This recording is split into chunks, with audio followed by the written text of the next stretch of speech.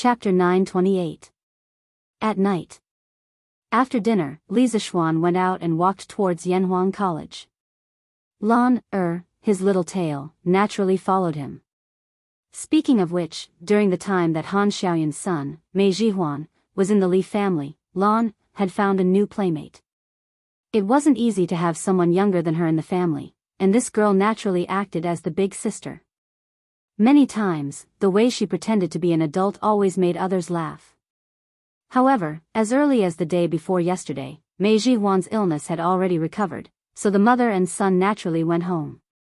When the little guy left in the end, he was still a little reluctant and insisted on letting Li Zixuan carry him. Speaking of which, it was strange. In the Li family, this child was not close to Father Li, Madam Li, or Han Yushi. Instead, he was very close to Li Zixuan, who was often not at home. This made Madam Li laugh and scold this child for being a little heartless. The siblings walked on the small path of Yunshan. Although night had fallen, the paths of Yunshan were all cement and could be considered smooth, so they wouldn't trip because of the bumpy road. It was now late autumn, and the cool night wind blew on their bodies, making them feel a chill to their bones. "You little girl, when we went out, I told you to wear more clothes, but you didn't. Now you know that it's cold." Li Zixuan saw that Lan's legs were still trembling as she walked, so he reprimanded her unhappily. Although he said this, he still took off the cloak on his back and wrapped it around the little girl's body. That's right, it was too long. Lan was rather short, and at most, she could only reach Li Zixuan's waist. If such a long cloak was draped over the little girl's shoulders, half of it would drag on the ground. She might even step on the hem and trip herself. Thus, the cute Lan was wrapped up like a dumpling. Ah! Stinky brother, this is so ugly. Take it off quickly. Lan was just about to say, brother is so nice, when she was wrapped up like this by Li Zixuan. How could she, who always liked to be beautiful, stand this, and immediately protested. Ugly your head. Let's see if you can still say it's ugly when you get sick from the cold. Li Zixuan knocked his sister's forehead in annoyance and dragged her toward the academy. Brother. Can we really see the scenery on the moon later? Perhaps. Let's see if your brother Xiaoning and sister Wire can do it. Awesome? Brother, what do you mean by awesome? It's literally what it means. Humph, smelly brother, you're lying to me again. You definitely didn't mean it literally. Ugh. Awesome means to be energetic. Oh. Then I hope that brother Xiaoning and sister Wire will do their best. Otherwise, Lan would have made a wasted trip. Oh right, big brother, is there a fairy Chang-yi on the moon? Ha. Lan, you'll know soon enough. The siblings chatted casually and soon arrived at Yanhuang College. The two of them went straight upstairs to the atrium. Back then, Li Zixuan designed an atrium between the 4th and 6th floors of the Guanghua building. There was a semicircular glass dome at the top for lighting. Now, it could be used to place astronomical telescopes for astronomical observation. After entering the atrium, Li Zixuan realized that they were not the only ones here tonight. Li Tai, Sun Zifan, Qing Chumo, and dozens of other students were all here. Yamacho. When the students saw Li Zixuan, they all greeted him with even more respect than before. Some of the lower-class citizens might not know that the cholera was quickly suppressed because of Li Zixuan's contribution of the prescription, but as Yanhuang College students, how could they not know? After all, quite a number of them were very well informed. One person spread the news to 10, and 10 to 100. Therefore, they basically all knew that Li Zixuan was the savior of the plague. Especially those who had just recovered from the cholera, they looked at Li Zixuan with eyes full of gratitude. Others were apprenticed to a master to learn, but not only did they learn, but they also saved lives at critical moments. If word got out, who knew how many people would be envious? Have you all eaten? Li Zixuan nodded and said pleasantly. Now that the weather was cold, the students did not have to go for military training. Naturally, they did not have to rush to the bathhouse every day after school, so they still had some time to go out at night before going to bed. It was not that Lisa Schwann did not think of introducing an evening self-study system in the academy, but the light at night was too poor. In this era, there were no electric lights, oil lamps, or candles.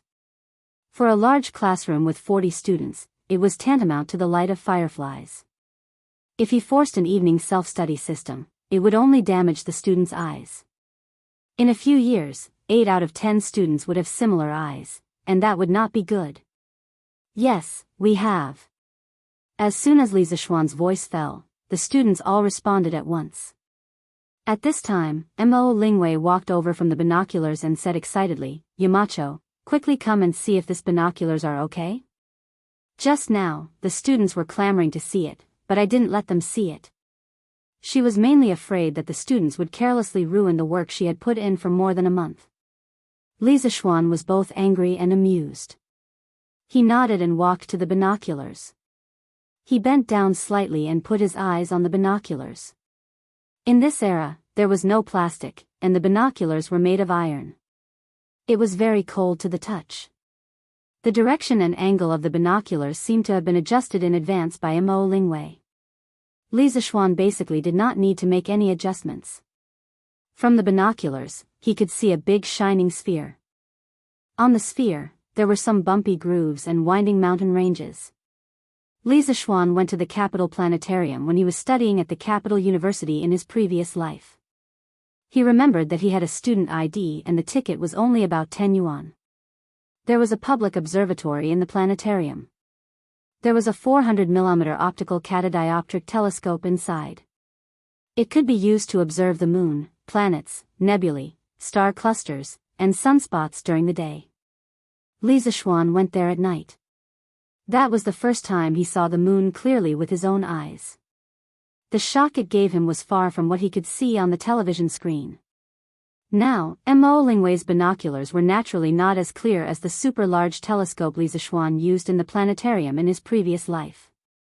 However, this was the Tang dynasty. It was already amazing to have a telescope that could see the moon's outline. Not bad, not bad. Although there are a few flaws, they do not obscure the jade. It is worth encouraging. Ink Girl, congratulations on making the first astronomical telescope in the Tang dynasty. Tomorrow, I will help you persuade Mr. Mo to let you stay at Yanhuang College. Lisa Schwann looked at it for a while, then walked down and said to Mo Lingwei, who was beside him with a face full of anticipation. Chapter 929.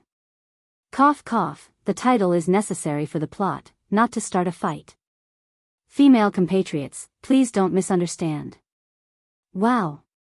That's great, thank you, Yamacho. In the courtyard of Guanghua Building, Mo Lingwei jumped up excitedly after hearing Lisa Schwann's words. Although she was the daughter of the Mo family and a female overlord, she was still a woman. Under normal circumstances, she could only stay at home and wait for her father to find a suitable husband for her to marry. Then, she could have children and take care of her husband and children. However, Mo Lingwei didn't want to walk down this old path. She liked to be active and didn't like to be locked up at home every day. Yanhuang College was a good place for her to do that. Therefore, when Lisa Schwann promised to help persuade her father if she could build the telescope, Mo Lingwei's heart instantly became active. For more than a month, she dragged Yan Xiaoning along and worked tirelessly. Wasn't it all for the sake of successfully entering Yanhuang College as soon as possible? What about me? I should have a share of the credit if this telescope can be built, right? Yan Xiaoning, who was at the side, said softly. Mo Lingwei's eyes lit up. She pointed at Yan Xiaoning excitedly and said to Lisa Schwann, yes, yes, yes, Yamacho, little Ning also helped a lot when we built the telescope. His skills are not bad. Why don't you accept him into the school too? His position doesn't need to be too high, just a special associate professor will do. Pfft. Yan Xiaoning almost vomited blood when he heard that. That wasn't what he wanted to say. If the she-devil Mo Lingwei wasn't in the school, he wouldn't mind taking up a position there.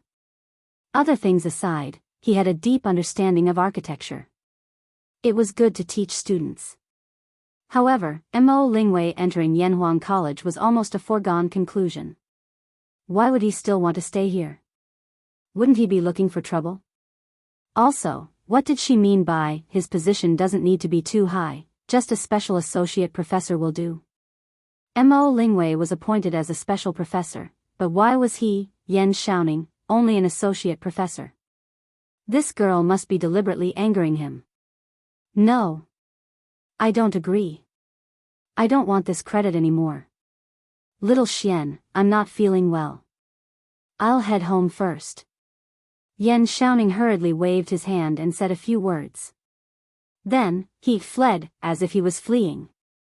Hey, hey, hey. Little Ningzi, stop right there. Mo Lingwei hastily called out, but Yan Xiaoning's figure was nowhere to be seen. She couldn't help but stomp her feet in anger. Humph, I'm so angry. Don't let me catch you, or I'll teach you a lesson. The last sentence was said in a low voice, as if he was talking to himself. Li Zishuan was speechless. Ink girl, what have you done to Xiaoning in the past month? Why is he so afraid of you? This girl rarely acted rashly in front of Li Zishuan. When she heard Li Zishuan's question, her little face instantly turned red. After hesitating for a while, she said embarrassedly, I didn't do anything. Yamacho, what are you talking about? Why can't I understand? Haha. Li Zishuan shook his head. He couldn't be bothered with this crazy girl. He turned around and carried Lan. He teased the little girl to look at the moon for a while. After Lan realized that there was no fairy Chang-yi on the moon, she lost interest and said that she wanted to go home. When the students saw that Li Zishuan and his sister had left, they immediately swarmed over and fought to see the moon. I came first, I want to see it first. Bullsh ****. I was the one who came first. I came first. I came first. Seeing that the fight between the students was getting more and more intense, Mo Lingwei, who was next to them, immediately shouted, Stop. The word stop came out of her mouth, and it was deafening. Guanghua building shook 3 times with it. A few students closer to her felt that their eardrums were about to burst. Li Zishuan and Lan, who had just walked down the stairs, also heard Mo Lingwei's shout. The little girl was puzzled. Brother, what's wrong with Sister Wei, Li Zishuan touched his nose. I don't know. Maybe she's going through menopause? Let's not care about her. Let's go home quickly. The menopausal Mo Lingwei looked at the chaotic students in front of her with a straight face. She pretended to be strict and reprimanded. What are you squeezing for? All of you line up properly. If you don't line up, you're not allowed to use the telescope. After saying that, she stood in front of the telescope like an old hen protecting her chicks, separating the students from the telescope. Swoosh. The students immediately lined up. No one turned a deaf ear to Mo Lingwei's words.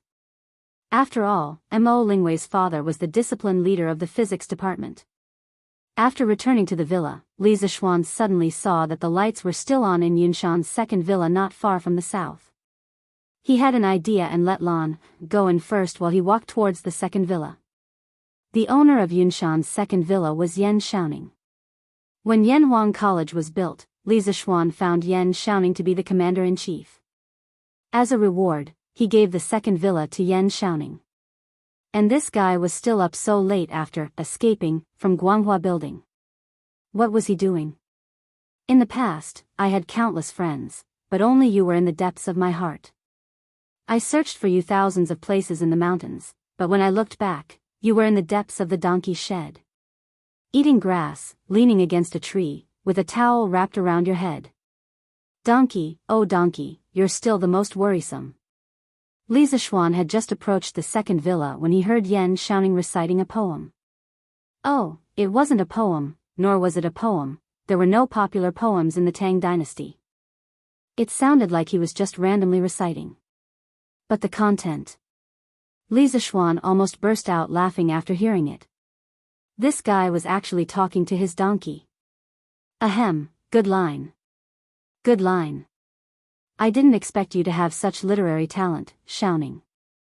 I'm impressed. Li Zishuan clapped his hands and interrupted Yan Xiaoning's affectionate confession and flattery. Yan Xiaoning paused, turned around, and said, "Little Xian, you're here." "Yeah. What's wrong?" "Xiaoning, are you still angry at Ink Girl?" "It can't be, right? You're a man. Why are you getting angry at a weak girl?"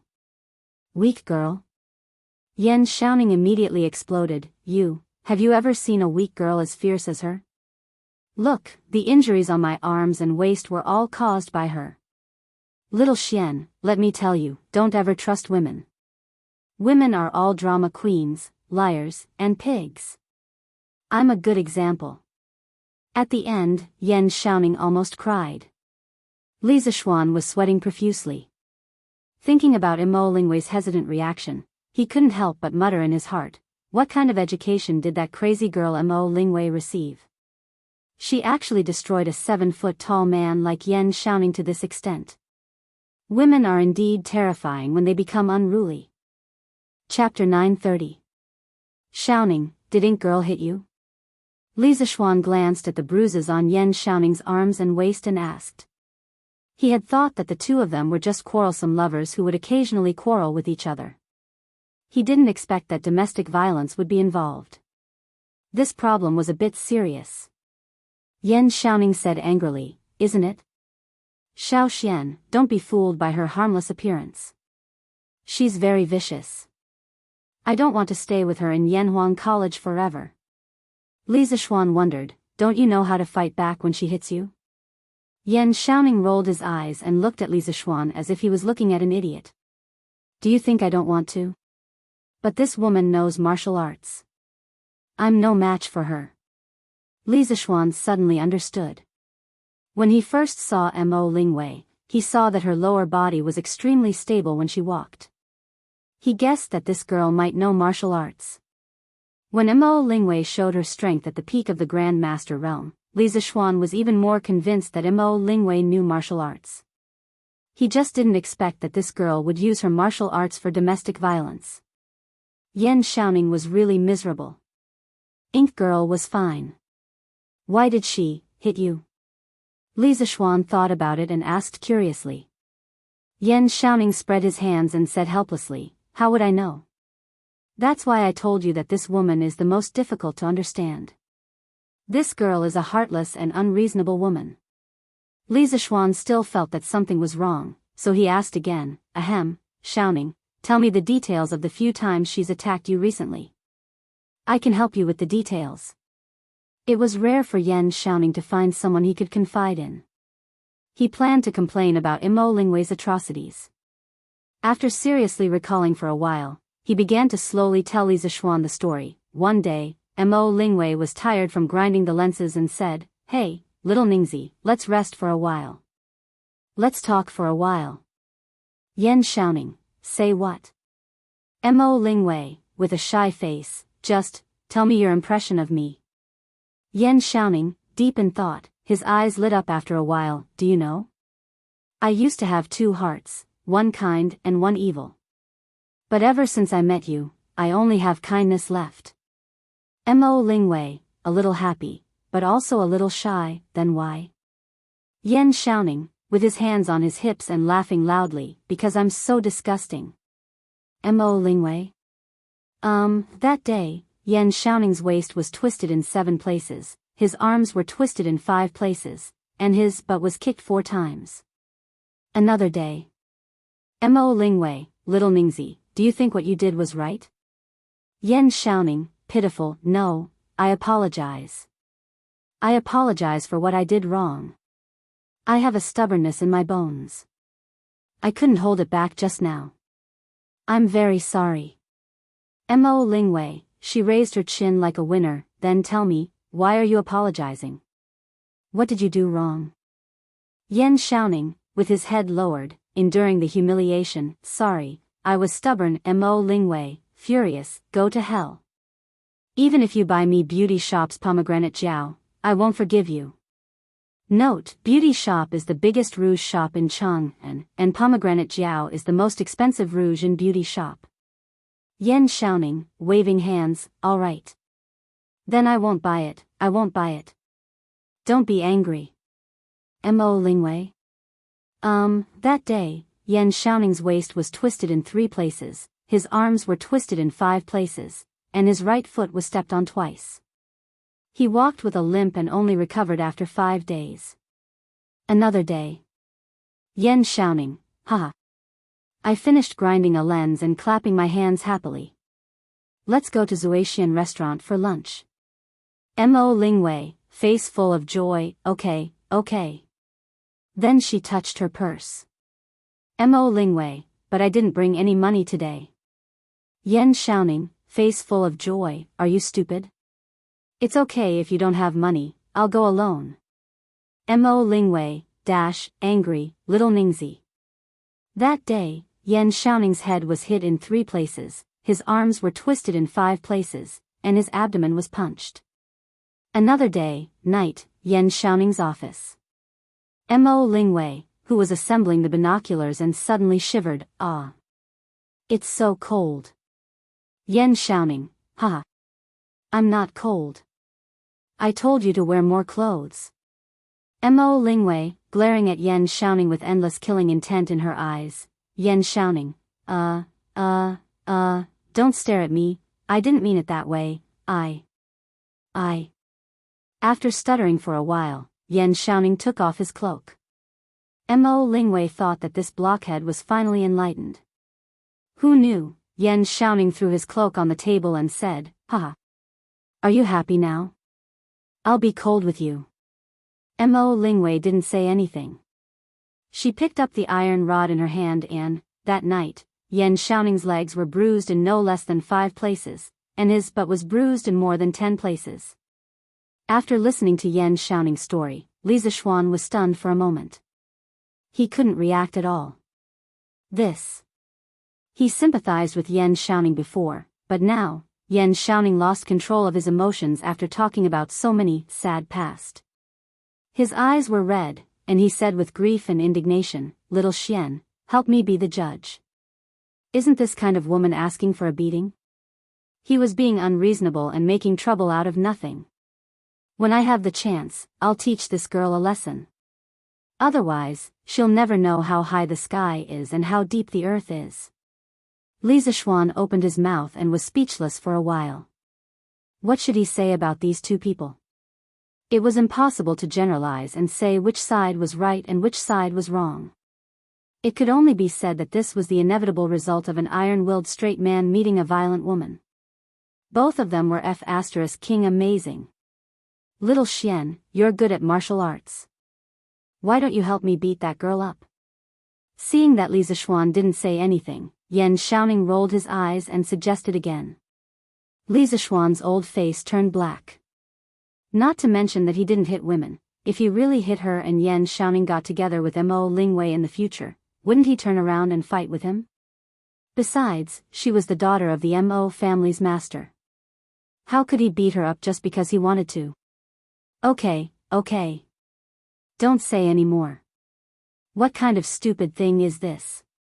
Li Zixuan waved his hand with a headache and said, Shaoning, in fact, you deserve all the beatings you've received. You should reflect on it yourself. After saying that, he left without looking back. Yan Shaoning shouted behind him, Hey. Little Xian, what do you mean? What do you mean I deserve it? *CK.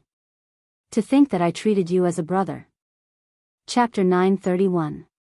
The next day. Li Zixuan got up early and prepared to go to the morning court. Old Li had sent someone to inform him yesterday. After breakfast, Li Zixuan went out with 2 guards before dawn. They rushed all the way to Yenqing Gate in the east of Chang'an City. At this time, the city gate was not open yet, but there was a long line of people outside the gate. Most of them were peddlers and civilians. Li Zixuan, a high-ranking official in his court uniform, stood out in the crowd. Many people subconsciously made way for him, not wanting to provoke Li Zixuan, an important member of the imperial court. But there were also people with sharp eyes who recognized Li Zishuan's appearance under the dim sky. Marquis? A middle-aged man in his 30s tiptoed close to Li Zishuan and called out tentatively. Li Zishuan's night vision was good. He looked carefully and recognized the person who called him. It was Lu Dazhuang, who had taken the child to Yunshan to see a doctor. Lu Dazhuang? It's you? Are you going to the city to sell eggs? Li Zishuan sat on the horse and greeted Lu Dazhuang with a smile. He said so because he saw Lu Dazhuang carrying a basket of eggs on his back. Lu Dazhuang scratched his head and smiled foolishly. Hee, eggs are becoming more expensive recently, so I collected all the eggs at home and sold them together. So I can buy some meat for my Shaoan to eat.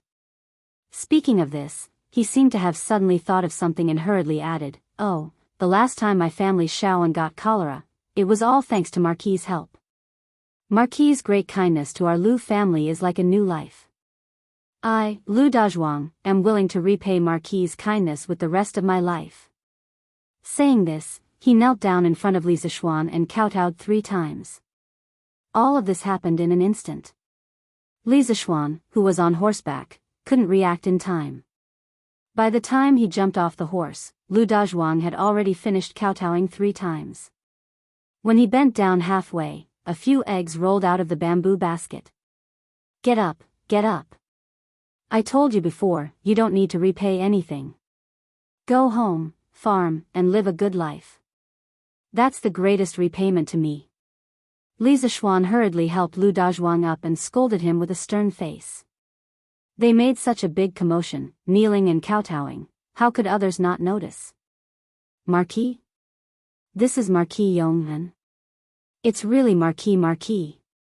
Why does it sound like this person is implying that the Marquis of Yong and was the one who resolved the chaos? Shouldn't it be the Imperial Medical Department? You don't know about this, right? I heard that the reason why the Imperial Court was able to quell the cholera so quickly was mainly because Marquis Yong and contributed 3 prescriptions. Otherwise, too many people would have died. There's actually such a thing? How come I don't know about this? Nonsense. It's normal that you don't know.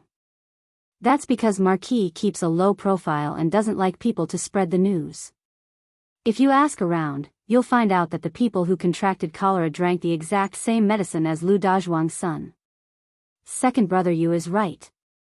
I've also heard about this. And it's said that when the Imperial Medical Department distributed the medicine, none of the 6 villages under Marquis Yong An's rule went to collect the medicine. This is because Marquis Yong and gave the sick villagers free medicine in advance. Hiss. That means our Afu's savior is Marquis Yong An. After a round of discussion, more and more people found out the truth. Dozens of commoners started to surround Li Zishuan. Pang Feiji's right hand was on the hilt of his sword, as if he was facing a great enemy. He was afraid that an assassin would suddenly rush out from the crowd. Thank you, Marquis, for saving our Xiao Yu. Marquis, you're our savior. Please accept a bow from this old man. Marquis, please accept a bow from us. The assassin that Pang Feiji was guarding against did not appear. The dozens of commoners all bowed towards Li Zishuan in unison. When the rest saw this, they all followed suit. Although they didn't contract cholera before, it was inevitable that some of their relatives would contract it. When they heard that Li Zishuan was the savior of this cholera epidemic, they were grateful from the bottom of their hearts. Looking at the people in front of him who were bowing to him in unison, Li Zishuan felt a little touched. He didn't want to make the cholera prescription public, but it was still noticed by some attentive people. What a bunch of simple, hard-working people. Rise, all of you. The cholera epidemic wasn't caused by me alone. If it wasn't for His Majesty's love for the people and his constant concern for them, even if I had the antidote, I'm afraid I wouldn't have been able to prepare the antidote in such a short time and hand it to every cholera patient. So if you want to thank someone, you should thank His Majesty. Li Zishuan raised his hands and said loudly to the crowd. The cholera epidemic this time had infected more than 3,000 people, and these 3,000 people had close relatives that numbered in the tens of thousands. Li Zishuan felt a little pressured to be thanked by so many people, and also a little In short, if his reputation was too high, he was worried that people would use this to make an issue out of it and badmouth him in front of Li Er. His Majesty is wise. Marquis is wise. His Majesty is wise. Marquis is wise. The commoners shouted. Rumble. At this moment, the city gate was pushed open from the inside, and 2 city gate officers came out. Under Li Zishuan's persuasion, the commoners lined up again and began to undergo the security check. Yes, that's right, the city gate officers of this era were basically the same as the security guards of modern train stations and subway stations, but they didn't have high-tech equipment. After entering the city, Li Zishuan urged Bai to run a little faster. The 3 of them rode straight to the imperial city, and soon they saw the tall and majestic imperial palace. Li Zishuan left Bai in Pang Feiji's care, and entered the imperial palace alone. After chatting with the officials of the imperial court for a while, a servant came out to inform everyone to enter the Taiji Palace for the morning court session. After listening to Old Li, Fang Xianling, Wei Zheng, and the others discuss national affairs for a long time, it was finally Li Zishuan's turn to take the stage. He heard Li Er say in a deep voice, although the cholera epidemic has been quelled, we should still reward him according to his contributions. I'm sure all of you know that the epidemic situation was very critical. If it weren't for the Marquis of Yong and providing the prescription in time, the entire Chang and city would have experienced a large-scale outbreak of cholera. If that happened, the imperial court would have suffered a great loss. Now that the cholera epidemic has been completely quelled, and not a single commoner has died from the disease, it's a miracle. I intend to reward the Marquis of Yong and generously. How do you think I should reward him? As soon as Li Er finished speaking, the imperial court instantly fell silent. The officials looked at each other. Reward? How else could they reward him? A 15-year-old marquis with a third-rank official position, how else could they reward him? If they rewarded him more, wouldn't they be invincible? Chapter 932. As for how to reward Li Zishuan had also thought about it for a long time. However, he realized that Li Zishuan was neither short of money nor status. As for his position, this fellow was naturally lazy, and he was even in charge of an academy now. If he was given another position, Li Zishuan would probably quit immediately. That was why he brought this matter to the imperial court. He wanted to see if the ministers had any ideas. However, Li Zishuan was a new noble who had just risen in the imperial court this year. The speed at which he rose was already unprecedented. How could the officials still think of a suitable reward? After waiting for a long time and seeing no one speak, Qing Yaojin could not stand it anymore. Old Qing took a step forward, cupped his fists, and said, Your Majesty, it's not right for me to judge whether the Marquis of Yong and contributed to the cholera this time. However, if he didn't take action, my family's Chon Nyo might have died because of the cholera. Therefore, no matter how your Majesty rewards the Marquis of Yong, and I am willing to take out 100 households of land and give it to him as a token of gratitude. Boom! The moment Qing Yaojin's words came out, all the officials in the imperial court raised their eyebrows. In this era, not only did it mean an iron rice bowl, it also symbolized the glory of the family. This was especially true for people like Qing Yaojin who had been promoted to a duke. Normally, if people of their status had made military contributions, Li Er would not give them a promotion. Instead, he would give them an increase in their food.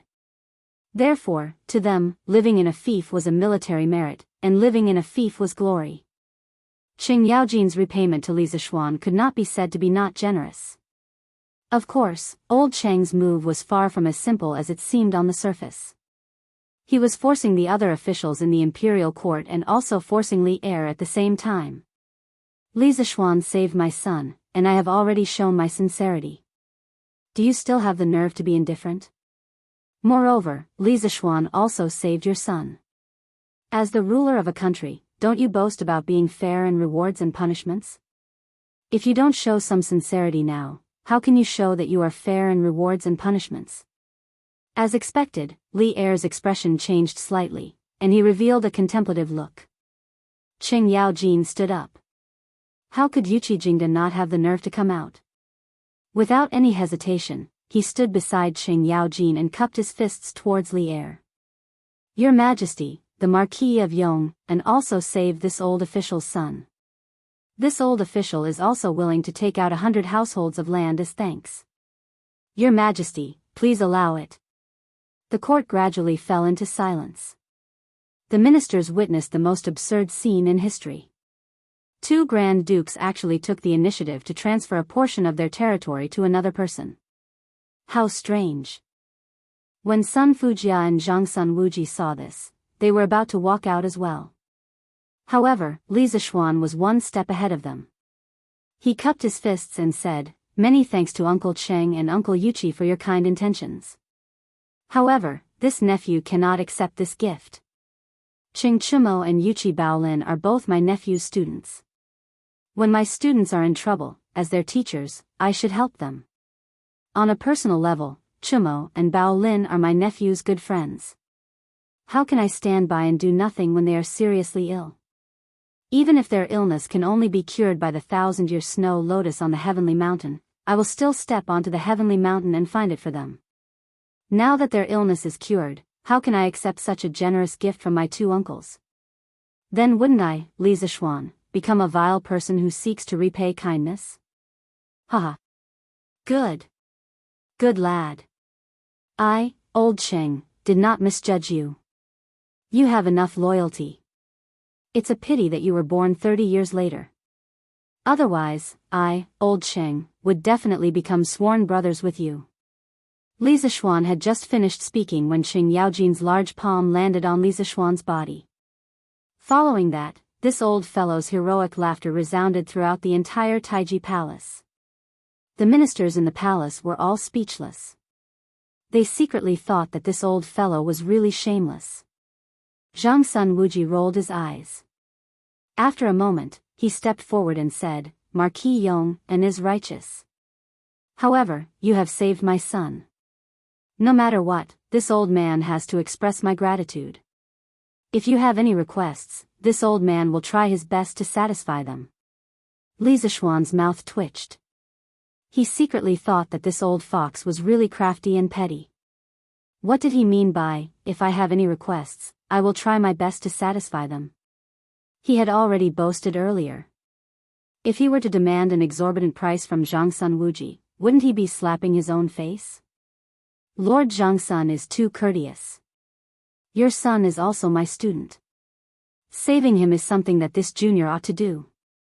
Li Zixuan cupped his hands towards Zhang Sun Wuji, and then said in an indifferent tone. Seeing that his ministers were going back and forth, Li Zixuan also couldn't sit still. Oh, no, it should be that his face was a little embarrassed.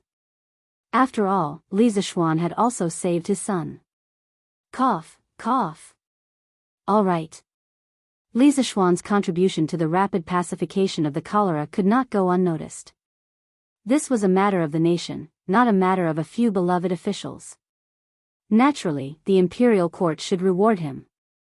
Li Zixuan, tell me, what reward do you want? Li Er, who couldn't maintain his face, coughed lightly and said in a deep voice. Only then did Qing Yaojin, Yuchi Gong, and the others calm down and looked towards Li Zixuan. Bestowing a reward was a form of knowledge. Wasn't wanting a reward also a form of knowledge? Furthermore, the knowledge to bestow a reward was undoubtedly even more profound and difficult to grasp. Li Zixuan pursed his lips. Actually, when he received Li Er's notice to attend the morning court session yesterday, he had already guessed what would happen. Thus, he had already thought about what reward he should ask Li Er for. At this moment, he stepped forward and bowed slightly. Your Majesty, quelling the cholera was not the work of this subject alone. Furthermore, this subject is a marquis of the Great Tang Empire. Doing something for the Great Tang Empire is also this subject's duty. This subject does not dare to ask for a reward. One should be humble when needed. After all, if one was humble, this reward wouldn't run away. Li Zixuan loved to pretend to be a pig to eat the tiger. Li Er said unhappily, if I want to give you a reward, you should accept it. When did you become so overcautious? Speak quickly. Li Zixuan didn't continue to pretend to be humble. Everything had to be done in moderation. He bowed and said, "Thunderbolts and rain are the grace of the emperor. Logically speaking, this subject should accept whatever your majesty gives me." Hearing this, Li Er frowned. He really wanted to kick this glib-tongued brat. However, he heard Li Zishuan continue, "However, this subject has something to ask of your majesty. I would like to take the opportunity to say it today. I hope your majesty will allow it."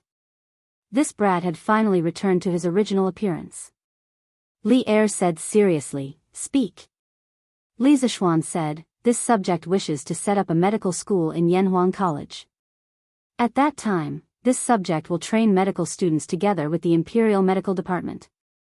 When the time is ripe, this subject intends to open medical schools all over the Great Tang Empire to relieve the suffering of thousands of people. This subject will let the people of the Great Tang Empire be able to treat illnesses and afford medicine. I hope your majesty will allow it." Silence. After Li Zishuan finished speaking, the court immediately fell into silence. No one, including Qing Yaojin, expected Li Zishuan to make such a strange request. Wasn't he wasting the opportunity? Chapter 933. Inside the Taiji Palace. After Li Er heard Li Zishuan's words, he muttered in his heart. He thought to himself, why did this brat suddenly change his personality? He didn't even want to take the advantage that was sent to his mouth. Is this the only request? Li Er waited for a long time and didn't see Li Zishuan continue speaking. He asked uncertainly. Your Majesty, I only have this one request. I hope that your Majesty will grant it. Li Zishuan said lightly. Shao Xian, you. Qing Yaojin anxiously glared at the side. He wanted to say something but was pulled back by Qin Xiong. Li Er looked deeply at Li Zishuan and then nodded. He said in a deep voice, "Okay, I grant it." Among the officials in the palace, some let out a sigh of relief, while others sighed. "Thank you, Your Majesty." No matter how others looked at him, Li Zishuan still had a calm and at ease look on his face. He had the demeanor of an expert who didn't care about material gains and didn't care about personal losses. Who knew that before Li Er finished speaking, Li Er changed the topic and said, "I have always adhered to the principle that meritorious deeds should be rewarded and wrongdoings should be punished. Li Zishuan, whether it is saving the 3,000 people from the cholera or establishing the medical school in the future, they are all acts of meritorious deeds for the country. They should be rewarded. Marquis Yong and Li Zishuan, come forward and listen to the decree." Li Zishuan secretly thought that old Li still had a conscience. His move of retreating in order to advance was not in vain. Putting away the messy thoughts in his mind, Li Zishuan walked to the front under the stunned gazes of the officials. He solemnly bowed and cupped his fists, saying, "This subject obeys the decree." Li Er's eyes narrowed as he scanned the officials in the palace. He then said, "Marquis Yong, and has meritorious deeds for quelling the cholera. With the strength of one person, you saved thousands of people from life and death. At the crucial moment, you didn't claim the credit and didn't become arrogant. You are still able to worry about the country. You are truly a role model for all officials. I have decided to grant you 400 households and 100,000 gold. I will also bestow upon your mother the title of Lady Yi and your wife the title of a Korean third-rank noble lady. Your father, Li Jingma, is a secondary 7th-rank winged cavalry officer. Are you satisfied?" Previously, Qing Yaojin had jumped out and said that he wanted to give 100 households worth of land to Li Zishuan. This gave Li Er a little inspiration. Since he could not raise Li Zishuan's title and position, and Li Zishuan did not lack money, he might as well increase his land. At the same time, he could also reward his family members with some empty positions. If everything was calculated, the reward would be very generous. In addition to the 600 households that were given to Li Zishuan when he was conferred the title of Marquis Yong, and Li Zishuan now had a total of 1,000 households. What kind of concept was 1,000 households? One must know that the Duke of Lu Country, Qing Yaojin, only had 700 households. The Duke of Yi Country, Qin Xiong, also had 700 households. The Duke of Wei Country, Li Jing, only had 400 households. Li Zishuan's current land was almost catching up to the Prince of Hejin County, Li Shaogong. According to the records, Li Shaogong had 1,200 households. Li Zishuan was only a small marquis, but his land had already reached a shocking 1,000 households. It was truly inconceivable. Furthermore, 1,000 households land meant that Li Zishuan was now in charge of the life and death of 400 to 500 people. This subject thanks your majesty for your great kindness. Li Zishuan was also shocked by Li Er's sudden generosity. He had to admit that old Li's all-round, multi-layered reward plan made him very satisfied. Your majesty is brilliant. Qing Yaojin was overjoyed. He quickly followed behind Li Zishuan and sang praises. Zhang Sun Wuji hesitated for a moment before saying, Your majesty is brilliant. The Marquis of Yong cared for the people and even quelled the cholera single-handedly. None of the ancient sages could do this. Your majesty's generous reward is definitely worthy of the Marquis of Yong's name. No matter what, Li Zishuan had saved his son, Zhang Sun Chong. If he, Zhang Sun Wuji, didn't do anything, it wouldn't make sense. Furthermore, the rewards that Li Er gave were all within the rules. It wasn't too out of line. He had no reason to make things difficult for Li Zishuan on this matter. Instead, he might as well fulfill his wish. Since Zhang Sun Wuji had already agreed, who else in the imperial court would dare to come out and cause trouble for such a small matter? Strictly speaking, Li Er didn't give Li Zishuan a promotion. This was the most important thing. Most people could accept this result. Li Er nodded and said, Yes, Li Zishuan, I heard that Yanhuang College has made an astronomical telescope. Through this mirror, one can observe the sun, moon, and stars in the sky. Is this true? Once he said that, everyone was shocked. The officials couldn't help but look at each other. They were shocked and speechless. What kind of mirror could observe the sun, moon, and stars in the sky? Why does this sound so much like nonsense? It had to be said that even though these people were high-ranking officials in the imperial court, they weren't as knowledgeable as most of the students in Yanhuang College. Li Zishuan was already prepared. It should be said that from the moment Yan Xiaoning and Mo Lingwei finished making the telescope, he had already expected that Li Er would know about this news soon. Furthermore, he had never thought of exchanging a national treasure like the telescope for money. He would definitely hand it over to the country.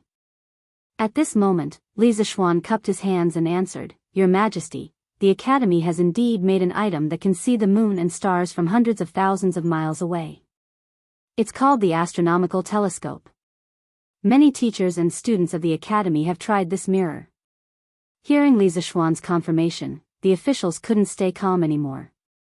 The quiet and orderly imperial court suddenly exploded like a drop of water in a pot of oil. What? Yanhuang College actually has a magical item that can see the sun, moon, and stars clearly?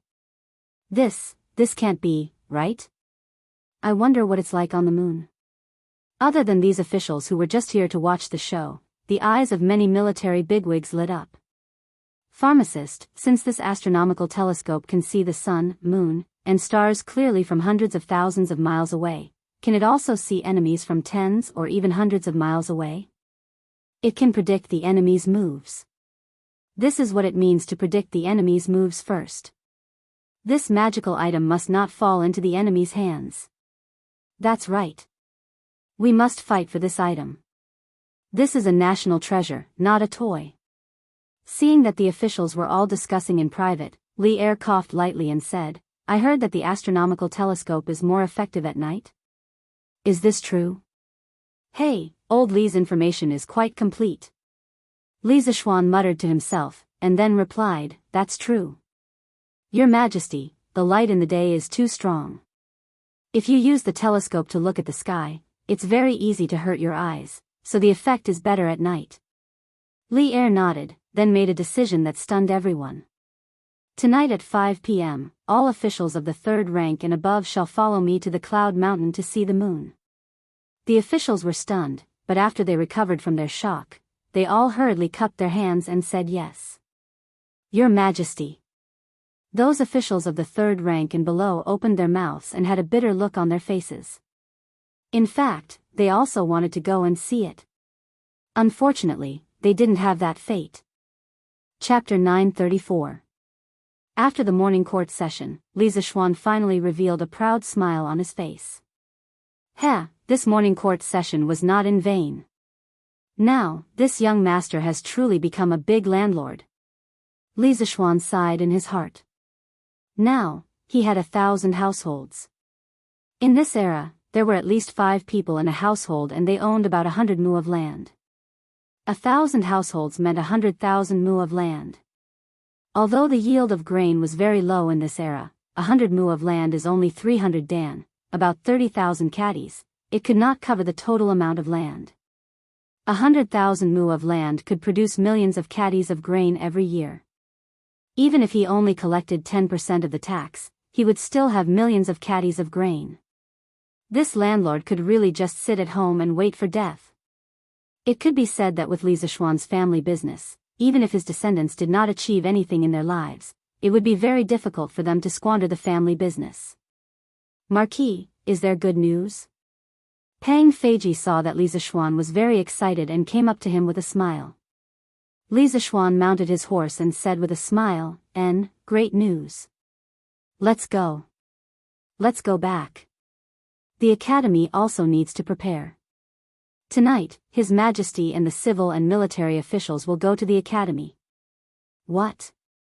His Majesty is going to the academy at night? Pang Feiji's eyes widened in disbelief. Ever since the world was peaceful, the emperor had never left the city at night.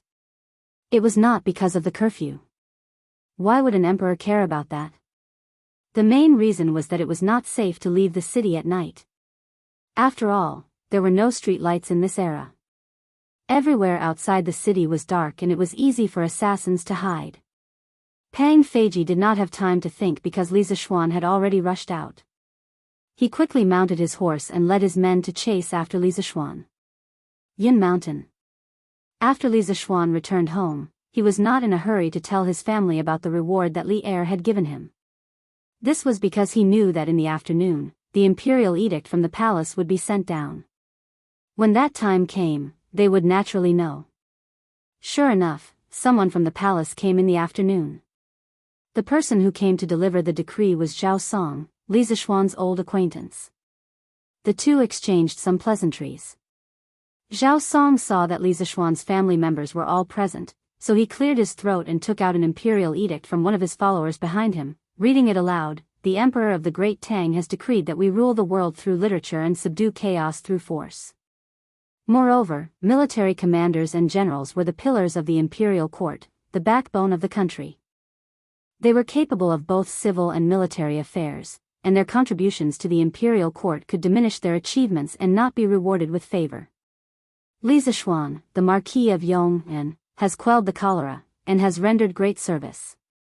He has single-handedly saved the lives of tens of thousands of people in Chang'an, saving the lives of millions of people from the ravages of cholera. Therefore, he will be granted 400 households and 100,000 gold coins. By the Emperor. Li Zishuan said, this subject, Li Zishuan, accepts the decree. Thank you, Your Majesty. When Li Jingma, Madame Li, and Han Yushi heard the good news, they were all stunned. This was really good news from the heavens. When Li Jingma came to his senses, he was about to send a servant to fetch the money when Zhao Song took out another imperial edict from the servant behind him. He paused, looked at Madame Li, and said, the Marquis of Yong'an's mother, Madame Yi, accepts the decree. Madame Li's eyes widened. She could not react for a long time. She tugged at Li Jingma and pointed at herself in disbelief. Old master, is eunuch Xiao talking about me? Li Jingma hurriedly urged, go quickly. Who else could it be if not you? Madame Li was convinced that she did not hear wrongly. She straightened her clothes and stepped forward. This old one, Yi Yuzhu, accepts the decree. Zhao Song continued reading. The Emperor of the Great Tang has decreed that the Marquis of Yong'an's mother, Madame Yi, is virtuous and prudent, diligent and gentle and pure, gentle by nature, and good at educating her son. She will be conferred the title of a third-rank noble lady, by the Emperor. Ah. Madame Li was a little confused. A third-rank noble lady, this status was comparable to the wives of important officials in the imperial court. Even a provincial governor would not dare to look down on her. Such a prominent status was bestowed from the heavens just like that. Madam, accept the edict quickly. Li Jingma was so anxious that his forehead was sweating. He urged softly from behind. In fact, he was a little jealous at this moment. His status in the family was low. Now that his wife was conferred the title of a third-rank noble lady, wouldn't his status be even lower in the future? Madame Li hurriedly said, "This old one accepts the edict." "Thank you for your grace, your majesty." Zhao Song was not angry because he had to wait a little longer. He handed the imperial edict to Madame Li with a smile and said a few pleasing words. Then, he took out the third imperial edict and said, "The Marquis of Yong'an's wife, Han, accepts the decree." Han Yushi's heart trembled, and her little heart thumped. She walked forward and bowed. "This concubine, Han Yushi, accepts the decree." Zhao Song saw that although Han Yushi's eyes were a little nervous and flustered, her actions were still natural and unrestrained. He could not help but nod and say, "The Tang Empire's emperor decrees that the Marquis of Yong'an's wife, Han, is gentle and virtuous, graceful and elegant, dignified and virtuous. She is conferred the title of a third-rank noble lady, your majesty." Han Yushi's heart was immediately filled with great surprise. She bowed and said, "Han Yushi accepts the decree." "Thank you for your grace." Li Jingma's face was full of shock. Fortunately, his hand was not on his chin, otherwise, he would have pulled off his beard. Although the title of a noble lady was only a symbol of honor and did not have any real power, two third-rank noble ladies in one family had almost never appeared in the 10 years since the establishment of the dynasty. Even in the previous dynasty, very few people could receive such an honor. It was no wonder that he was so surprised. However, apart from being surprised, Old Man Li could not help but feel a little disappointed. His wife was conferred the title of a third-rank noble lady because of her son, and his daughter-in-law was also conferred the title of a third-rank noble lady because of her husband. As the father, why did he have nothing? Could it be that he did not contribute to the birth of Li Zishuan, this son? Just as Old Man Li was feeling sour, Zhao Song spoke again. "Li Jingma accepts the decree." Li Jingma immediately came back to his senses, and a smile finally appeared on his old face. "I, Li Jingma, accept the decree." Zhao Song recited. "The Tang Empire's emperor decrees that a family that accumulates good deeds will have more to celebrate. Those who have not done good deeds will not be affected. How can I be stingy with my praise? Your son, Li Zishuan, has a righteous character and good conduct. He is adept in literature and martial arts. You have taught your son well. I hereby grant you the title of a 7th-rank winged cavalry officer, your majesty." 7th rank? Li Jingma was not a novice. He still had some common sense. Even though this winged cavalry captain didn't seem to be of the same rank as a third-grade noble lady, this was a genuine military merit. Normally, only those soldiers with military merits would be able to obtain it. Therefore, Old Man Li was grinning from ear to ear. "Li Jingma accepts the decree and thanks for your grace." No matter what, he would never have thought that he would have the opportunity to become an official at such an age. The wonders of life were truly indescribable. Moreover, the 4 imperial decrees had arrived at Yunshan today. It could be considered as 4 consecutive blessings. Chapter 935. For imperial edicts to reward the same family was a rare sight in the Tang Empire. The fact that Li Zishuan was favored by the emperor made people look at him in a different light. But were these rewards really a lot? Not at all. Although there were 4 imperial edicts as rewards, the real benefits were only 400 households and 100,000 gold coins. The rest were nothing more than empty titles. Compared to Li Zishuan's contributions, these rewards were really not much.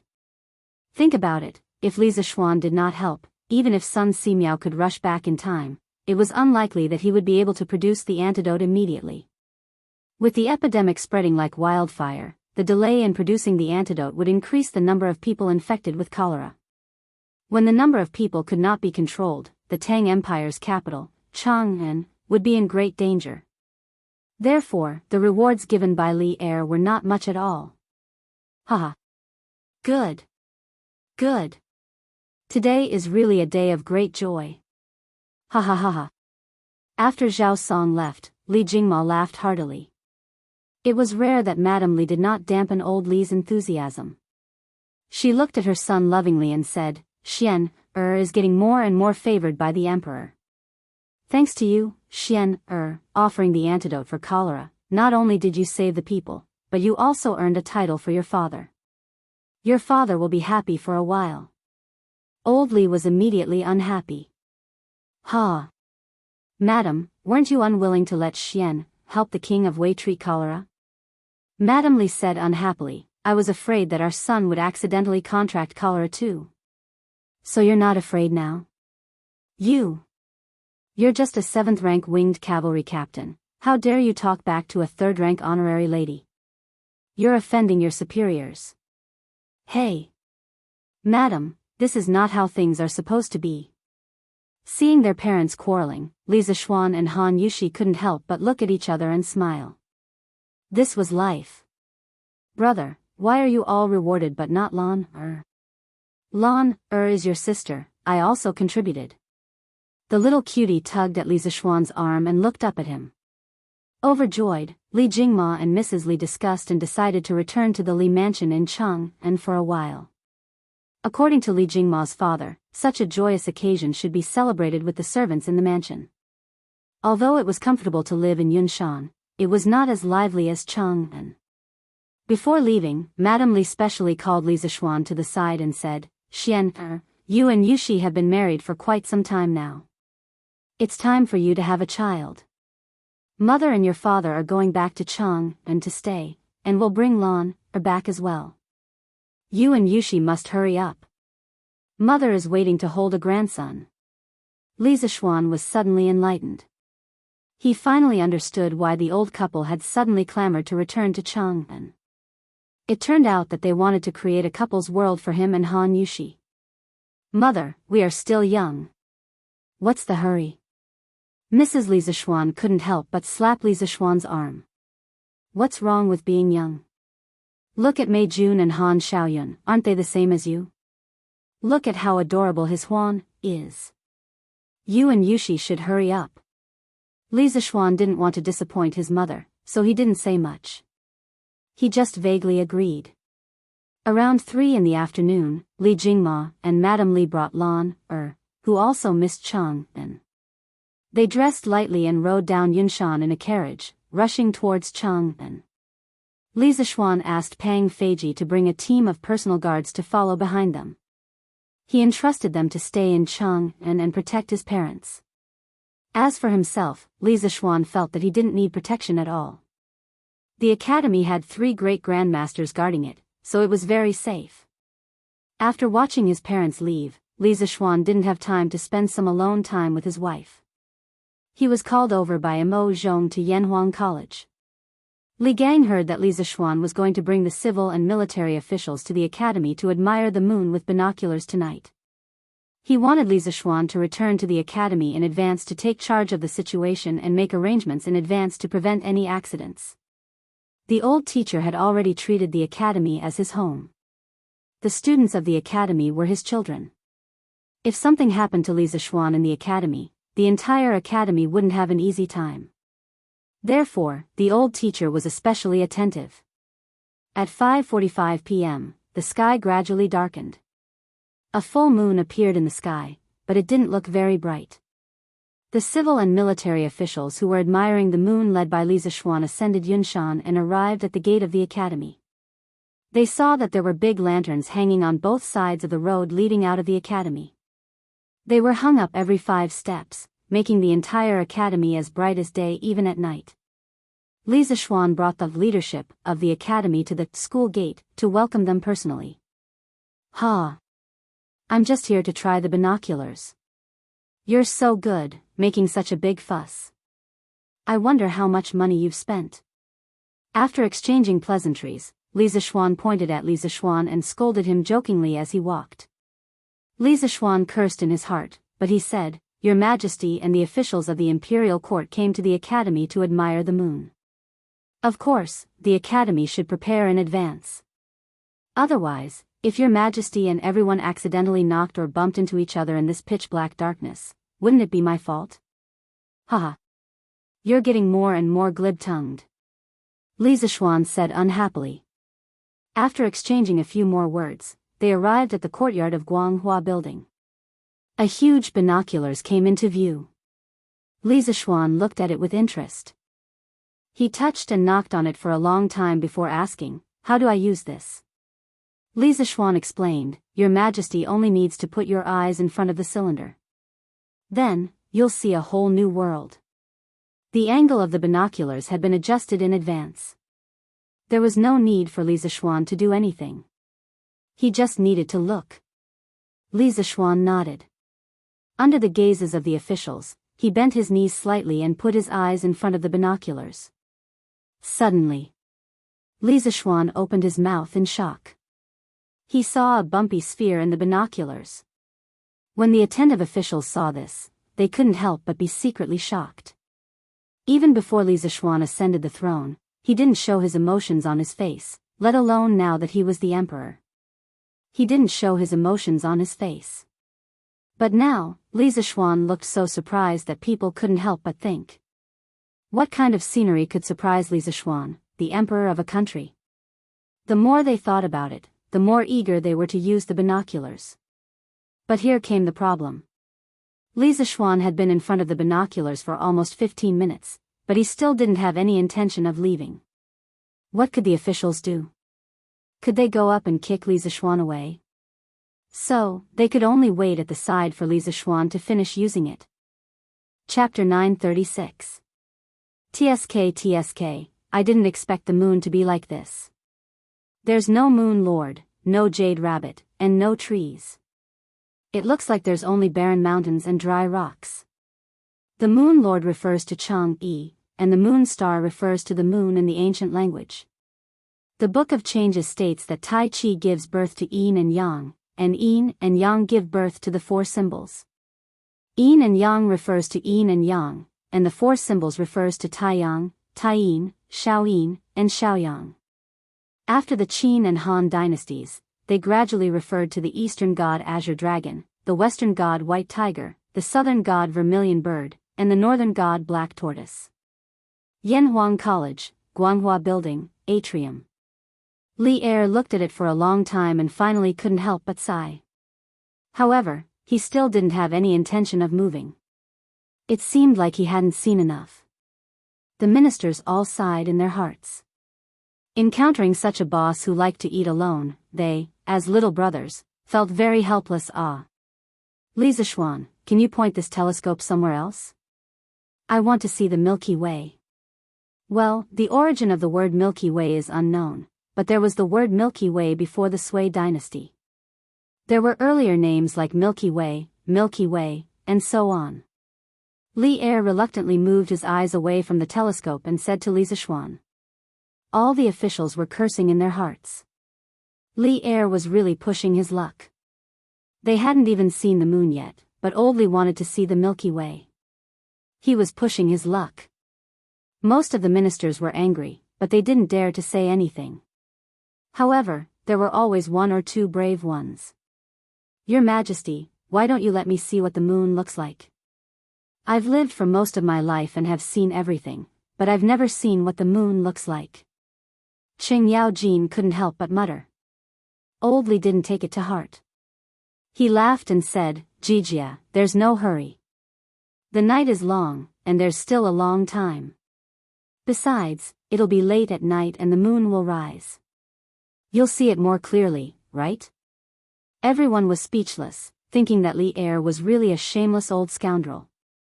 Seeing Li Zishuan looking at him again, Li Zishuan had no choice but to bow and say, Your Majesty, this telescope is just a prototype. There are still many imperfections, so it is not enough to see the celestial bodies outside the moon.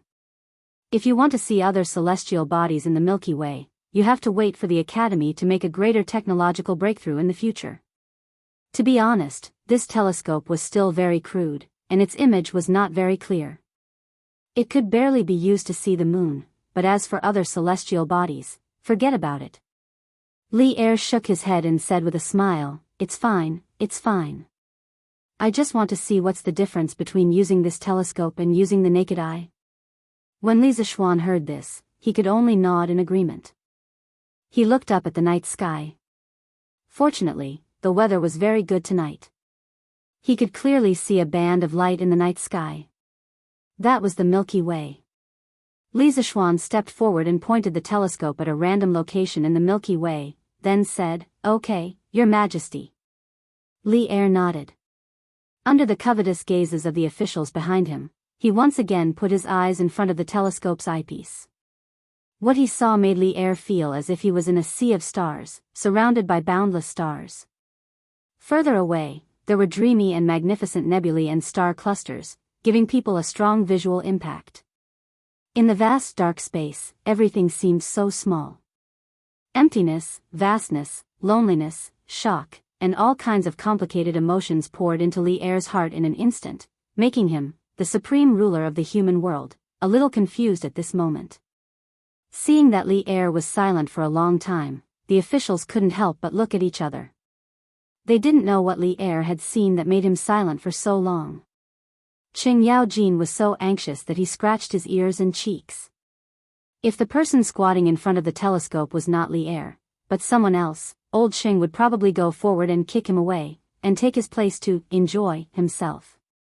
In fact, Li Zishuan quite understood Li Er at this moment. In his previous life, when he went to the cinema to watch Interstellar, he had been severely shocked. Some movies were not worth going to the cinema to watch. The big screen also exposed the shortcomings. Some movies were born for the big screen.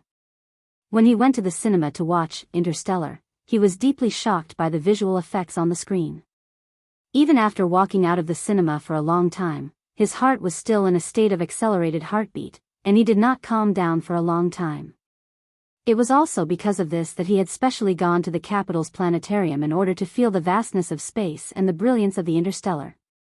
Those who had seen the star chart in space, regardless of whether they were men or women, could not resist its charm.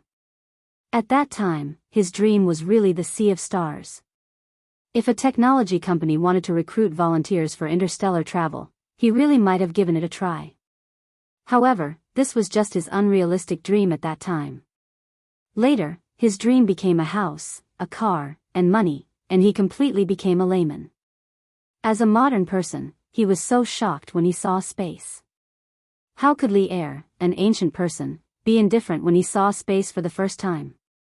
After about 15 minutes, perhaps he felt that his legs were a little tired from standing, Li Er finally came back from space. His face was full of absent-mindedness. He walked to the side and stood beside Li Zishuan, giving up the position of the telescope. Qing Yaojin could not wait any longer. This old guy was afraid that someone would beat him to it. He rushed to the front of the telescope and shouted, "Xiao Xian, quick! Quickly point this guy to the position of the moon. I, old Cheng, want to see if there are any fairies on it." Hearing this guy start talking nonsense, everyone could not help but laugh. Li Zishuan had no choice but to step forward and point the telescope at the position of the moon. Old Cheng smacked his lips and began his journey to the moon. Li Zishuan returned to his original position. Seeing that Li Er was still in a daze, he said, "Your Majesty, what do you think after seeing this Milky Way?" Li Er murmured, "Vast, vast. I feel that I am so tiny in the midst of all the stars in the heavens. Previously, you said that the ground under our feet was a sphere. At that time, I didn't believe it. Tonight, I completely believe it. In the past, I was still complacent about conquering this land, but compared to the universe, this land is probably as small as a speck of dust." After a pause, Li Er looked at Li Zishuan with a burning gaze and said faintly, "Marquis Yong, is it possible for Yanhuang College to let me go to the sky to take a look in my lifetime?" Li Zishuan was speechless. He never thought that old Li's feelings after seeing space were to actually want to go to the sky. Could it be that Li Er wanted to conquer the sea of stars in the future? Wasn't that too ridiculous? Chapter 937. Your Majesty, when engineering is developed to the extreme, it is indeed possible to achieve interstellar flight. However, there is still a long way to go. It could take decades, or even centuries. Li Zishuan was speechless for a while. He looked into Li Er's burning eyes and replied. In his previous life, the United States of America, which had been established for more than 100 years, relied on its advanced and complete industrial system to launch the Apollo program, which started in May 1961 and ended in December 1972. They achieved the first moon landing in history. The entire Apollo program lasted for about 11 years and cost more than $25 billion. It accounted for about 0.57% of the United States GDP and about 20% of the United States total scientific and technological research and development funds. At the peak of the project, there were more than 20,000 companies, more than 200 universities, and more than 80 research institutions that participated in the project. The total number of people involved was more than 300,000. It could be said that the United States of America had mobilized the entire country to complete the first moon landing project. Even a powerful country like the United States of America had done so. For a feudal dynasty like the Tang dynasty, which did not even have a complete industrial system, to complete space travel was tantamount to a fantasy. Not to mention a few decades, even 100 or 200 years would be difficult. A few decades? A few hundred years? Li Er's eyes suddenly dimmed. He muttered, "How I wish to live for a few hundred more years." Li Zishuan thought to himself. If Li Er had heard Han Lei's borrow another 500 years from the heavens, would he also sing a song to his heart's content? Feng Zhidai, who was standing behind Li Er, could not help but feel shocked when he heard the conversation between Li Er and Li Zishuan.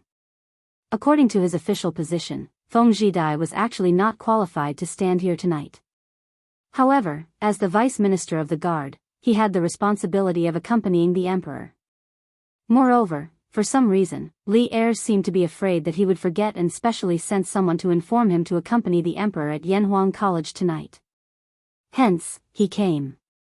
Although he had not used the binoculars before, from Li Er's expression and words, he could roughly imagine what Li Er was describing. After hearing Li Zishuan's reply, he could not help but feel a huge wave of emotions surging in his heart. This was because Li Zishuan did not give Li Er a direct negative answer. Instead, he said that it would take decades or centuries. This was a mission that seemed impossible to ordinary people, but Li Zishuan had turned it into a goal that could be achieved. This had completely overturned Feng Zhidai's understanding of the world. During his stay in Chang'an, he had collected a lot of information about Li Zishuan. The more he read, the more surprised he became. He was even more confused about Li Zishuan. Tonight was the first time he came to Yanhuang College. The majestic college was like an immortal palace standing on the top of a mountain. However, Li Zishuan, a mortal younger than him, seemed to have the ability to surpass immortals. He could talk about interstellar flight, which completely broke his understanding. Feng Zhidai felt that Li Zishuan's ability was even more terrifying than the so-called martial arts of the Grandmaster realm. He could win in terms of individual bravery, but what could he use to fight against this kind of power that he couldn't understand? If he made an enemy of such a person, he wouldn't even know how he died. At this moment, Feng Zhidai was deeply grateful for his original decision.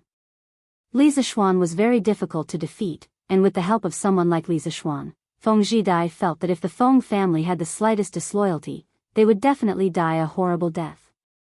At the same time, he also rejoiced for his father's wise decision. Earlier on, some of the tribes under the Feng family had tried to persuade Feng Ang to establish himself as the king, but Feng Ang had refused. Now it seemed that the older the ginger, the spicier it was. At this time, Qing Yao Jin had already come down from the platform where the telescope was placed.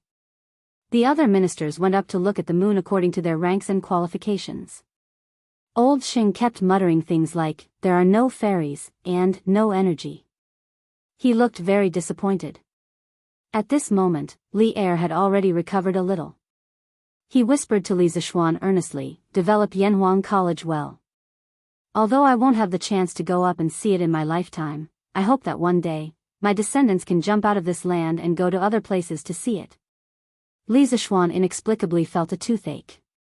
Old Li said it so lightly, but he didn't want to dampen Li Er's enthusiasm, so he replied, "Yes, Your Majesty. We will definitely not disappoint Your Majesty." Li Er nodded and looked up at the sky. He couldn't help but sigh when he thought of the vast starry sky he had seen earlier.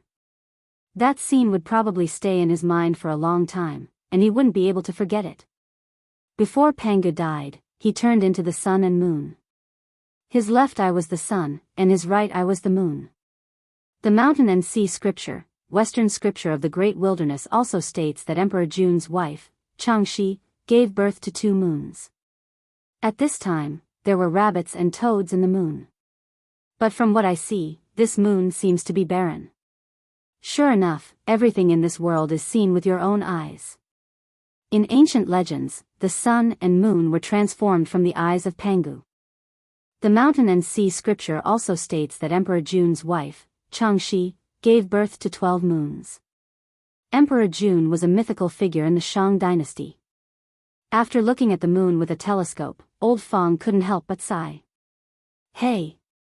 I say, Old Fong, if there are no fairies on the moon, then there are no fairies. You are complaining so much here. Aren't you afraid that sister-in-law will?" Hee. Qing Yao Jin couldn't help but make fun of Fong Xianling after listening to him for a long time. Everyone roared with laughter. Few people didn't know that Fong Xianling was afraid of his wife. "You, Qing Jijia, if you continue to talk nonsense, do you believe that I won't go to your house and tell sister-in-law what you muttered before?" Fong Xuanling's face turned red, and he pointed at Qing Yao Jin angrily. As the saying goes, don't expose a person's shortcomings. Qing Yao Jin was too immoral. While these people were making fun of each other, there was never a shortage of people around the telescope. The courtiers who had never used it came up one by one to try it. After about 2 hours, almost all the courtiers had tried the telescope. At this time, a middle-aged man in a Taoist robe walked out of the crowd. He had a jade-like complexion and a graceful demeanor. It was Li Chunfeng. He was only a minor official in the Imperial Historian Bureau. Logically speaking, he wasn't qualified to be here tonight. He heard from the Imperial Historian Bureau that Li Er was going to bring courtiers above the 3rd rank to the Cloud Mountain to use Li Zishuan's newly made telescope to observe the moon. He was curious, so he asked Li Er personally for a spot. When Li Chunfeng met Li Er for the first time this year, he left a deep impression on Li Er with his knowledge of the calendar. When Li Er heard that Li Chunfeng wanted to go to the academy to observe the moon, he thought about it and agreed. At this moment, seeing that this man in a Taoist robe also wanted to use the telescope, Li Zishuan was curious. He couldn't help but ask, "May I know who you are?" Li Chunfeng smiled and bowed. "I am Huang Guanzi." "Greetings, Marquis Yong En." Chapter 938. Huang Guanzi. Li Zishuan found the name familiar. It didn't take him long to remember. When the results of the entrance exam of Yanhuang College were announced, Li Zishuan had investigated the families of the top students. Li Zishuan was ranked 2nd among the freshmen. Li Chuanfeng's information was on Li Zishuan's desk. Therefore, Li Zishuan knew a thing or two about Li Chunfeng. Li Chuanfeng's Taoist name was Huang Guanzi. In the first year of Zhongguan, he made 18 comments on the Wuyin Yuan calendar written by Fu Renjun, a Taoist priest. Li Er appreciated his talent and accepted 7 of his comments. Li Chunfeng was appointed to serve in the Bureau of Imperial History. Right now, Li Chunfeng was just a young man who had just made a name for himself in the imperial court. Few people would pay attention to him. However, Li Zishuan, who had transmigrated from the modern world, knew what Li Chuanfeng's name meant. For this reason, he even asked someone to look into Yuan Tiangang's information. He didn't give up until he found out that Yuan Tiangang wasn't in the imperial court. In fact, Yuan Tiangang only entered the imperial court in the 5th year of Zhongguan. "Oh, it's Taoist Li, sorry for the disrespect." Li Zishuan bowed to Li Chunfeng and said politely. Li Zishuan looked at Li Zishuan seriously. This made Li Zishuan uncomfortable. He felt that Li Chuanfeng's eyes had a penetrating power that could see through everything. Under this kind of gaze, no secrets could be hidden. Li Zishuan's heart skipped a beat.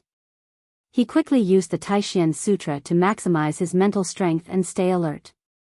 Li Chuanfeng's face suddenly turned pale. Sorry. I was surprised by Marquis's appearance just now. I couldn't help but look at you a little longer. I hope Marquis won't blame me. Li Zishuan smiled and said, It's fine. You and I are both Taoists, so how can we blame each other?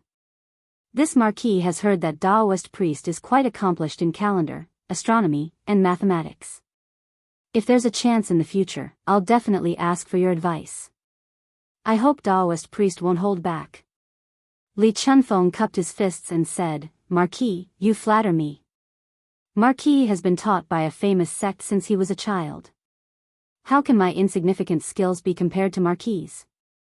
I'm here today to use Yanhuang College's binoculars to verify some of my past conjectures. I hope that Marquis can help me. Confirm some conjectures? It was probably related to the calendar, right? Li Zishuan thought to himself. At the same time, he promised, just use it, Taoist priest. In the future, the door of the academy will always be open for you. If you want to use this telescope, you can come anytime. Li Chuanfeng's face lit up and he said, Marquis, are you serious? Li Zishuan smiled and said, Of course. If I'm not wrong, you probably want to use the telescope to calculate the calendar, right? Since ancient times, the calendar has been very important to the people's agriculture. If this telescope can help you, then it's Yanhuang College's and my good fortune, isn't it? Li Chuanfeng's face turned serious and he bowed sincerely. Marquis, you are a righteous man. This humble Taoist is very impressed. The people of the world will definitely remember your kindness, Marquis. Li Zishuan was right. His main purpose for coming today was to see if Yanhuang College's telescope could help him improve the accuracy of his calendar deduction. Simply put, the so-called calendar was based on the natural law of the changes in the sky to measure the longer time intervals, judge the changes in the climate, and predict the arrival of the seasons. The calendar based on the cycle of the moon's phases, the synodic month, was called the lunar calendar. The calendar based on the cycle of the Earth's rotation around the sun, the solar year, was called the solar calendar. China's ancient calendar used the solar year as the unit of year and the synodic month as the unit of month. It was a combination of the solar and lunar calendars. When the rulers of the dynasties ascended to the throne, they would usually organize officials to revise the calendar. This was because the people's annual spring plowing, autumn harvest, and other agricultural activities were all based on the calendar. The importance of the calendar to the country could be seen from this. Many people who knew about China's lunar calendar would sigh in their hearts. How could the 24 solar terms in the lunar calendar, which had existed for thousands of years, be so accurate in predicting agricultural activities? At the beginning of spring, people would start to cultivate the land to raise seedlings. The rain would weed the wheat, the insects would fertilize the wheat would grow at the spring equinox, and so on. Every mid-autumn festival, the moon would never be round. The creator of the calendar and the discoverer of the laws of the calendar for thousands of years was truly admirable. Compared to it, the modern Gregorian calendar was so weak. In fact, China's lunar calendar used the 24 solar terms to determine the year, the leap month, the leap year, and the lunar moon to determine the month. The 24 solar terms were based on the solar calendar. Thus, it was very accurate in predicting the farming season. Thus, China's lunar calendar was based on the solar calendar. The 24 solar terms were based on the solar calendar. Its cycle was the same as the Earth's revolution. Observed from the Earth, the moment when the sun passed the spring equinox in the ecliptic was the beginning of a new year and the end of an old one. The ancient dynasties set up the imperial astronomer to observe and correct the equinox every year to ensure that the spring equinox was accurate and the farming season was accurate. Li Zishuan felt that giving the telescope to Li Chunfeng was like giving a sword to a hero. This way, Li Chunfeng might be able to perfect the calendar even more. This was something that would benefit the country and the people. Furthermore, if Li Chunfeng discovered the 8 planets of the solar system through the telescope and came up with a heliocentric theory or solar system theory, wouldn't that be a contribution to the Tang dynasty's astronomy? You Marquis Yong'an. I don't know what tricks you used to make Dr. Sun move to Yunshan, but now you want to use the telescope to poach my man? The two of them were chatting happily, as if they regretted not having met earlier. Li Er walked over from the side and said angrily. He had always been a good judge of character. Li Er had high hopes for Li Chunfeng. I am afraid. I, Li Chunfeng, will always be loyal to your majesty and the Tang dynasty. Perhaps Li Er was joking, but Li Chunfeng had not known Li Er for a long time, so he did not know much about Li Er's personality. As the saying went, being in the king's company was akin to being in the company of a tiger, so he did not dare to treat Li Er's words as a joke. Li Zishuan wasn't afraid at all. He could tell that old Li was joking. He cupped his hands and said helplessly, Your Majesty, I would like to borrow the Academy's technology to help Li Shilang perfect the calendar. We are both working for Your Majesty, the Tang dynasty, and the people. How can you say that we are poaching him? Although Li Zishuan did have this idea, he couldn't say it out loud. Chapter 939. In fact, Li Zishuan wasn't the only person he wanted to poach. He wanted to poach a few other people as well. Previously, he had mentioned in the imperial court that he wanted to establish a medical school in Yanhuang College. This wasn't something he said on the spur of the moment. He truly wanted to contribute to the development of Tang dynasty's medical science, not only for others, but also for himself. As the saying went, how could people not get sick after eating grains? He had a strong internal energy, so he wasn't worried about getting sick. However, what about his family? What if they got an incurable disease? What could he do with his half-baked medical skills? Sun Simiao had great medical skills, but how could he be in Chang'an every day? Therefore, Li Zishuan had to push the development of Tang dynasty's medical science on the right track, even if it was for the sake of his family's health and longevity. The cholera incident had given him a huge warning. Just think about it. If he didn't happen to know a few prescriptions for cholera, Chang'an might have been hit by a large-scale cholera outbreak. As the saying went, when the nest was overturned, no egg would remain unbroken. When that time came, how would their family be able to stay in one corner of the country? The only way was to develop medical science and establish a medical school. However, establishing a medical school required a large number of medical-related talents. That was why Li Zishuan had made a request to Li Er in the imperial court. He wanted the Imperial Physician Bureau to help Yanhuang College train medical students. Of course, it was not a bad idea to poach a few imperial physicians with excellent medical skills and noble medical ethics into the Yanhuang Academy during the process of nurturing them. The moon viewing event lasted until around 9 in the morning. When they were about to leave Yanhuang College, a group of military officials asked Li Zishuan if the telescope could be used in the military.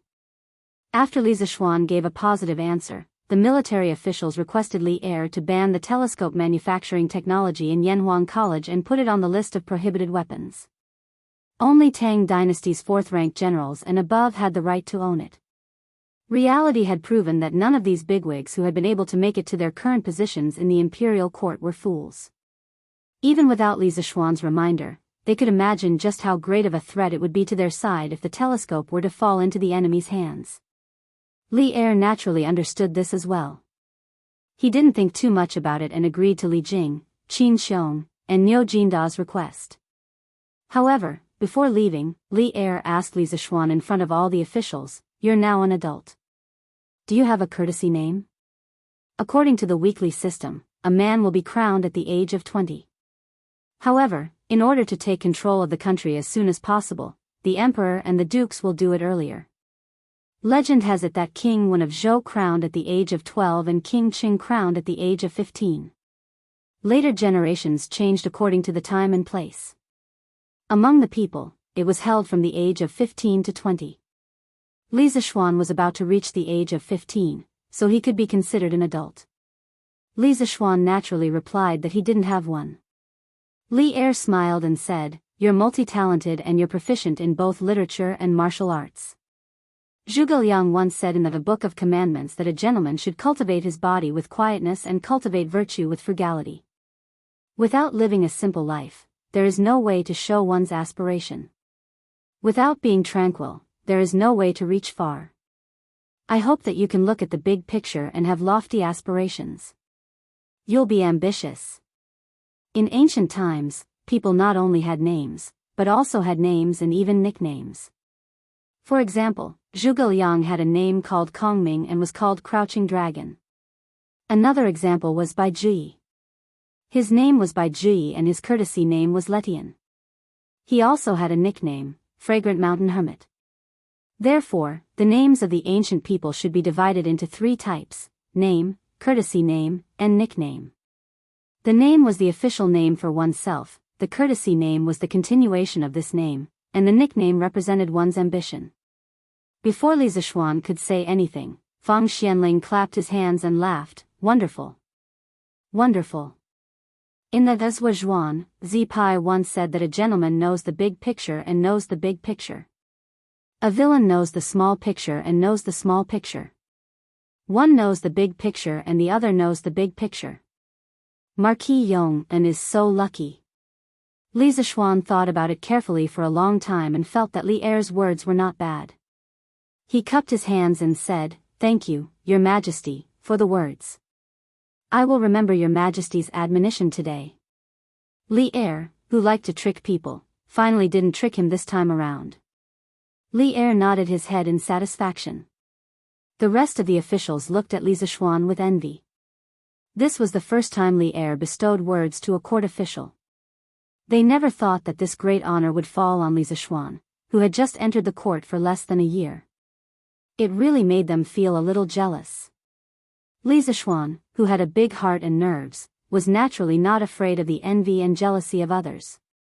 After Li Er and the ministers left, he returned to the courtyard and spent a rare 2-person world with Han Yushi, although there was still Xiao He and Xiao Shi in the courtyard, but these 2 girls had heard the word bed too many times, so Li Zishuan no longer treated these 2 girls as outsiders. They shamelessly fooled around until 1:00 in the morning before going to sleep. Li Zishuan slept comfortably until the sun was high in the sky the next day before he woke up. Li Zishuan stretched his body and ate the breakfast that Xiao Shi had prepared. He then went to the academy. There were still many things to do there. First of all, he had promised Mo Lingwei that he would persuade her father, Mo Lingwei. However, there were a lot of things to do yesterday. He had to attend court, receive the imperial edict, and receive Li Er and the other big shots who came to the academy to look at the telescope. Therefore, Li Zishuan did not have time to do this. However, since he had promised Mo Lingwei, he had to get it done as soon as possible. Otherwise, when that girl went crazy, not many people could control her. Back then, Mo Lingwei said that the principle of the telescope was proposed by Li Zishuan. She did not want the credit for inventing the telescope.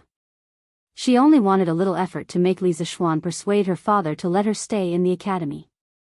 However, from the looks of it now, this credit was undoubtedly more worth it for her. This was because Li Zishuan realized that it was very difficult for his current noble rank and official position to be promoted. Unless he made a very significant military contribution, such as the war that destroyed the country, Li Er would not let him be promoted. This could be seen from the reward given to him for the cholera incident. Therefore, it was better to use the credit of inventing the telescope to exchange for some substantial rewards for Mo Lingwei. This would force old man Mo to agree to let Mo Lingwei continue to stay in the academy. Hurry up and go back. I thought you were just fooling around in Yanhuang College. I didn't expect you to want to stay in the academy for a long time. You're simply fooling around. Sure enough, just as he approached Mo Huai's office, he heard old man Mo's angry roar from inside. Li Zishuan shook his head and quickly pushed the door open and walked in. Chapter 940. Father. Why can't I study at Yanhuang College?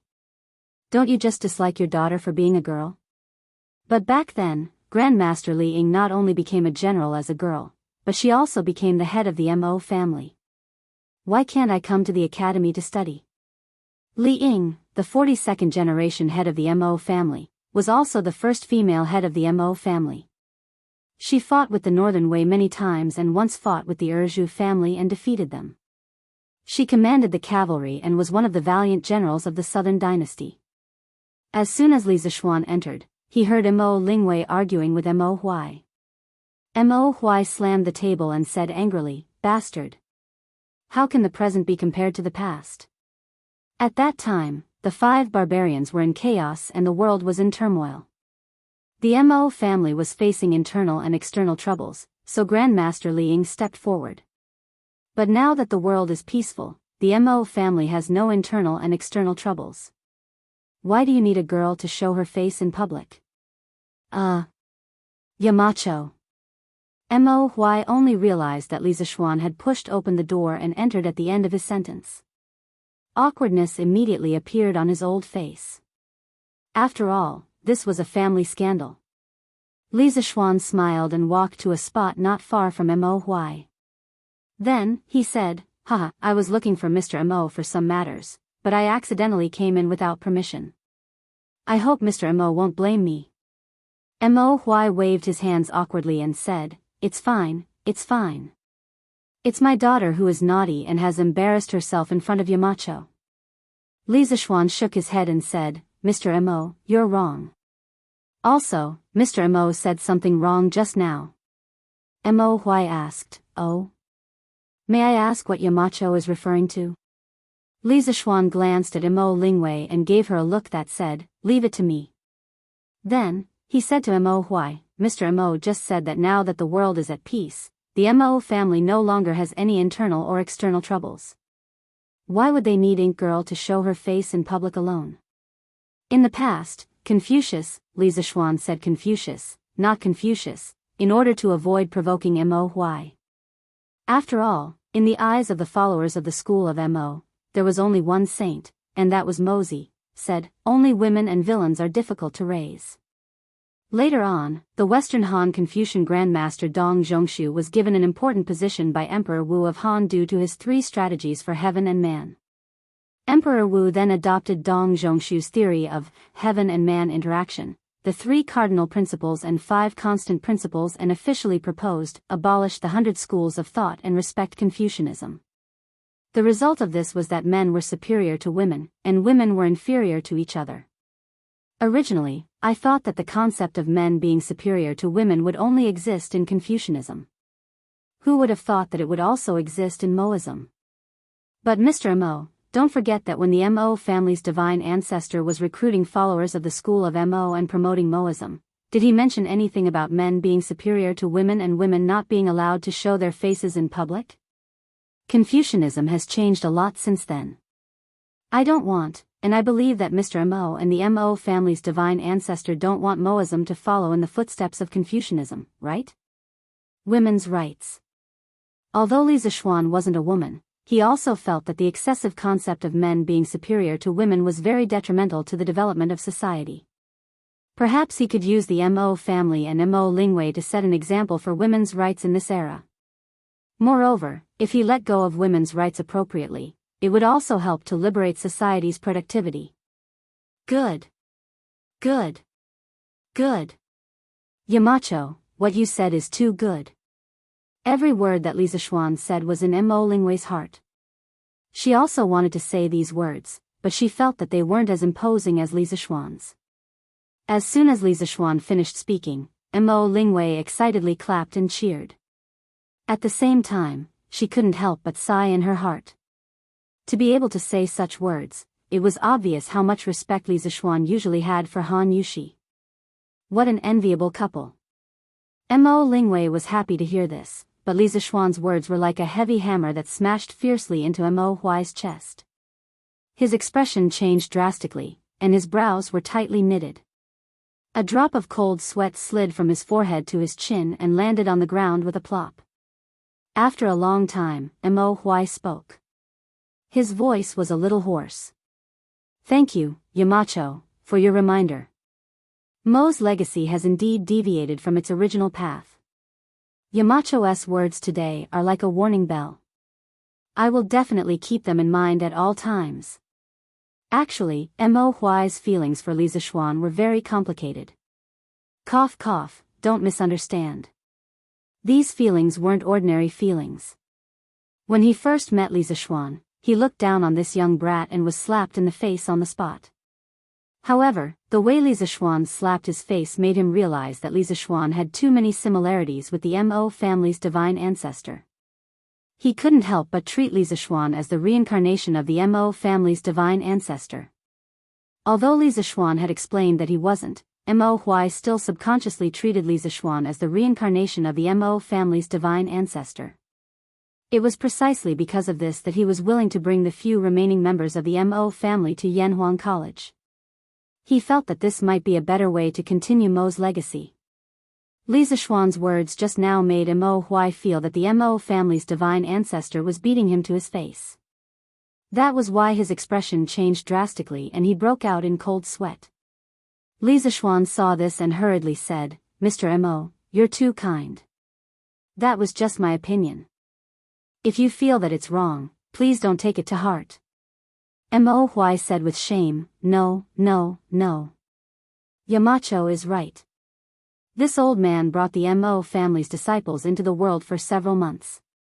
I didn't expect that they would be tainted with the vulgarity of the world. I really shouldn't have. Oh, by the way, Yamacho, didn't you say that you wanted to talk to this old man about something?" Li Zixuan finally revealed his foxtail at this moment and said, "Ahem, Mr. Mo, I'm sure you've seen the telescope upstairs. His Majesty is very satisfied with it. And this telescope was mainly completed by your daughter. I see that your daughter is very talented in this area, so I want to invite her to the academy as a specially appointed professor. What do you think?" Mo Huai frowned. Li Zixuan saw this and hurriedly said, "Don't worry, Ink Girl will only be responsible for research after coming to the academy. She won't be responsible for teaching students. What do you think?" Unexpectedly, Mo Zhong waved his hand and said, "Yamacho, you're mistaken. This old man isn't worried about that. This old man thinks that the identity of a professor in the academy is very noble. How can this girl be qualified with her little cleverness?" Li Zixuan laughed and said, "Mr. Mo, you don't have to worry about that. Ink Girl's knowledge and ability are obvious to everyone. As the saying goes, a hero doesn't care about his background. A person's ambition doesn't depend on his age. The academy needs to promote talent. Ink Girl is completely worthy of the title of a specially appointed professor." Mo Huai couldn't help but feel happy when he heard Li Zixuan praise his daughter. After all, she was still his biological daughter. In that case, this old man has no objections. Mo Huai glanced at his daughter and nodded. "Wow. Dad. You finally agreed. That's great. You're so open-minded." Mo Lingwei, who had gone through a lot and finally got what she wanted, immediately flattered him without hesitation, causing Mo Huai to roll his eyes. Chapter 941. Hee hee. Yamacho, thank you so much this time. If it weren't for you, I would have to stay at home and do needlework every day. Mo Lingwei followed Li Zixuan out of Mo Huai's office. The girl caught up to Li Zixuan and smiled sweetly. Li Zixuan shook his head with a smile and said, "There's no need to thank me. This is what I promised you. I'm just fulfilling my promise." "Ah. Yamacho, your businesslike manner makes you very boring," Mo Lingwei complained. Li Zixuan rolled his eyes.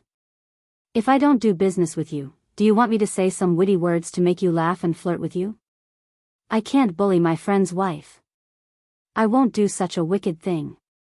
Ink Girl, I know why you want to stay in the academy so much. Don't worry, I'll think of a way to make Xiaoning stay in the academy too." Li Zixuan changed the topic and said with a faint smile. Mo Lingwei's cheeks flushed red. She hurriedly said, "Yamacho. Yamacho, what are you talking about?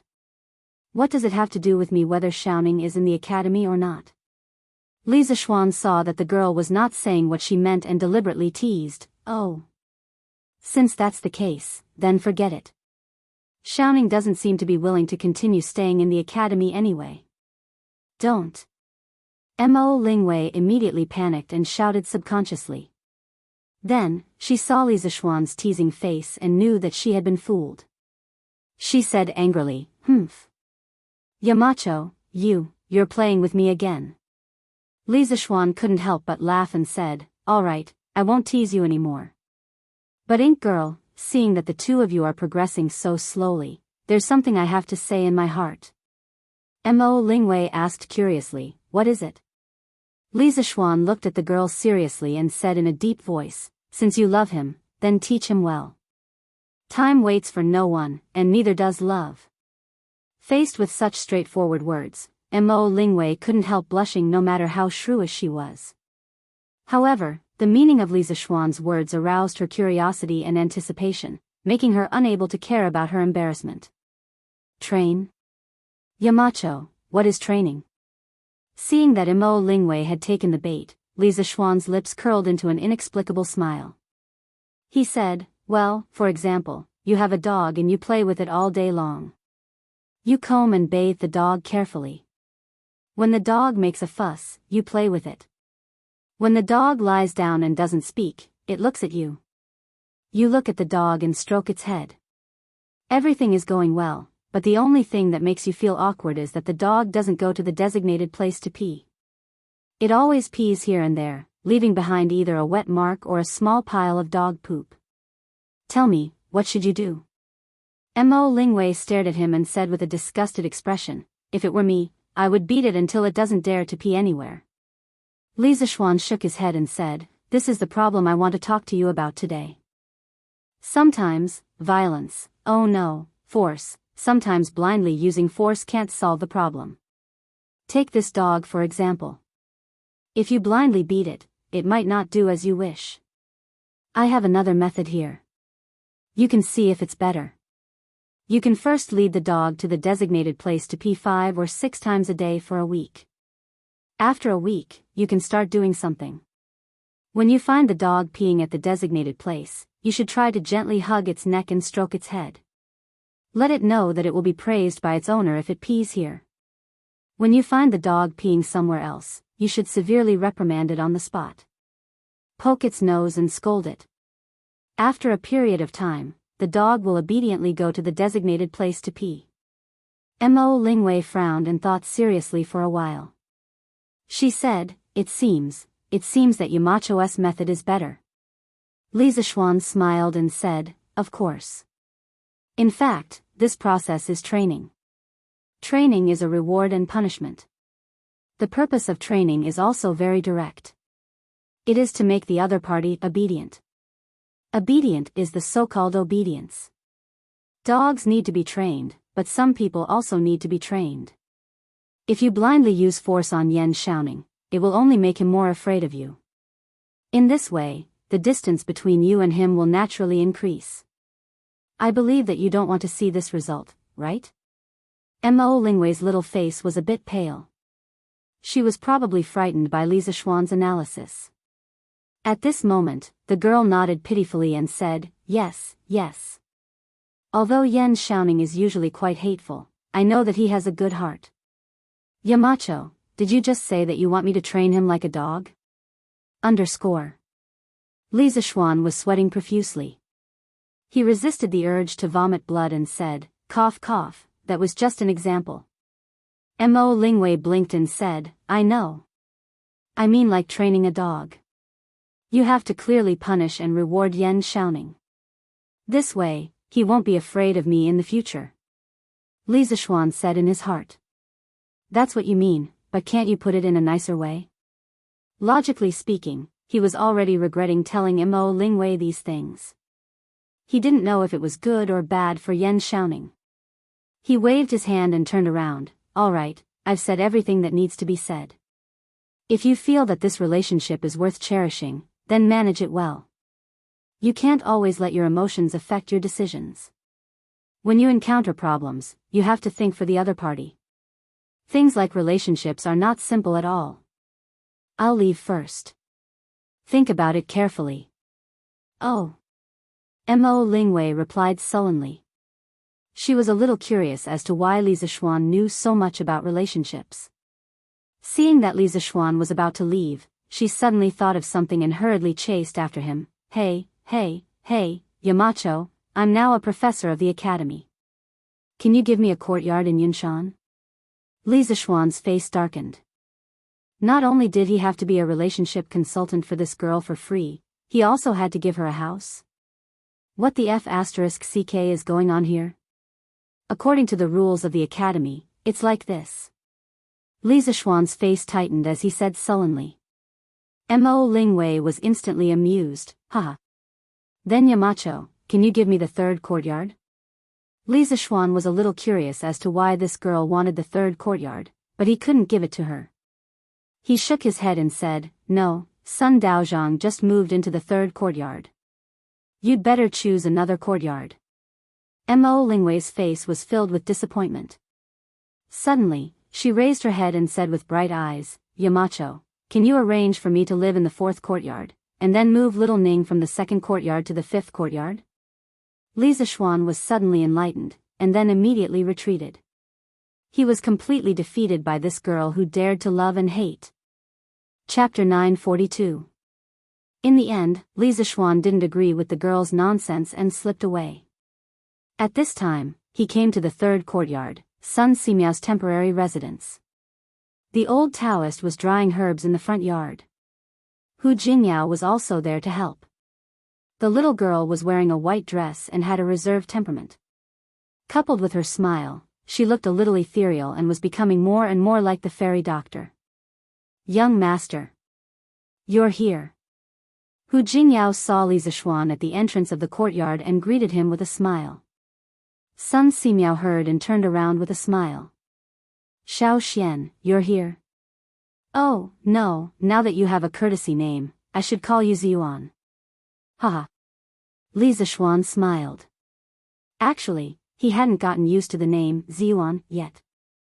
If someone else were to call him Ziyuan next to him, he probably wouldn't know who they were calling out to.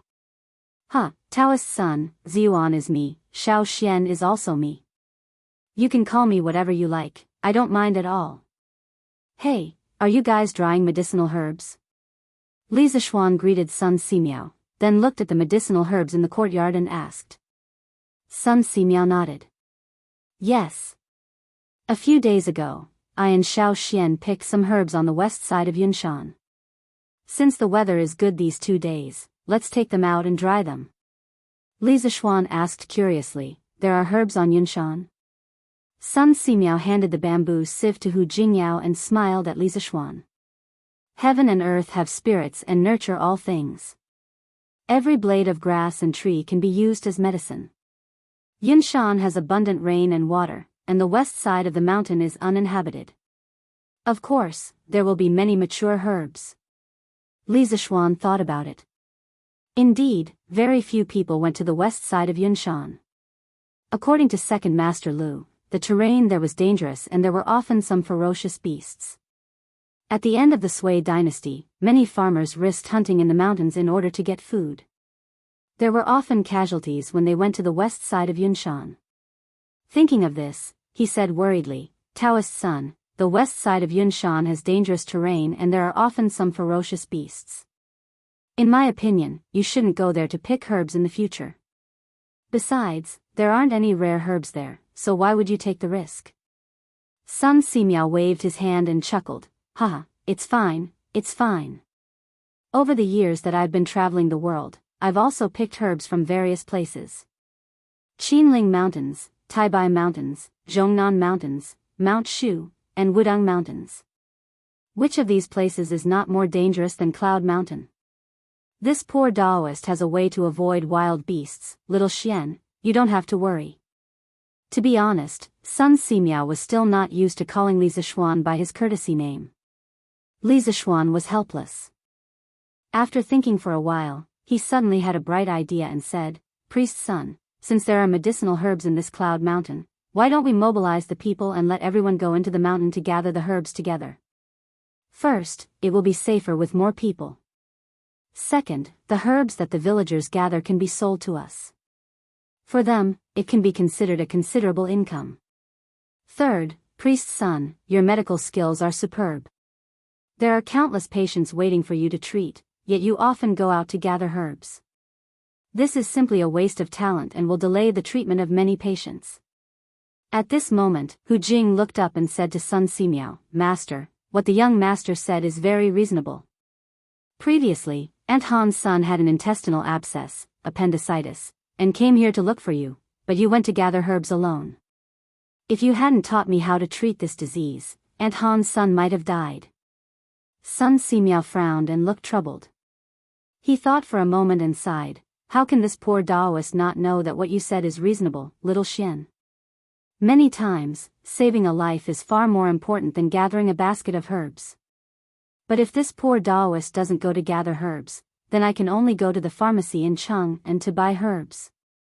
The prices of all kinds of herbs there are generally very high. This poor Taoist's entire fortune is not enough to treat the people's illness for 3 days. Li Zishuan understood when he heard this.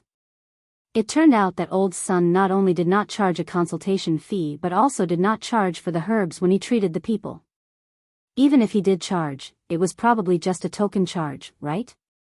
How could this be?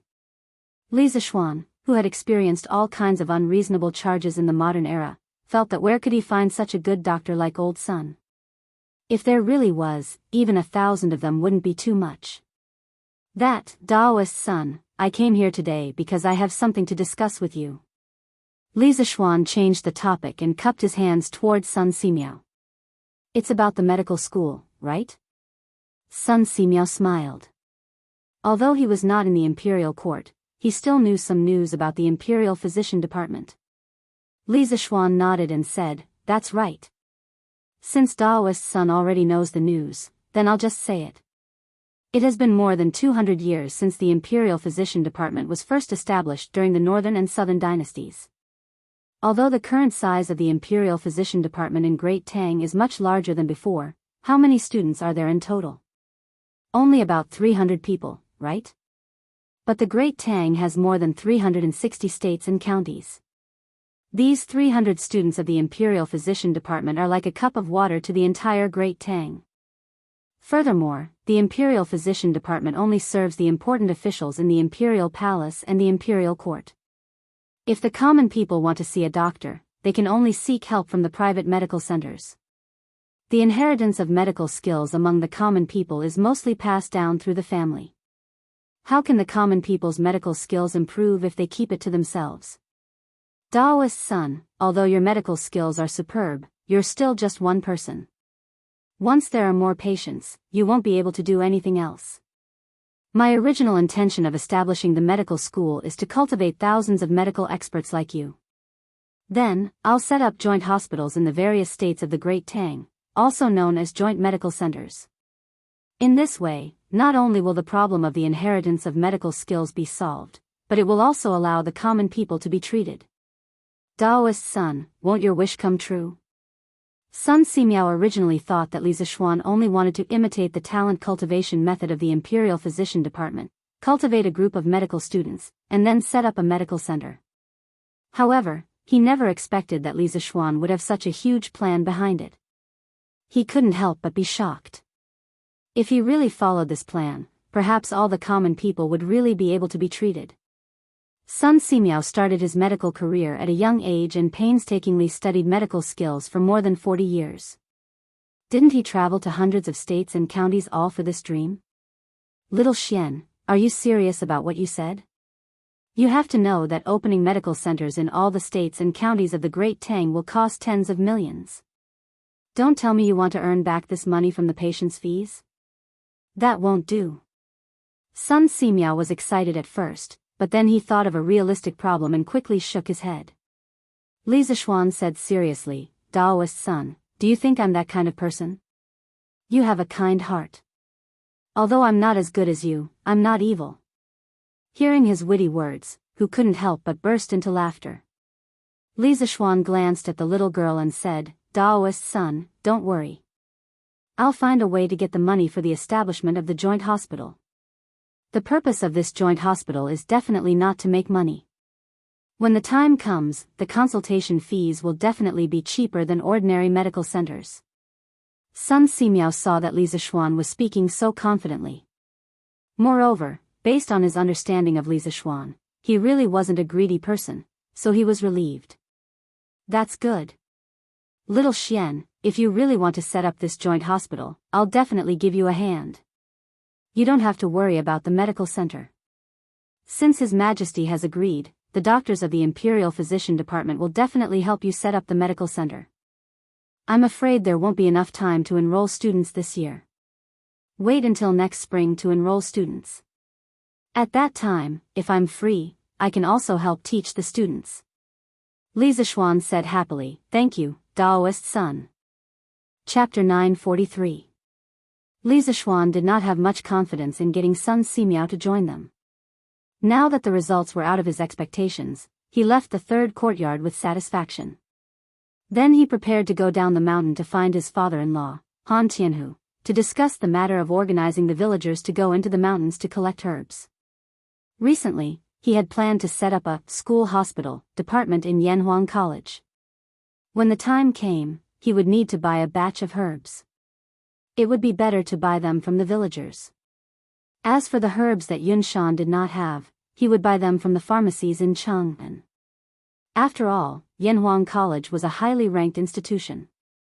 If it did not even have a school hospital, wouldn't it be lacking in style? As for the doctors in the school hospital, Li Zishuan had also thought about it. He wanted to poach some old imperial physicians who were about to retire from the imperial medical department. For doctors, the older they were, the more diseases they had seen and the more experience they had. When the time came, the old imperial physicians would bring in a group of apprentices. Wouldn't the problem of inheriting talents in the school hospital be solved? Marquis, Master, and Madam want you to go back to Chang'an. Li Zishuan had just reached the mountain gate when he saw Pang Feiji walking quickly towards him and saying such a strange sentence. My parents want me to go back to Chang'an. For what? Li Zishuan stopped in his tracks and asked with a strange expression. Pang Feiji's face showed a trace of difficulty. Under Li Zishuan's gaze, he finally answered, Marquis, it's your grandfather, grandmother, and uncle who have come to Chang'an. They are in the mansion now. Li Zishuan opened his mouth and took a long time to recover. What? What the F***ck? I have a grandfather and grandmother? It was no wonder that he was surprised. In the memories of his predecessor, there was not a single bit of information about his mother's family. After transmigrating for so long, he sometimes wondered why his mother's parents and brothers never came to visit him. It was impossible to say that they were too far away. After all, he was his mother's precious son and had finally returned from Mount Longhu with great difficulty. His body had also fully recovered. No matter how far away his mother's family was, they would still have to come and visit, right? Although he had many questions in his mind, he had never asked them in his long time in the Great Tang, because he was afraid that he would be exposed. What if the previous owner of the body knew about this, but the fusion of memories wasn't complete? Wouldn't that be exposed? Now that Li Zishuan suddenly heard that his maternal grandparents had come to Chang'an, he was a little dumbfounded. Hearing Li Zishuan's strange words, Pang Feiji's face twitched a few times and said, Marquis, everyone has a maternal grandfather and maternal grandmother. Li Zishuan came back to his senses and his expression returned to normal. He waved his hand and said, That's not what I meant. I was asking where my maternal grandparents came from. Cough, cough. When I left home to go to Mount Longhu, I was still young, so I don't remember some things clearly. This last sentence was purely to deceive others and prevent them from being exposed. Pang Feiji didn't have such thoughts. Besides, he was just a guard. Even if he was beaten to death, he would never think that Li Zishuan in front of him was an outsider, who had transmigrated from more than 1,000 years in the future. At this time, when he heard Li Zishuan's question, he bowed and answered, Marquis, your maternal grandparents came from Nanyang. Madam used to be from Nanyang. Nanyang? Li Zishuan was even more puzzled. Nanyang was not far from Chang'an, only about 400 li. If they rode a horse carriage, they would arrive at Chang'an in at most 5 days. But his grandson, who had been away for treatment, had returned to Chang'an for so long. Why hadn't his maternal grandparents come to visit him? It didn't make sense. Pang Feiji definitely didn't know the answer to this question, so Li Zixuan was too lazy to ask. He ordered, Feiji, go to the Han family village and find my father-in-law. Tell him to inform the 8 villages under my rule that there are large amounts of herbs in the west of Mount Yunshan. Each village can organize young adults to go into the mountain to collect herbs. The herbs that they collect can be sold in Cheng and by themselves, or they can be sent to the academy to exchange for money. The academy recently wants to purchase a batch of herbs. In short, this matter is voluntary and not forced. But you must travel together to ensure your safety. Yes, Marquis.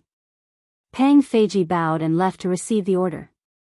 Li Zixuan turned and walked towards the side yard. He definitely couldn't go back alone and leave Han Yushi here alone. When he returned to the side yard, he explained the situation to Han Yushi. The husband and wife took the 2 young maidservants and boarded the horse carriage back to Chang'an. On the way, Han Yushi seemed to be very uneasy. Li Zixuan saw this and couldn't help but laugh. Wife, don't be nervous. You're just going to see the 2 elders. They won't eat you. Han Yushi said uneasily, but, husband, what if grandfather and grandmother don't like me? Li Zixuan rolled his eyes and said, my wife is so beautiful, how could they not like her? Besides, we are officially married under the orders of our parents and the words of the matchmaker. Even if they don't like her, what can they do? You're living with me, not with them. Ah. Husband, don't say such nonsense. If grandfather and grandmother don't like me, then it must be my fault. How can we say that the elders are wrong? If others hear this, I'm afraid it will be detrimental to your reputation. Han Yushi said hurriedly. In this era, filial piety was greater than heaven. Unfilial people would be despised wherever they went, and it was extremely detrimental to their official career. If someone used this as an excuse to impeach them, they would basically be demoted. Li Zixuan said carelessly, filial piety lies in one's heart, not in one's mouth. Besides, grandfather, grandmother, and wife have never met before. How could they not like you for no reason? Wife, don't think too much. Han Yushi nodded and felt a little relieved. In the midst of their conversation, the horse carriage rolled towards Chang'an City. It didn't take long for them to enter Chang'an City. Around noon, the horse carriage entered Yong'an Lane. Looking at the familiar streets and neighborhoods outside the window, Li Zixuan couldn't help but sigh. He hadn't been back for a long time. Ever since he built Yanhuang College in Yunshan, he spent most of his time in Yunshan and rarely came back here. If this continued, he would probably forget that he was from Chang'an City. It was quite funny when he thought about it. He was born and raised in the capital. Instead of being a rich second generation in the capital, he insisted on running to the suburbs of the capital to start a business. If this happened now, he would probably be called a fool. Young master. Young master, you're back. While his thoughts were running wild, the horse carriage had already arrived in front of the Lord Protector's mansion. When Sanbao saw the horse carriage, she hurriedly ran out and greeted him. Li Zixuan nodded and asked, where are my parents? Young master, old master, and madam are in the front hall. You should go quickly. Chapter 944. Yongla Lane, House of Marquis. Li Zixuan held Han Yushi's hand and walked toward the main hall. However, he felt that the atmosphere in the house was a little strange. If he had to describe it, it would be that it was oppressive. The house was not like this in the past. With doubts in his heart, the couple came to the front hall. He saw an old man with a dignified face and a slightly plump figure sitting on the left side of the main hall. The old man was wearing a black robe and a hat similar to a Taoist's crown on his head. Next to him sat a kind-looking old lady in her 60s. Mrs. Li sat below the old lady and was whispering something to the old lady. Below the old man was a middle-aged man in his 40s who wore a Taoist robe. He had a stern face and a stern look on his face. He looked very serious. Old man Li sat next to the middle-aged man, holding a cup of tea in his hand. His face revealed a trace of an awkward fawning smile. Below Li Jingma sat a handsome young man in a white robe with his hair tied up. The young man looked to be no more than 12 or 13 years old. From his appearance, he looked very young and inexperienced. At this moment, he was sitting upright on the special armchair of the Marquis estate. His eyes were slightly closed, and his appearance was solemn and dignified. There was a kind of calmness and sage-like aura that did not match his age. Li Zishuan had just stepped into the main hall with Han Yushi when he saw this scene. At the same time, he also felt the oppressive atmosphere in the house. "Father, mother. Your son is back." Li Zishuan's expression did not change as he entered the house and shouted to his parents. As for the other people's expressions, he did not have the time to care. Rude. Mrs. Li got up and was about to greet her son when she heard a cold snort from the seat above. It was the old man. "Your grandfather and grandmother are here. Why don't you greet them first?" Mrs. Li's expression changed as she hurriedly said, "Father, when you came to Cheng and was still young, mother, please sit down." Li Zishuan frowned as if he understood something.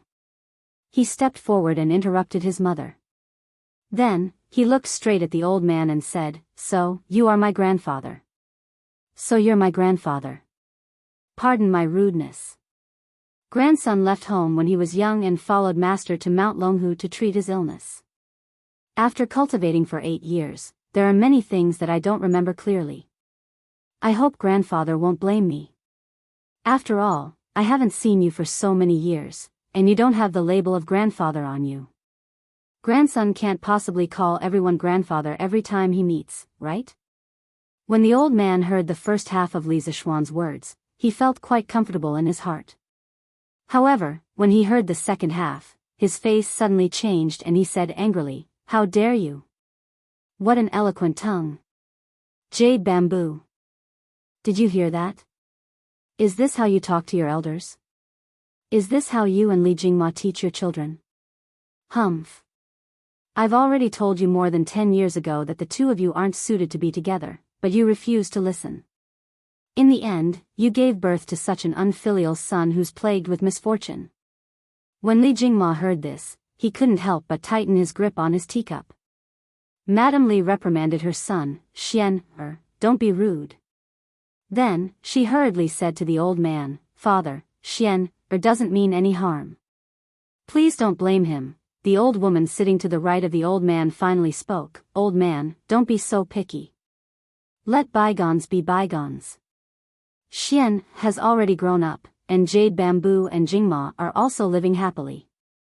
Why do you have to bring up the past again?" The old man's face flushed red. He wanted to say something, but in the end, all he could say was a sigh. The old woman looked at Li Zishuan and said lovingly, Come, let grandmother take a look at you. I haven't seen you for more than 10 years. I've missed you so much." Li Zishuan stopped in his tracks and looked hesitant. Madame Li nudged her son and whispered, "Go, your grandmother is calling for you." Li Zishuan thought for a moment, then finally walked forward and called out to the old woman, "Grandmother. Hey. Good grandson, come to grandmother's side." The old woman held Li Zishuan's hand, the smile on her face never fading. "The last time grandmother saw you, you weren't even a month old. There was one time when grandmother hugged you, and you even peed on grandmother's body, ha ha ha. It's been almost 15 years since we last met, and in the blink of an eye, you're even taller than grandmother. You're also in the imperial court, and you're valued by the current emperor.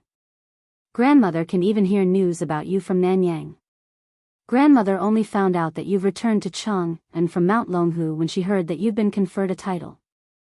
Thinking that your body has recovered, grandmother happily ate 3 big bowls of rice that night. After that, I heard that you created some kind of newspaper, so I asked your uncle, Hui Ming, to buy a copy for me every day. There were all kinds of interesting things in the newspaper. Every time I read the newspaper, I would think, is my good grandson happy now? Is he healthy? Is he well?" In July, grandmother heard that Xian had founded an academy and was recruiting students from all over the great Tang Empire. Grandmother originally wanted to send your cousin, Fa Shan, to add to your popularity, but this child's ambitions were not there, so she gave up. Then, grandmother heard that Xian had been conferred a title of Marquis, and she was so happy. Good child. Sigh. It's all your grandfather's fault. Otherwise, grandmother wouldn't have worried about you every day, and not come to Chang'an to see you. If you blame grandmother in your heart, grandmother will accept it. To be able to see my good grandson today, grandmother is satisfied. Perhaps it was because she was old that she spoke more than usual. The old woman rambled on for a long time, and by the end of it, her eyes were filled with tears. Beside her, Madame Li was already sobbing. Mother, don't say that. Xian, I won't blame you, right? Xian, come here and tell grandmother. Madame Li held Li Zishuan's other hand and cried. Li Zishuan had never seen his mother like this, and the hostility in his heart dissipated by half. Moreover, the old woman's love for him came from the bottom of her heart, and it touched him. At this moment, he pursed his lips and said, Grandmother, grandson has never blamed you. The sadness on the old woman's face disappeared without a trace, and she revealed a smile that came from the bottom of her heart. She held Li Zishuan's hand tightly and said emotionally, Good grandson, you really are grandmother's good grandson. Xian, don't blame your grandfather, okay? There were some things that you didn't know back then, but your grandfather did it for your mother's sake. Now that we're finally reunited, let's forget about the past. The old woman sighed and said suddenly. When the old man next to him heard this, he snorted softly. He did not think much of it. Sitting below, Li Jingma's face was a little pale. When Li Zishuan heard this, he secretly thought that there were many secrets that he didn't know. He frowned and asked, Grandmother, what happened back then? Can you tell me? Chapter 945. Ahem. Xian, come out with me. I have something to tell you. In the main hall, Li Jingma, who had been silent for a long time, suddenly coughed and said. Li Zishuan nodded and was about to move when he heard the old man sitting at the top snort, What can't you say here? If you don't want to say it, I will say it for you.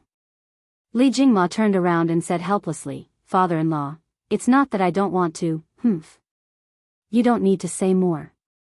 After so many years, your nature of wanting to save face still hasn't changed. Let me say it for you. The old man mercilessly interrupted Li Jingma again. Then he looked at Li Zishuan and said, You were sick when you were young and followed spiritual master Ling Su to Mount Longhu to recuperate. There are many things you don't remember. I don't blame you. But you don't have the right to blame me. Speaking of this, the old man stood up and walked to Li Zishuan's side and continued, I am Yi Guozhong, and this is your uncle, Yi Huiming. The Yi family has cultivated for 4 generations and is also a prominent family in Nanyang. Although I didn't have much opinion about family background, I also hoped that my only pearl could find a good husband to entrust her life to. But I never expected that your father, who was just a traveling merchant and a poor boy, would cheat away my beloved daughter's heart. Being poor is nothing. Although the Yi family is not a wealthy family, we still have some money to spare. As long as your father is someone who is worthy of being entrusted with her life, seeing that both of them are in love with each other, it is not a big deal even if this old man marries my daughter to him. But when I first saw your father, I noticed that your father's middle was flat and there was a deep vertical line between his eyebrows. I have cultivated for decades. Although I'm not as good as your master, spiritual master Ling Su, I know that your father's face is the child-killing sword in the study of physiognomy. It's hard for someone with this face to have a son. Even if he does have a son, he won't have a good ending and will most likely die prematurely. At that time, it will be another tragedy of a white-haired person sending off a black-haired person. I only have one daughter, your mother. How can I marry her to someone like your father, who curses children? Even if your father's family is rich and powerful, this old man will never marry my daughter to him. But at that time, your mother was already deeply in love with him and was unable to extricate herself. Even though your grandmother and I tried to stop her, your mother still tried to find a way to secretly meet your father. With no other choice, this old man locked your mother up and arranged another marriage for her. The other party was the son of the Nanyang County chief. He had a dignified appearance and was quite talented. When your mother found out, she resisted with her life. She didn't eat or drink for 6 days and 6 nights. In the end, she fainted in her room. When your father heard the news, he tried to break into the mansion several times, but he was beaten out of the mansion by the servants of this old man. Later, the doctor woke your mother up, but your mother still refused to eat, drink, or take medicine. Seeing that your mother's eyes were gloomy, I was afraid that she was about to die. Your grandmother's heart softened, and she begged me to agree to this marriage. How could this old man agree? But if this old man didn't agree, your mother definitely wouldn't have lived for more than 3 days. In the end, this old man's heart softened. But because of this, your mother was expelled from the family by the elders. This old man was also angry at that time, so I broke off my father-daughter relationship with your mother. We agreed that we would never meet again. But because of this matter, the Yi family also thoroughly offended the local chief. Both sides had constant friction. The Yi family sacrificed a lot of benefits, and their vitality was greatly damaged. However, in exchange for a temporary peace. Fortunately, not long after, Emperor Yang was killed in Jiangdu, and the Great Sui dynasty collapsed. The heroes of the world rose in revolt, and the Central Plains fell into the flames of war. The chief of Nanyang County died in the hands of a group of bandits. The Yi family accumulated virtue and did good deeds. They built roads and bridges, and had a good reputation in the Nanyang area. That was why they were able to survive in this chaotic world and gradually recover. Your mother gave birth to you many years after your father and your mother got married. At that time, your mother remembered that this old man once said that your father was a jinx. She was worried, so she came to Nanyang with your father and asked to see this old man. She wanted this old man to take a look at your face and examine your body. But because your mother and father eloped that year, it brought great losses to the Yi family. Many people in the Yi family hated your mother, and no matter what, they wouldn't let your father and mother take half a step into the Yi family. Later, your grandmother couldn't bear it and secretly went out by herself. She met your mother and you at the inn. After your grandmother returned, she begged this old man again and again, saying that this old man must see you no matter what. This old man couldn't persuade her, so I also went to the inn. But after looking at your face and taking your pulse, this old man only said 2 words, 6 years, and then left. From then on, this old man never saw you, your father, or your mother again. This old man also didn't let your grandmother go to Chang'an, because this old man knew that you definitely wouldn't live past 6 years old. Why should I let her go? If she saw too much, when the time came and you died, wouldn't your grandmother be even more sad? Besides, all of this was caused by your father. This old man doesn't want to see him for the rest of his life. Later, I heard that after you grew a little older, you often fell ill, and your health deteriorated. Your father and mother began to take you everywhere to find a doctor, but all of this was already predestined. Your illness was congenital, so how could ordinary doctors in the world cure you? The facts proved that this old man wasn't wrong back then. Your father shouldn't have been with your mother at all. But later, even this old man didn't expect that spiritual master Ling Su would take a fancy to you and bring you back to Mount Longhu. But even so, this old man still didn't think that your illness could be cured, so I didn't tell this news to your grandmother. It was better to let her treat you as a dead person, so that she wouldn't be happy about it. But this old man still underestimated spiritual master Ling Su's ability. He could actually help you go against the heavens and change your fate. Now, your face has already your physiognomy. At this point, Yi Guozhong subconsciously looked at Li Zishuan's face. With this look, Yi Guozhong's face suddenly changed. There was shock, and even more disbelief. Seeing this, Mrs. Li immediately panicked. She walked over and asked anxiously, "Father, what's wrong? Is there something wrong with Xian Er's face?" Li Zishuan also looked at Yi Guozhong curiously. His predecessor had cultivated for 8 years. Although he wasn't very proficient in the 5 Taoist metaphysics, mountain, medicine, fate, physiognomy, and divination. He had dabbled in all of them. As an atheist from the 21st century, Li Zixuan didn't believe in these things at first. But after merging with the memories of his predecessor, he started to believe. A few days ago, Li Zixuan also stared at his face for a long time, but he was interrupted. Now, Yi Chongyang's expression made Li Zixuan curious. What's wrong with my face? Why does this old man have such a reaction? Chapter 946. Marquis Mansion, Main Hall. Yi Guizhong was shocked for a long time before he recovered. He shook his head and sighed. The problem isn't his physiognomy, but that I can't see his physiognomy clearly. Could this be the person of destiny? If this old man came from the modern world, he would definitely scold. Why the F***ck is your face covered in mosaic? Yes, Li Zixuan's face is indeed covered in mosaic.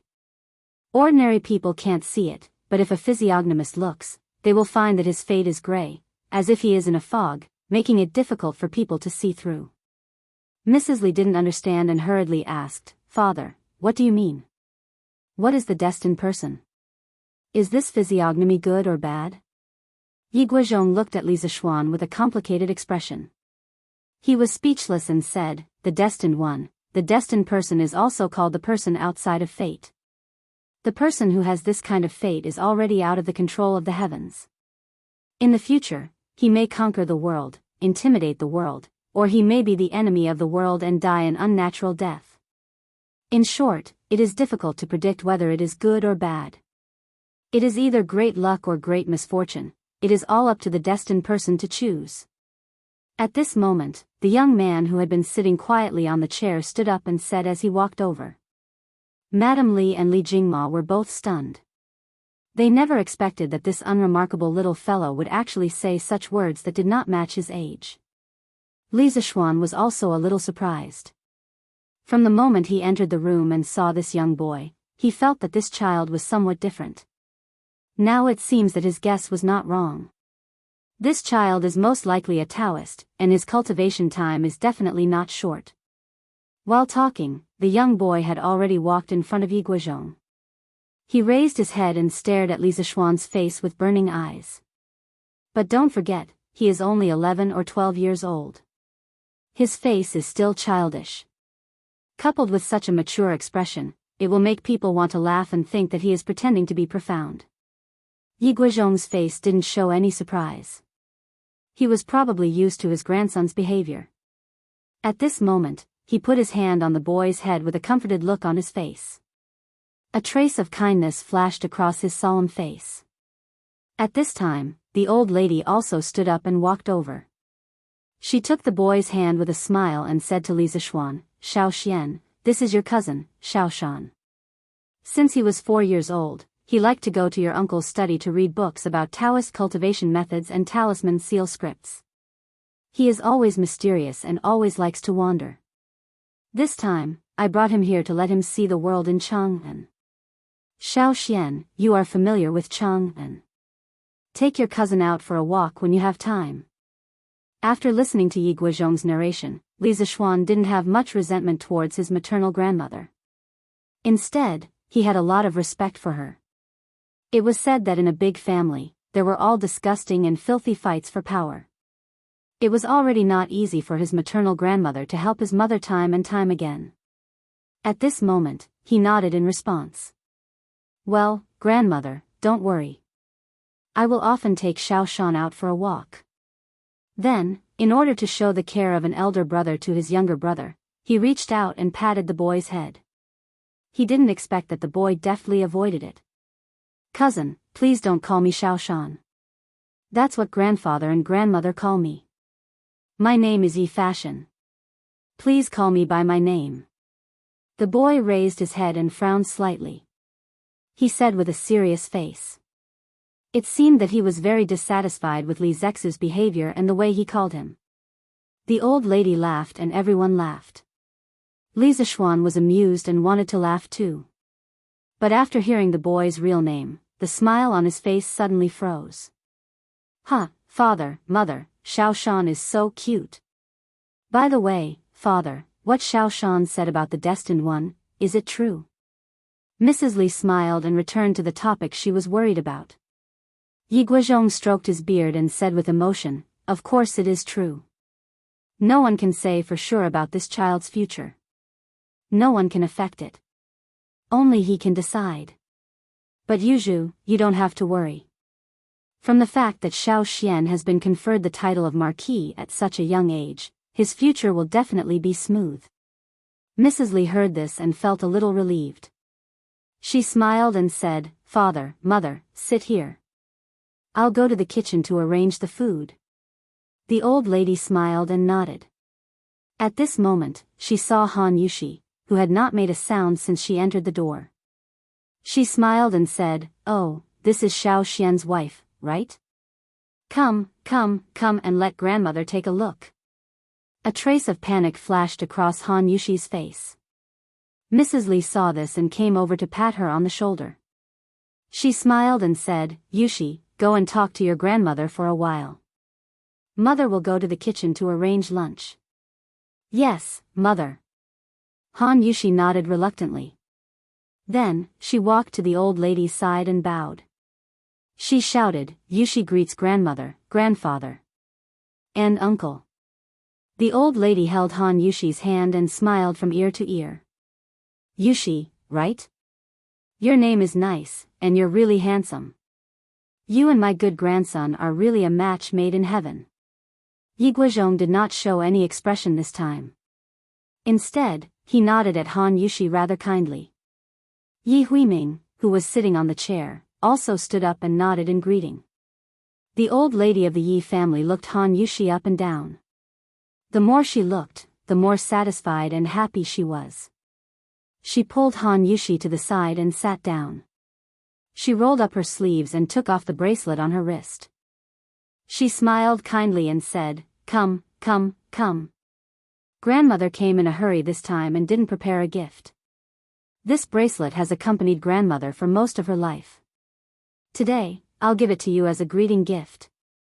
I hope that you and Xian heir can give birth to a great-grandson for grandmother as soon as possible. He. Mother. Yi Huiming was shocked when she saw this. Just as she was about to say something, the old lady glared at her. The expected difficulties did not appear. Han Yushi could not help but heave a sigh of relief in her heart. Facing the bracelet that the old lady had worn for her entire life, how could she dare to accept it? She hurriedly said, Grandmother, Yushi appreciates your kindness, but this bracelet is too precious. What's so precious about it? It's just a dead object. Come. Grandmother will help you put it on. The old lady grabbed Han Yushi's hand without any explanation. Then, she put the bracelet that had accompanied her for decades on Han Yushi's fair and slender wrist. The old lady sighed and said, Beautiful jade matches a beauty. Grandmother is old. This jade bracelet is just right for you to wear. The old lady's eyes inadvertently revealed a hint of reluctance. It happened to be seen by the attentive Han Yushi. She was moved and said, Thank you, Grandmother. Grandmother, you're not old. You look very energetic. Chapter 947. You are Yi Fashion? Seeing that his wife was fine, Li Zishuan looked at his cousin again. He paused and asked in a low voice. Yes. The young man nodded, his words were as precious as gold. Li Zishuan swallowed his saliva and asked again, Which dharma is it? Which is good? The young man looked at Li Zishuan strangely and paused for a while before answering, The dharma is not passed on to others. The best is like water. Water benefits all things and does not compete for the goodness. Li Zishuan was finally shocked. He took 2 steps back and looked at the young man in front of him in horror. He muttered to himself, Yi Fashion, you are really Yi Fashion. Previously, Li Zishuan still had a trace of luck, thinking that it was possible that they had the same pronunciation but different characters. At this moment, his heart really grasped the grass. He never thought that his cousin was actually Yi Fashion. Yi Fashion. In the Tang dynasty, other than Li Chunfeng and Yuan Tiangang, the most famous Taoist priest was Yi Fashion. His disciples were rare in the history of Taoism. According to historical records, Yi Fashion had the skills of nourishment and divination. He was good at writing talismans. He lived in Gaozong, Wuzetian, and Zhongzong for 50 years. He often went to the mountains and was summoned to the palace. In the Gaozong dynasty, Yi Fashion completely became the leader of Taoism in the world. Not only did he win the respect of the world, including the emperor, but he also actively participated in politics. He made a great contribution by helping Li Dan to ascend the throne and Li Longji to rise to the throne. He was once titled as the National Celestial Master and Duke of Yu. The status of the Yi family of Nanyang also reached the peak because of this. In the 10th year of Emperor Minghuang's Kaiyuan, Yi Fashion, who was 107 years old, died without any illness. It was said that the courtyard he lived in at that time was full of fragrance and celestial music. It was even more confirmed that Yi Fashion had ascended to immortality. 19 years after Yi Fashion's death, Emperor Xuanzong of the Tang dynasty wrote the Inscriptions of Honored Master Yi, describing in great detail Yi Fashion's diving into the water palace, flying into the fire room, cutting open the stomach and cleaning the intestines, cutting open the eyes and selecting the membranes, conscripting the ghosts, running away from the gods and other mystical techniques. Gradually, Yi Fashion became the god worshipped by the Yulu believers. In the official history, Yi Fashion was a human, a noble and virtuous person. But in the folklore, he was a god, a Tao immortal with remarkable abilities. Such an awesome, national heavenly master and immortal of the mortal world had become his cousin? At this moment, Li Zishuan's brain couldn't wrap itself around the situation. At this time, he couldn't help but feel that his mother was really awesome. She was actually born in such a big family, and she even had such an awesome nephew. Yi Guozhong also noticed the commotion. He walked over and frowned. He looked at Li Zishuan and asked, "Xiao Xian, what's wrong? Is there something wrong with the name Shan-er?" Logically speaking, the two words Shan and Shan were originally based on the Book of Changes and the Taoist principles of Yin and Yang and the 5 elements. It took him a lot of effort to come up with the name. How could there be a problem? Li Zishuan came back to his senses and quickly waved his hand. No. This name is very good, very good. Grandfather, please take a seat first. I'll bring my cousin around the mansion to familiarize himself with the environment. After saying that, he dragged Yi Fashion out without any explanation. Shan, how many years have you been cultivating? Who is your master? Outside the house, Li Zishuan didn't bring Yi Fashion around the mansion. Instead, he went to the pavilion in the west courtyard to fish for information from this kid. After all, he was very curious about the legendary heavenly master Yi. Moreover, most of the historical records about Yi Fashion were too fantastical and legendary. Li Zishuan more or less had doubts in his heart. "Cousin, please don't call me Shan." Yi Fashion frowned and said seriously. Okay, I won't call you Shan." Meeting such a serious kid, Li Zishuan felt helpless. He could only change the way he addressed Yi Fashion. Then, "Fashion, how many years have you been cultivating? Who is your master?" Yi Fashion then answered, "Cousin, I started cultivating when I was 4 years old. Now, I've been cultivating for more than 8 years. However, the Tao that I cultivate comes from my own family. I haven't found a master yet. From next year onwards, I plan to leave Nanyang and travel around the famous mountains to find a master and find a way to transcend the Tao." The 4 generations of Yi family cultivators all used Yin arts and impeachment to save people. It could be said that the family had a long history. Even if Yi Fashion didn't go out, he could still learn the profound Tao. Before Yi Fashion, the Yi family had many famous Taoist priests. For example, his granduncle Yi Jingming was good at Tao, but he was good at literature. When his grandfather was still alive, he was a Taoist priest and a Taoist priest. He had more than 100 disciples. Yi Jingming's status in the Tao world was even higher than Yi Guozhong's. The old Tang book, Biography of Zhongzong Wei Shuren, stated, the Taoist priest Yi Jingming was good at charms and restrictions. He often served Qin Ku and was also good at medicine. Guanglu Xiao Qin Yang Jun was good at cooking meals. They all went in and out of the palace. Yi Jingning not only obtained the position of Daoist priest because of his knowledge and Dao skills, but also became the favorite of the empress. He went in and out of the palace. His political status was extraordinary. This was really a mature child. Li Zishuan muttered in his heart. He didn't know what kind of education Yi Fashion received in his childhood to develop such a strange personality. This was the Yi family's fortune. At the same time, Li Zishuan also felt that this was Yi Fashion's misfortune. This kind of life meant that he was destined to lose his carefree childhood. Li Zishuan was surprised to hear that this child was going to travel alone next year. He said with a straight face, "Fashion, do your father and grandfather know that you are going to travel?" Even though Yi Fashion was young and mature, he was still afraid of his father and grandfather. At this moment, he shrunk his neck and showed a rare guilty look on his face.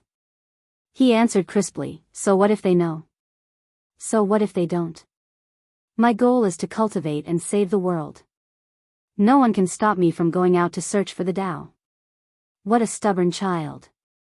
Li Zishuan said helplessly, "Fashion, have you heard of the saying that parents should not travel when they are alive? You are still young. It is inevitable that you will encounter danger when you travel. Why don't you wait a few years before you consider this?" Yi Fashion raised his head and said solemnly, "My father and mother are still healthy. It is the best time for me to go out and search for the Tao. Besides, the love of family is just a small love. Saving the world is the greatest love.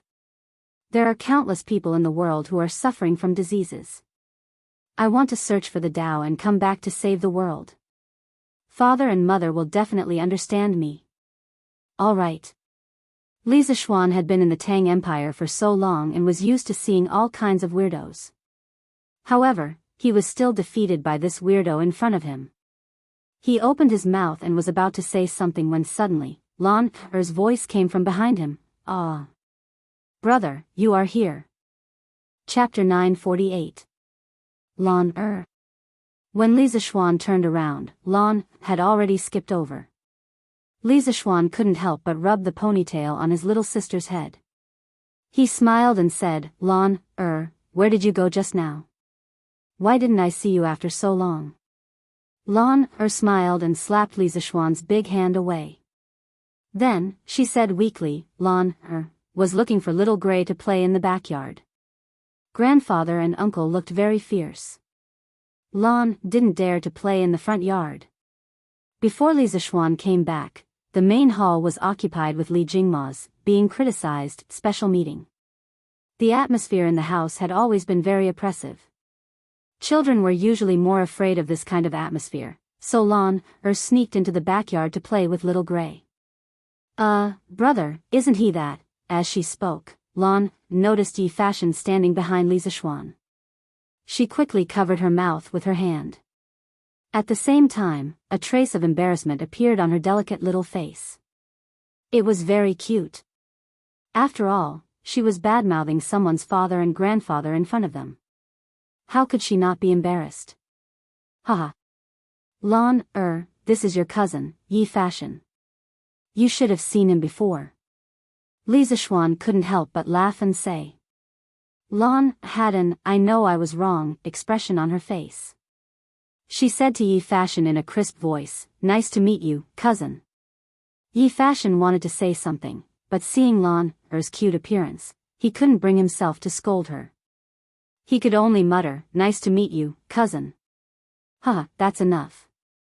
Let's go back to the front yard to eat. Otherwise, mother will come and call us later. Li Zishuan stood up and patted both of them on the shoulder. Yes, yes. Let's eat, let's eat. Lan is starving. Mrs. Li was very happy to see her parents after so many years. She was also able to untie the knot in her heart. This level of happiness was almost comparable to the time when she saw her son return from Mount Longhu. Although she had been expelled from the family back then, Mrs. Li understood that being able to be together with the person she loved in such a big family under such circumstances was already the best ending. Haven't you seen other young ladies of noble families fight to the death for marriages they don't like? In the end, their parents are still unmoved and watch coldly as they commit suicide. The living conditions of big clans were good, but most of the so-called big clans were cold-blooded. Yi Yuzhu, was able to walk together with Li Jingma in the end because Yi Guizhong was soft-hearted at the last moment. Expelling him from the family was just an explanation to the other members of the family. Mother, try this mushroom celestial steamed pigeon. Yi Yuzhu picked up a small piece of pigeon and placed it in the old lady's bowl. The Yi family was also considered a wealthy and influential family. What kind of food had they not eaten? However, the old lady had never heard of this dish before. She couldn't help but ask curiously, Yuzhu, why is the name of this dish so strange? This old lady has never heard of it before? Yi Yuzhu chuckled and said, Mother, this dish is a new dish that Yushi came up with a while ago. Put the pigeon into a pot in advance, add mushrooms, scallions, ginger, garlic, immortal wine, and salt, and mix it well. After marinating it for 2 hours, put it into a pot and steamed it for 2 hours. This dish is the most nourishing.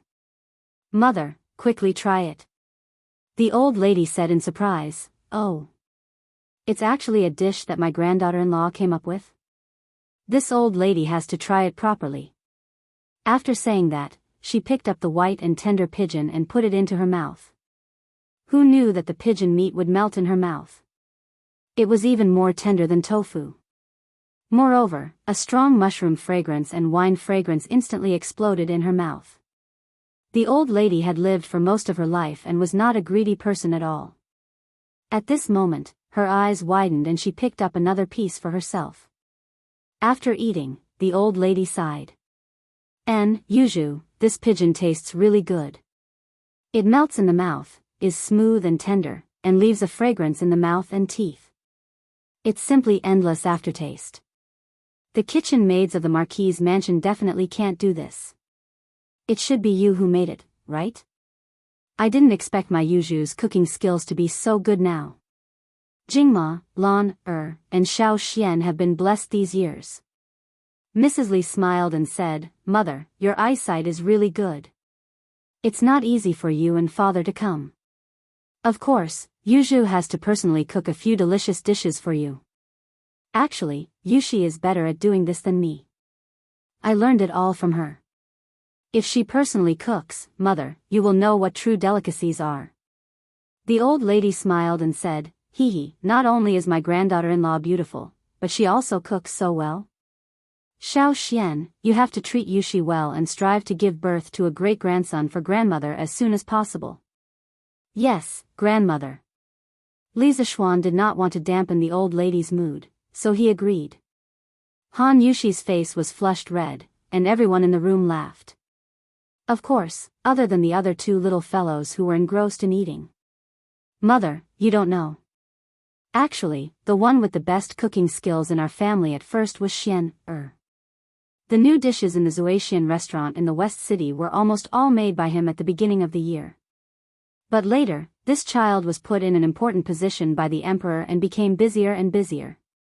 He didn't have the mood to think about food anymore. One look and you can tell that she's his biological mother.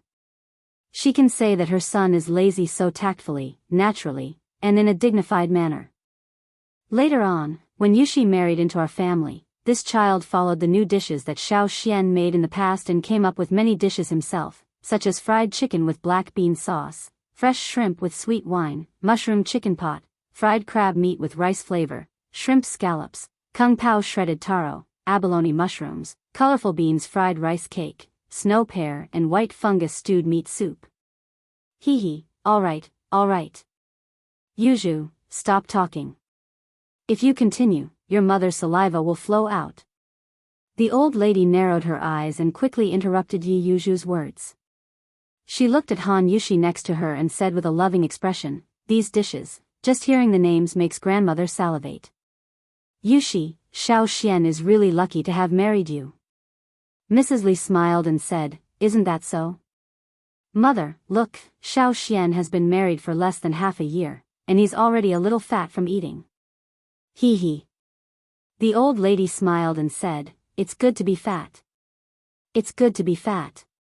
Xiao Xian is still too thin. He should eat more. Who asked this child to be so lucky to have married such a good wife? It's just that my granddaughter-in-law has suffered. Han Yushi was a little overwhelmed by this fierce praise. She hurriedly said, "Mother, grandmother, this is what Yushi should do. Don't praise me like this. Husband is out handling official business all day long. It's much harder than Yushi.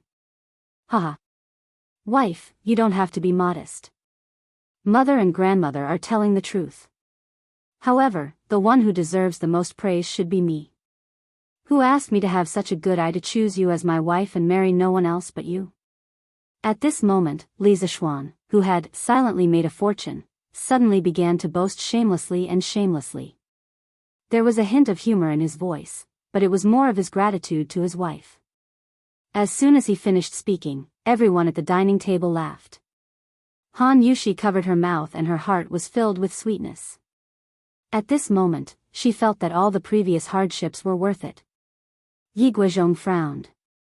He wanted to say that it was not polite to laugh while eating, but then he remembered that this was not his home, so he gave up. In fact, ever since he entered the Li family, he felt that this place was very different. As for what exactly was different, he couldn't quite pinpoint it. If he had to pinpoint it, it was probably happiness. Everyone here, including the servants, was happy. It was the kind of happiness that came from the heart, not a forced smile. He had cultivated for decades and had his own way of seeing through people's hearts. "Mother, it's not easy for you and father to come here. Stay in Chang'an for a few more days. It will be the end of the year in a little more than a month. How about you spend the new year in Chang'an? It will be very lively here during the new year." After laughing for a while, Mrs. Li looked at the old lady and said. Han Yushi also said, "Yes. Grandmother. It's getting colder and colder, and the road will be difficult to walk. Why don't you and grandfather stay in Chang'an for a few more days? I can take this time to be filial. Husband, what do you say?" The old lady patted Han Yushi's shoulder and narrowed her eyes. Yi Guizhong also looked at Li Zixuan. Han Yushi's last sentence seemed ordinary, but it was actually a question. She was asking if Li Zixuan had forgiven the Yi family for driving Mrs. Li out of the family back then. Now, anyone with a discerning eye could see that Li Zixuan was in charge of the Li family now, not Li Jingma. Yi Guizhong also wanted to take this opportunity to see Li Zixuan's attitude towards the Yi family. From a father's point of view, what Yi Guizhong did back then was not wrong, and he had never regretted it over the years. But how could the things in the world be measured by a simple right or wrong? As Yi Yuzhu's son, Li Zixuan certainly had a reason to take revenge for his mother's past. And now, Li Zixuan also had the ability to do so. Although the Yi family had a good reputation in Nanyang, they were not qualified to go head-to-head with Li Zixuan, the Marquis of the Great Tang Empire who was favored by the emperor. But if Li Zixuan really shed all pretense of cordiality, he would also be cursed for being unfilial. In this era, if anyone was labeled as unfilial, then that person's future was basically over. Therefore, it could be seen that the Yi and Li families were in a delicate situation where both sides would benefit if they cooperated, and both sides would lose if they fought. Although Yi Guizhong looked indifferent on the surface, as the former head of the Yi family, how could he really not care? Li Zixuan's choice was directly related to the fate of the Yi family. The atmosphere suddenly became heavy. Seeing that most people were looking at him, Li Zixuan also put down his chopsticks. He was not wise, so naturally, he could understand the key points. There was no doubt that he had resentment towards the Yi family in his heart. Not to mention how well his mother usually treated him, even if she did not treat him well, he should be grateful to his mother. Because if it were not for his mother's insistence, there would not be a person like Li Zixuan in the Tang Empire, and there would not be a story of spiritual master Lingxiu accepting a disciple. Then, as a person who had transmigrated from the modern era, he might have transmigrated into someone else's body.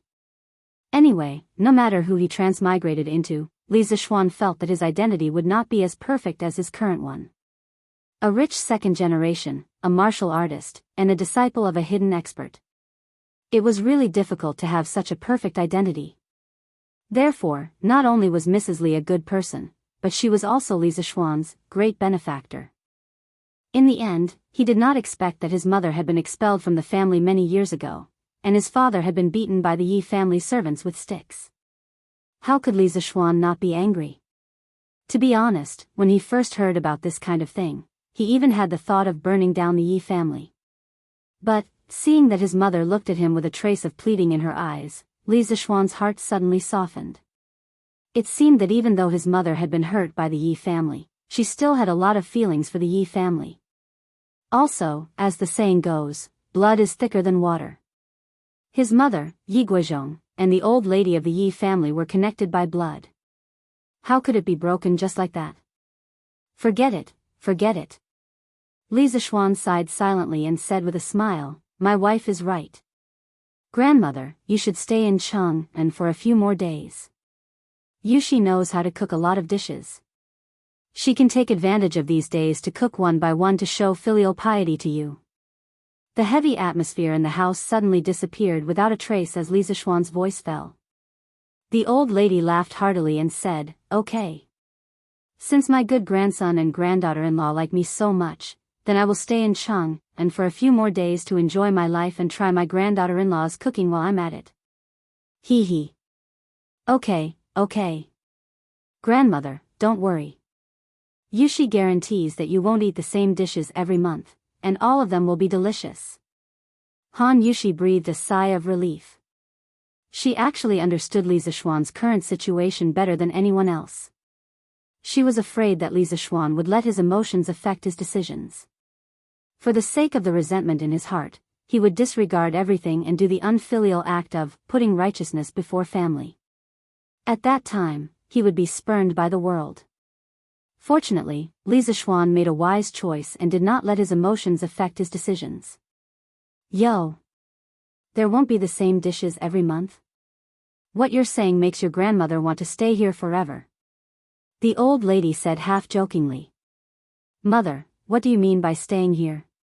If you like it here, what's the harm in staying here forever? Yuzhu can fulfill her filial piety by your side. Mrs. Li heard and hurriedly said. Hee hee hee, good, good, good. Old master, what do you think?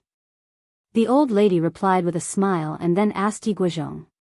Yi Guizhong coughed twice and said reservedly, I think there's nothing going on in the family recently.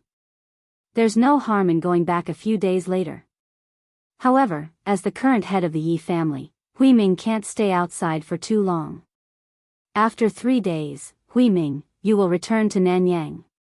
As for Shan, stay in Chang'an to accompany me. Logically speaking, although he did not like Li Jingma and had made things difficult for Li Jingma many times in the past, now that Li Zishuan had given him a way out, wouldn't he be too insensible if he still put on the airs of an elder? It seemed that Yi Huiming respected Yi Guizhong very much. She quickly put down her chopsticks, stood up, and said solemnly, Yes, father. When you and mother want to go back, please send someone to inform me in advance so that I can come and pick you up personally. Li Zishuan interrupted, Uncle, there's no need. When the time comes, I will send guards to escort grandfather and grandmother. Chapter 949. Cousin, after your master passed away, why didn't you stay at Mount Longhu to continue your cultivation? Why did you return to Chang'an? Is it because you didn't have a good life at Mount Longhu? The next morning, after breakfast, Li Zishuan planned to bring his cousin to Cloud Yamacho to broaden his horizons. On the way, Yi Fashion asked. From his point of view, Mount Longhu was the holy land of cultivation for all the Taoists in the world. Li Zishuan had been cultivating for 8 years, but he suddenly left to return to Chang'an. This was something that Yi Fashion, who was determined to use his Taoist skills to save the world, could not understand. When Li Zishuan heard this question, he subconsciously thought to himself, if the original Li Zishuan had really stayed at Mount Longhu to cultivate, how would I have the chance to transmigrate here? I might have already been reported to the King of Hell. Although this was what he thought, he could not say it out loud. He smiled and said, No, the head of Mount Longhu and junior marshal uncle are very good to me. The reason why I returned to Chang'an is because my parents are getting old. If I don't return to fulfill my filial piety to them, how different would I be from a beast? Yi Fashion's expression was a little unnatural. He said, then cousin, how will you continue your cultivation in the future? Li Zishuan turned around and looked at Yi Fashion's young face, which was pretending to be mature. He said, Fashion, I think you have a misunderstanding about cultivation. Who said that you can only cultivate in a Taoist temple? As long as you have the Tao in your heart, where can you not cultivate? What is not Tao? What is not cultivation? The heavenly Tao is not kind-hearted, it is always with good people. The level of a cultivator depends on the depth of their use of Tao. Tao is not the private property of any immortal, God, or true saint. Why should we care about where we cultivate? Yi Fashion was stunned. After a long while, he bowed to one side and put his hands together in front of his stomach. He bowed from bottom to top and said, Cousin, you are wise. Fashion has learned a lot. Li Zishuan's expression changed. Yi Fashion's etiquette was very particular. Taoists had 3 etiquettes and 3 kowtows. Towards mortals, they would bow and kowtow. Towards gods, immortals, and immortals, they would bow and kowtow. Yi Fashion's etiquette was the standard Taoist kowtow. This was usually done towards the elders of the sect. From this, it could be seen that Yi Fashion was really touched by the words just now. Li Zishuan returned the etiquette by cupping his hands and said, Monk, everyone has their own Tao. Cousin's Tao is the Tao of the mortal world. In the world of mortals, treat your family well and help those around you that you can. Of course, I also hope that you can be a Taoist of the mortal world in the future and not hide in the mountains to cultivate. You don't have to sit and watch the change of dynasties and not think about the people of the world. Yi Fashion bowed again and said, Cousin, don't worry. Fashion wants to learn the profound Tao and walk the world to save the people of the world. I will not be a blind Taoist who only knows how to cultivate in seclusion. Li Zishuan smiled and nodded. He brought Yi Fashion and continued walking towards the Cloud Mountain. Yes, they were walking. He didn't know what was wrong with this cheap cousin of his. The home mansion clearly had horses, but he wasn't willing to ride them. Even if there was a carriage, he wasn't willing to sit in it. He said that he wanted to see how the people were living. Although Li Zishuan didn't want to, he couldn't just tie this kid up on a horse, right? Even though he had only spent a day with Yi Fashion, Li Zishuan already knew that when his cousin was stubborn, even 8 horses wouldn't be able to pull him back. Therefore, he might as well accompany this unlucky kid and walk together. Bang, bang, bang. Use more strength. The soil is still loose. How can you do it? Han Xiaodong, didn't you eat? Second Master Lu, I won't hide it from you. I really didn't eat this morning. Hey, you little rascal. You only know how to talk nonsense with me. Motherf asterisk cur, work harder. The weather is getting colder. If we can't fix it by the time it freezes, we will delay Marquis's important matter. Look at the construction team of the 4th Regiment. How fast are they progressing? After they left the city, they walked through a section of the official road and arrived at the small path leading to the Cloud Mountain. They walked forward for about 2 or 3 miles. Then, they heard a series of loud crashing sounds as well as the noise of some people. Yi Fashion looked over curiously. In the end, he was blocked by a small hill. He asked, Cousin, what's going on over there? Why is it so lively? Li Zishuan smiled and said, the construction team of the academy and the villagers are repairing the road. We will see it after we turn this corner. Repairing the road? Yi Fashion thought to himself. How could there be such a big movement when they were repairing the road? However, even though he was doubtful, he still lowered his head and quickened his pace. After a while, the 2 of them had circled around the mountaintop. What entered their eyes was a dense mass of people. Some were hammering the ground with large hammers, some were shoveling soil to fill holes, some were pushing carts to dump sand and stones, and some were dumping mud onto the flat road. However, the mud was greenish-gray in color, which made Yi Fashion feel surprised. Cousin, what is that slurry thing in the carriage? Li Zishuan looked in the direction of his finger and replied, that is cement. In the beginning, it can be shaped like mud. However, it will solidify after a period of time. Once solidified, it will be as hard as a rock. Even if it is raining, it will remain in its original state. Oh! There is such a magical thing in this world. Why have I never heard of it before? Yi Fashion could not help but feel that the capital was indeed different. A small place like Nanyang could not be compared to it. Li Zishuan smiled and said, "Cement has only been around for half a year. It has not spread to Nanyang yet. It is normal that you have not seen it before." While they were talking, the two of them had already approached the road construction site. A hale and hearty old man with white hair and a white beard walked towards them. It was Master Lu. "Yo, Marquis, you are here?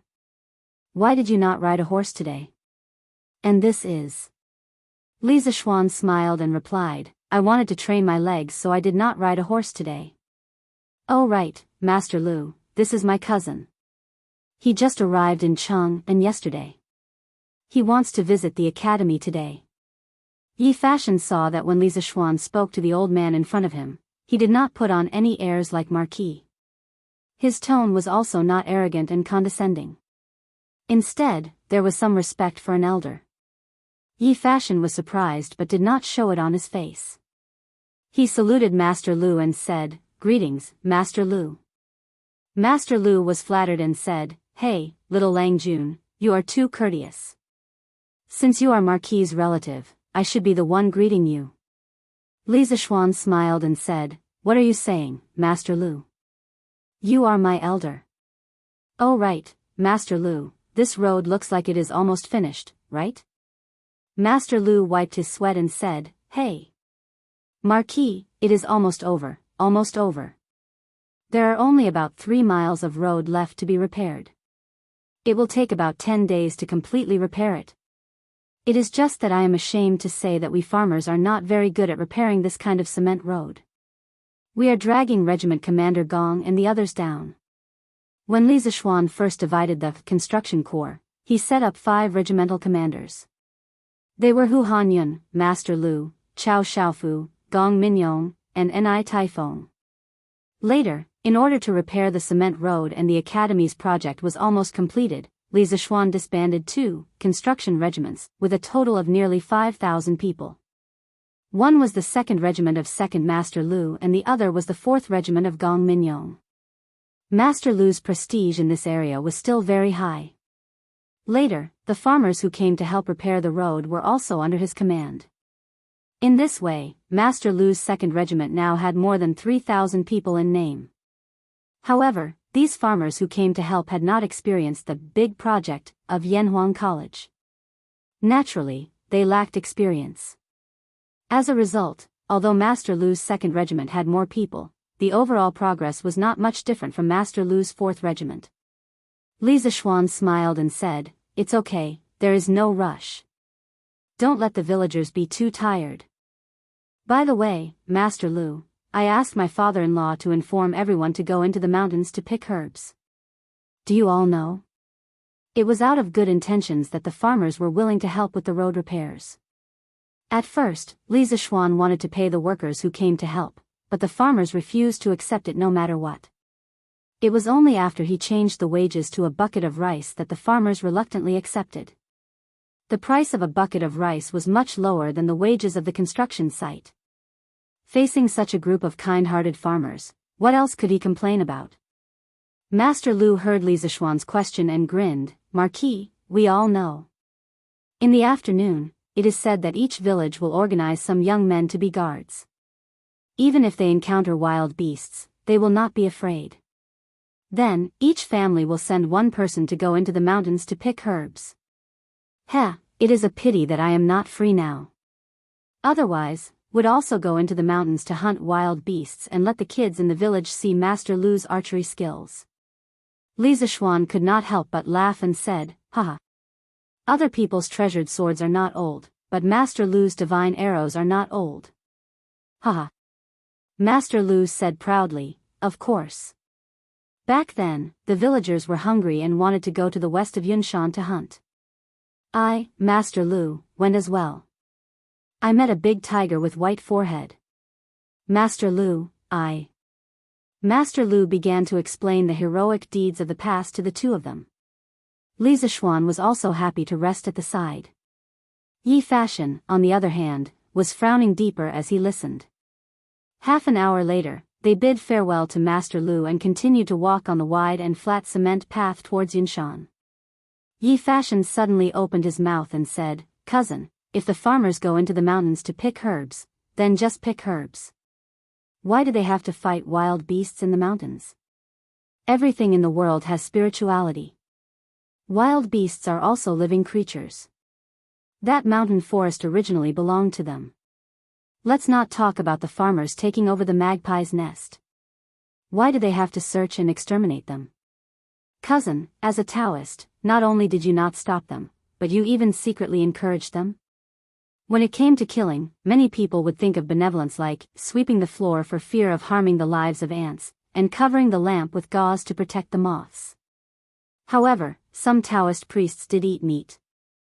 The Taoist doctrine did not support killing, but it did not forbid it either." Li Zishuan was inexplicably stunned. He did not expect Yi Fashion to ask such a question. After thinking for a while, he said in a deep voice, "Fashion, you are not wrong. Everything that is bloody has spirituality. That is to say, they have Taoism. There are early and late stages of enlightenment, and there are also differences in the speed of cultivation. Wild beasts are also living creatures. Logically speaking, they should not be killed easily. But sometimes, killing is to protect them. When a wild beast wants to attack a person, what should you do? Kill? Or use your Taoism to influence it? The people are just mortals. They only care about food, clothing, and taking care of the old and young. Everything they do is for survival. Is there anything wrong with that?" Li Zishuan remembered that during the war of resistance against Japan in his previous life, Taoists held guns in one hand and incense in the other. After killing the Japanese, they also worshipped the gods. Compared to those Taoist priests who only knew how to cultivate in seclusion deep in the mountains and forests, and did not care about the suffering of the people, such Taoist priests were the ones he admired. Killing is to protect them? Yi Fashion muttered under his breath and fell into deep thought. When the sun was about to reach the top of their heads, the two finally reached the top of the Cloud Mountain. When they stepped through the mountain gate and saw the tall and majestic Yanhuang College building, Yi Fashion was still greatly shocked even though he had mentally prepared himself. That small face of his that liked to pretend to be mature was now filled with shock and astonishment. "How is it? Fashion? Cousin, this college is not bad, right?" Li Zishuan saw that Yi Fashion finally showed a rare look of shock and was somewhat proud of himself. Gulp. "Yes, it is not bad." Yi Fashion swallowed his saliva and said. This was more than just not bad. It could be called a celestial palace. Li Zishuan laughed and said, "Haha. Let's go. I'll show you around the college." After that, he led Yi Fashion into the college. They visited the red building, the auditorium, the sports field, the cafeteria, the student dormitory, the laboratory building, and so on. Finally, the two returned to Guanghua building and went to the courtyard where the telescope was placed. He did not expect to meet Li Chunfeng here. "Oh, Taoist Li is here too." Li Zishuan walked up to him and said with a smile. "Marquis." Li Chunfeng was focused on fiddling with the telescope. When he heard the voice, he quickly turned around. When he saw that it was Li Zishuan, he heaved a sigh of relief and said, "Marquis, please don't blame me. I've discovered a few celestial bodies recently, so I've been using this telescope more frequently." Li Zishuan waved his hand and said, "It's okay. Isn't this thing made for humans to use? Use it as you please." "Oh, the light is so strong now. Aren't you afraid that it'll hurt your eyes?" Li Chunfeng shook his head and said, "I can't use it now. I could use it when the sun was just rising." "Oh, who is this little friend?" It was then that he noticed Yi Fashion behind Li Zishuan. Li Zishuan introduced him. "This is my cousin, Yi Fashion, from the Yi family of Nanyang." He has been cultivating for more than 8 years. Fashion, this is Taoist Li Chunfeng, currently working in the Taisher Bureau. He's an expert in Taoism and has a noble character. Yi Fashion walked up and saluted, "Greetings, Taoist Li." Li Chunfeng returned the salute and said in surprise, "The Yi family of Nanyang? Are you the Yi family of Sanzhou? Who is Yi Jing to you?" Yi Fashion answered, "Yes, the Yi family of Sanzhou. The person you're talking about is my granduncle." Li Chunfeng mumbled, "Granduncle? You're the descendant of Elder Yi. What a coincidence." Chapter 950. The Yi clan of Nanyang had a long history. They were the descendants of Yi Wang, the founder of the Yi clan of Jiangnan. Yi Wang was originally from Yi County of Nanyang Commandery, now part of Hunan. He was once the governor of Yanmen and became the Guanglu minister at the end of the Han dynasty.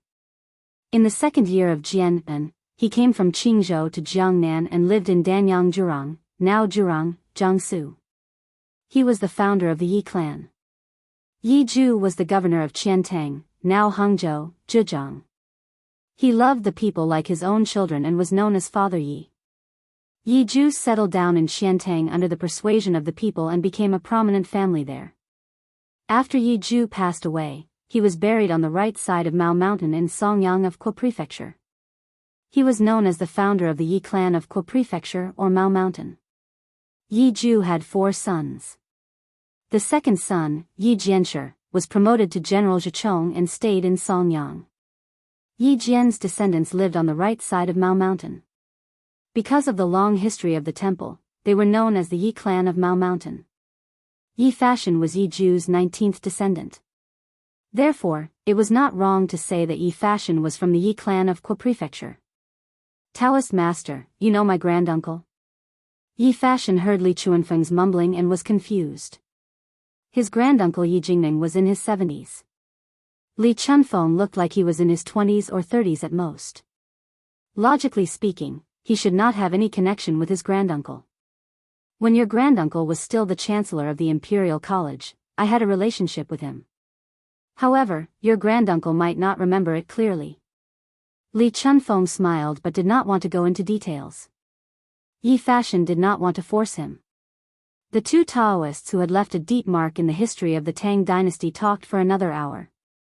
Seeing that it was almost noon, Li Zishuan invited the two to Yanhuang College's cafeteria. Li Chunfeng could not help but sigh at the grandeur of Yanhuang College when he saw the clean and luxurious cafeteria. Yi Fashion was not surprised because this kid had just visited the cafeteria. The students were still in school and there were no students who dared to skip classes to eat in advance. So the cafeteria was not crowded. Only a few teachers who did not have classes in the morning.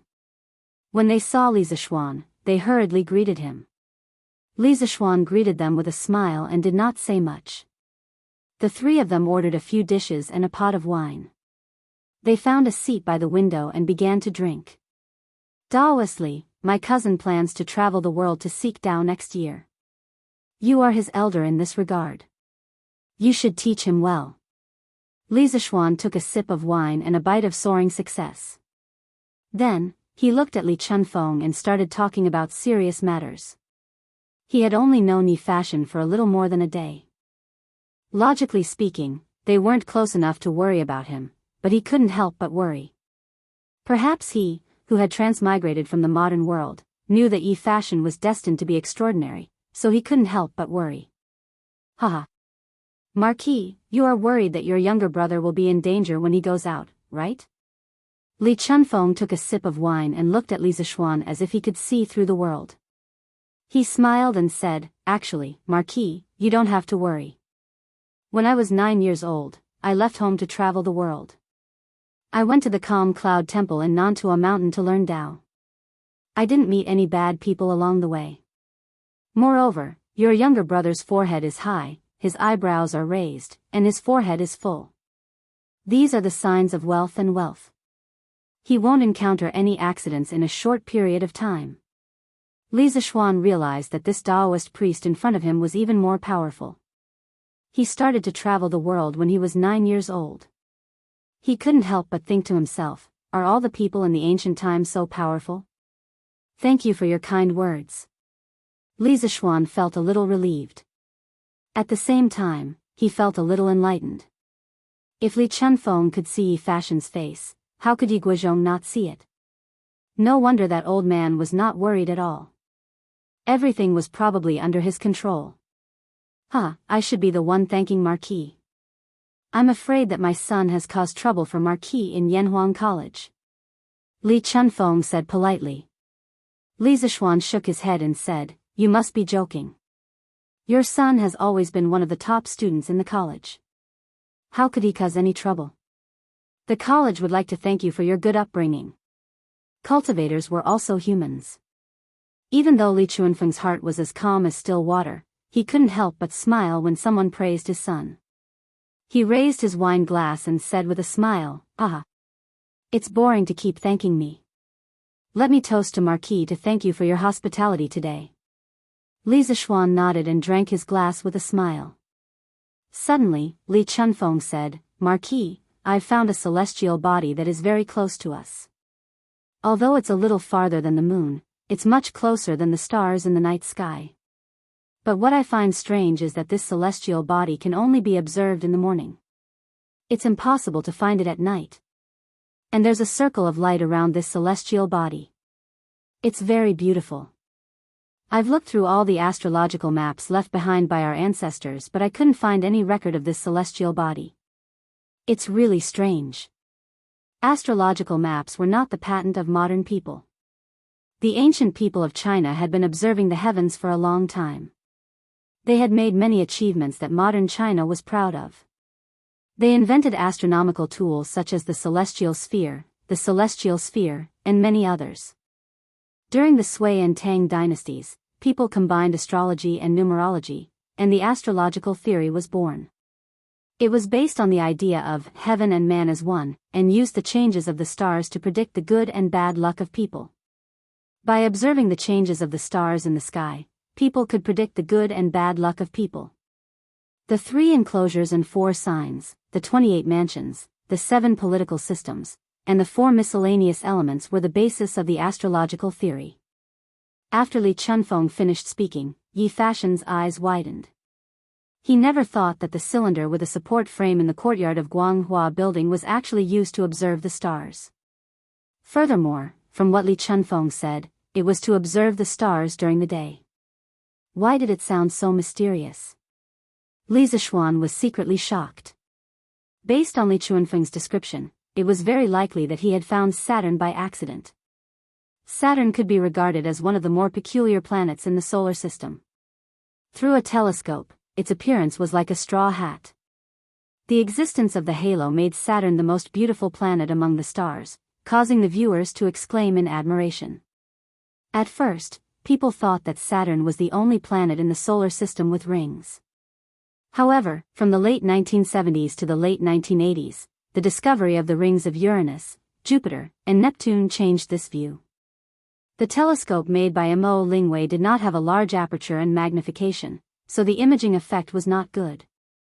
Therefore, it ruled out the possibility that the celestial bodies Li Chunfeng saw were Uranus, Neptune, and Jupiter. Compared to these celestial bodies, Saturn's rings were more obvious and easier to find. If one was lucky, they could see Saturn's rings with their naked eyes even without the help of a telescope. Congratulations, Taoist priest. You have found a new planet. In time, you might be able to perfect the existing astrological map. By then, your name will be recorded in history. Li Zishuan clasped his hands together and smiled. He did not tell Li Chunfeng about the 9 planets in the solar system. Oh, it should be the 8 planets. Some things were too easy to get and people would not cherish them. Sometimes, it felt good to be a quiet prophet and let people discover things that they already knew. Li Chunfeng quickly waved his hand and said, This is not my credit. If it wasn't for the help of Yanhuang College's telescope, I wouldn't have found this. Besides, there is still one thing I don't understand. Why can't I see this planet at night? And why is there a ring around it? At this time, Li Chunfeng was talking about his new discovery. He forgot about the rule of not talking when eating and sleeping. Although Li Zishuan had never shown any talent in astronomy, Li Chuanfeng's intuition told him that Li Zishuan must know something. Li Zishuan thought for a while and said, "Taoist priest, you can think about it. Why can't you see the moon during the day but only at night? The principle of the celestial body that can only be seen during the day might be similar to the moon. The angular distance between Saturn and the Sun was smaller than that of Mercury. Saturn basically rose and set with the Sun. Therefore, when the Sun rose in the morning, as long as the weather was clear and the air visibility was high enough, Saturn's rings could be clearly seen with ordinary telescopes. This was how Galileo discovered Saturn in the past with his self-made telescope. As for the ring around the planet, as long as you understand why the moon shines, you will know what the ring is.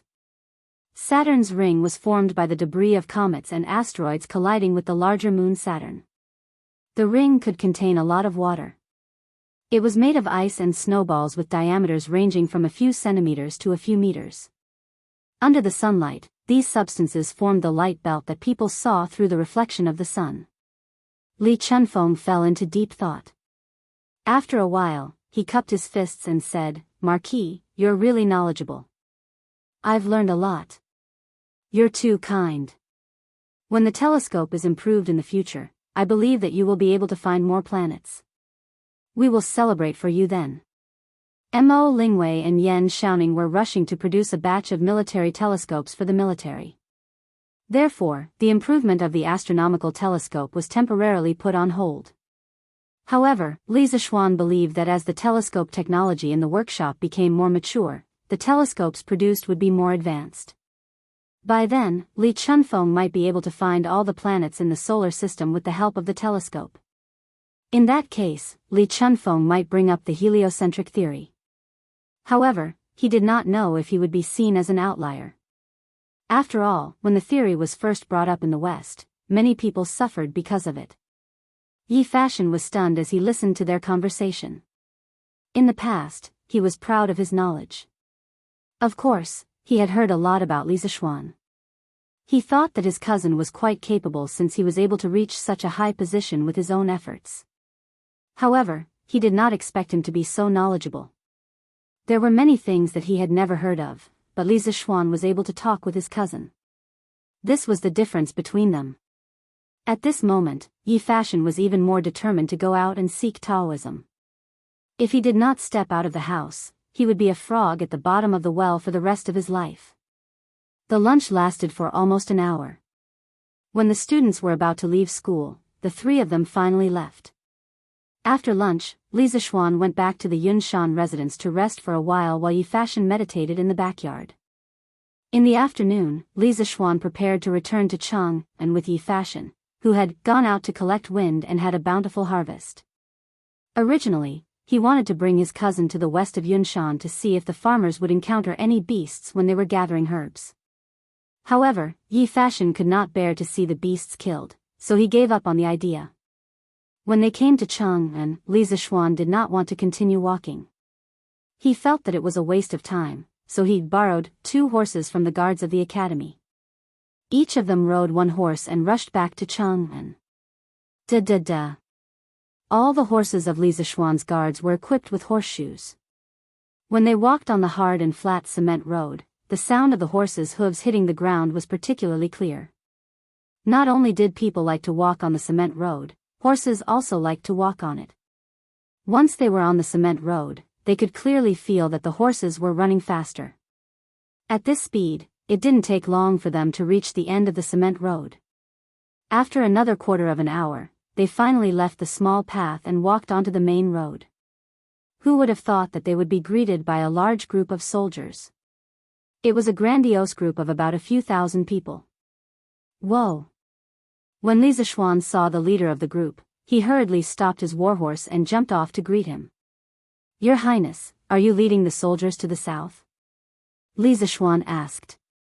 Yes, the person was Li Shaogong. There were dozens of officials behind him. When Li Shaogong saw that the person who had come was Li Zishuan, he had the army move forward slowly first.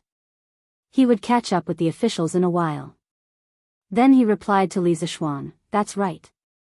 Now that the prototype of the Department of Shipping has been completed and the officials of the key departments are in place, His Majesty is in a hurry, so this prince can only bring them to Guangdong in such a hurry.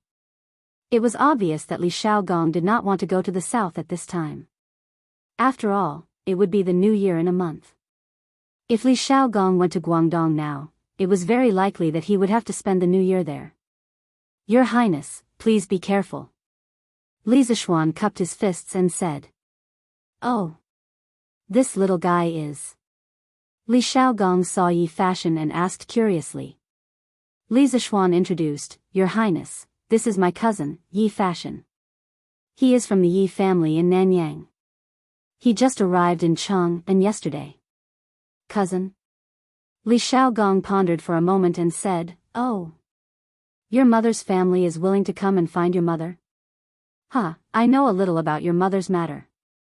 I didn't expect the Yi family to give in the end, Li Zishuan was speechless. Hearing Li Xiaogong's words, he already knew about the Li and Yi families. However, this guy was really tight-lipped. He had never mentioned it before. He was really cunning. By the way, Xiao Xian, take a closer look at my team. Is there anyone you know? Li Xiaogong suddenly lowered his voice and said mysteriously to Li Zishuan. Chapter 951. On the official road outside Chang'an City. Li Zishuan's mysterious words had piqued Li Zishuan's curiosity. He had been so focused on talking that he hadn't noticed the lineup Li Xiaogong had brought with him to the south. He calmly glanced behind Li Xiaogong. Although Li Zishuan didn't know the names of these officials, he had seen them all in court before. There were officials from the Ministry of Civil Affairs, the Ministry of Works, the Ministry of Rights, and the Ministry of Appointments. When he saw the gloomy-faced official at the back of the line, Li Zishuan almost laughed out loud. Who else could it be other than Cui Shanfu? Speaking of which, Li Zishuan hadn't even had the time to take revenge on the old fellow when Cui Shanfu had urged the diplomatic corps to go to Yanhuang College to watch the military training exercise. He hadn't expected Li Xiaogong to be so supportive, silently bringing this old fellow to Lingnan. Let's see how this old fellow can jump around once he's there. Yo! Isn't this Minister Cui? You've been promoted. Congratulations. When dealing with villains, one had to beat them while they were down. Li Zishuan wasn't willing to give up such an opportunity. He walked over to Cui Shanfu and cupped his hands with a smile. The officials turned to look in Li Zishuan's direction and saw Cui Shanfu's old face as black as the bottom of a pot. Humph. The Marquis of Yong and is taking pleasure in other people's misfortune. I'm afraid you've lost your status as a marquis. At this point, Cui Shanfu felt that there was no need to pretend to be nice, so he snorted coldly at Li Zishuan. Li Zishuan was surprised and said, taking pleasure in other people's misfortune? Why would Minister Cui say that? This marquis was clearly congratulating you on your promotion and wealth. All my colleagues here can testify for me. How can you slander me? Assistant Minister Wang, please be the judge. Was this marquis taking pleasure in other people's misfortune? Li Zishuan pulled over an assistant minister from the Ministry of Rights and asked. That assistant minister of the Ministry of Rights had originally been doing well as an official in the capital. Inexplicably, he had been pulled in by Li Xiaogong. However, this fellow was also a smart person. He knew that on this trip to Lingnan, their fates were completely in Li Xiaogong's control. Furthermore, Li Xiaogong's relationship with Li Zishuan was probably known to everyone in Chang'an. How could he stand on the wrong side at this time? Cui Shanfu? Cui family? 5 surnames and 7 hopes. No matter how big it was, could it be bigger than his own future? Assistant Minister Wang opened his mouth and pretended to be stunned. With an exaggerated expression, he said, Ayaya. Minister Cui, the Marquis of Yong, and is clearly congratulating you with good intentions. How can you not recognize his good intentions? As His Majesty's subjects, we have to share His Majesty's burdens. Although Lingnan is a barren land, if His Majesty wants us to go there, we have to serve His Majesty without hesitation.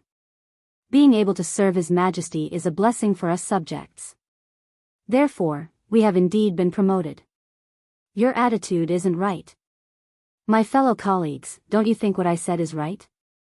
That's right. Going to Lingnan this time, we are serving His Majesty. It is indeed the same as being promoted. That's right, that's right. Minister Chui, what you said is wrong. What do you mean by gloating? We are going to Lingnan to serve His Majesty. Where is the talk of calamity? Assistant Minister Wang's words had just landed when the surrounding officials instantly began to denounce Chui Shanfu. This kind of matter was related to political standing. If they didn't know how to choose, then they had really lived for so many years in vain. Chui Shanfu's face instantly turned even darker, shameless. Extremely shameless. A bunch of vile people who invert black and white. This old man disdains to be associated with you. Saying that, Chui Shanfu flung his sleeves and walked to the other side of the road. Ai. Minister Chui, what you said is wrong. How are we shameless? That's right. That's right. Minister Chui, you are clearly flying into a rage out of humiliation. The officials weren't willing to be sinister vile people and immediately began to stab Chui Shanfu. Every stab stabbed into his heart, making Chui Shanfu almost vomit blood. All right. Everyone, get on your horses and catch up to the army. At this moment, Li Shaogong roared. Everyone hurriedly acknowledged. Speaking of which, when it came to Lingnan, the sky was high and the emperor was far away. Li Shaogong held a large number of troops in his hands and represented the imperial court. Even the local emperors like Feng Ang and Tan Dian in Lingnan had to be respectful to him. Therefore, these officials were truly obedient to Li Shaogong because their lives were all in Li Shaogong's hands. Although Chui Shanfu was unwilling, he didn't dare to say much. Presumably, he had resisted before but later realized that resistance was futile. Now, he could only accept his fate. Little Xian, this prince will be leaving. Help me look after that stinking brat Huiran. If you need to beat him, beat him. Don't be courteous to this prince. Li Shaogong urged his horse to go to Li Zishuan's side and smiled. Li Zishuan cupped his fists and said, Your Highness, don't worry. I will keep an eye on Huiran. The mountain is high and the road is long. I wish Your Highness a smooth journey. Li Shaogong laughed.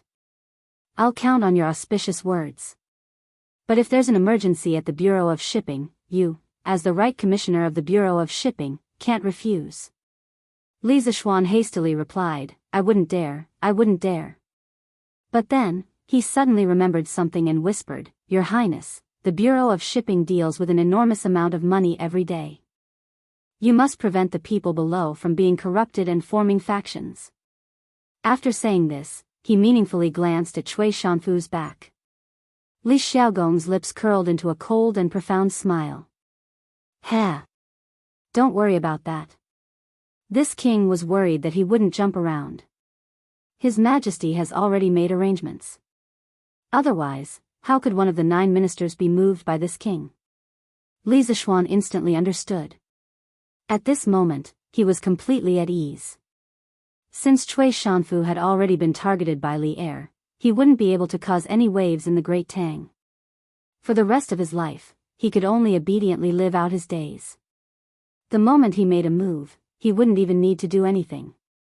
Li Er would probably use this chance to eliminate him. The imperial treasury was now plentiful and had many soldiers and generals. Even the great clans weren't afraid. Moreover, Li Er had the time bomb Li Zishuan at his side to intimidate them. The great clans didn't dare to act rashly, because Li Zishuan was a true bomb.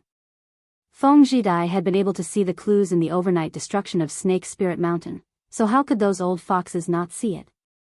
This was also why the Chui clan didn't dare to retaliate when the second young master of the Chui clan, Chui Yunhan, had been exiled to Cheongzhou because of Li Zishuan. This was because they were afraid that Li Zishuan would do the same thing to their clans as he had done to Snake Spirit Mountain. If that happened, who the hell would be able to bear it? Since Your Highness and His Majesty have already made arrangements, then this little nephew won't say anything more. Once again, I wish Your Highness a safe journey. Li Zishuan rubbed his nose and cupped his fists. Haha. Until we meet again. Hiya. Li Xiaogong laughed out loud and spurred his horse to leave. Chapter 952. In the Sweet Dew Hall of the Imperial Palace. Xiaogong's group should have left the city by now, right? Li Er softly asked from his throne. Your Majesty, His Highness has already left the city. Zhao Song bowed and replied. Li Er's eyes narrowed as he muttered, whether or not the Great Tang's treasury can withstand the war with the Turks will depend on whether Xiaogong's Bureau of Shipping can shoulder the burden.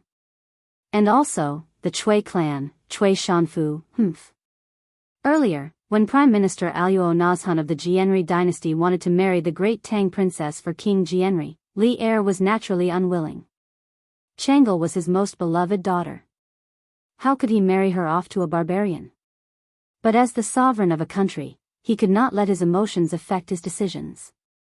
Even if he was just going through the motions, he still had to listen to the opinions of his officials.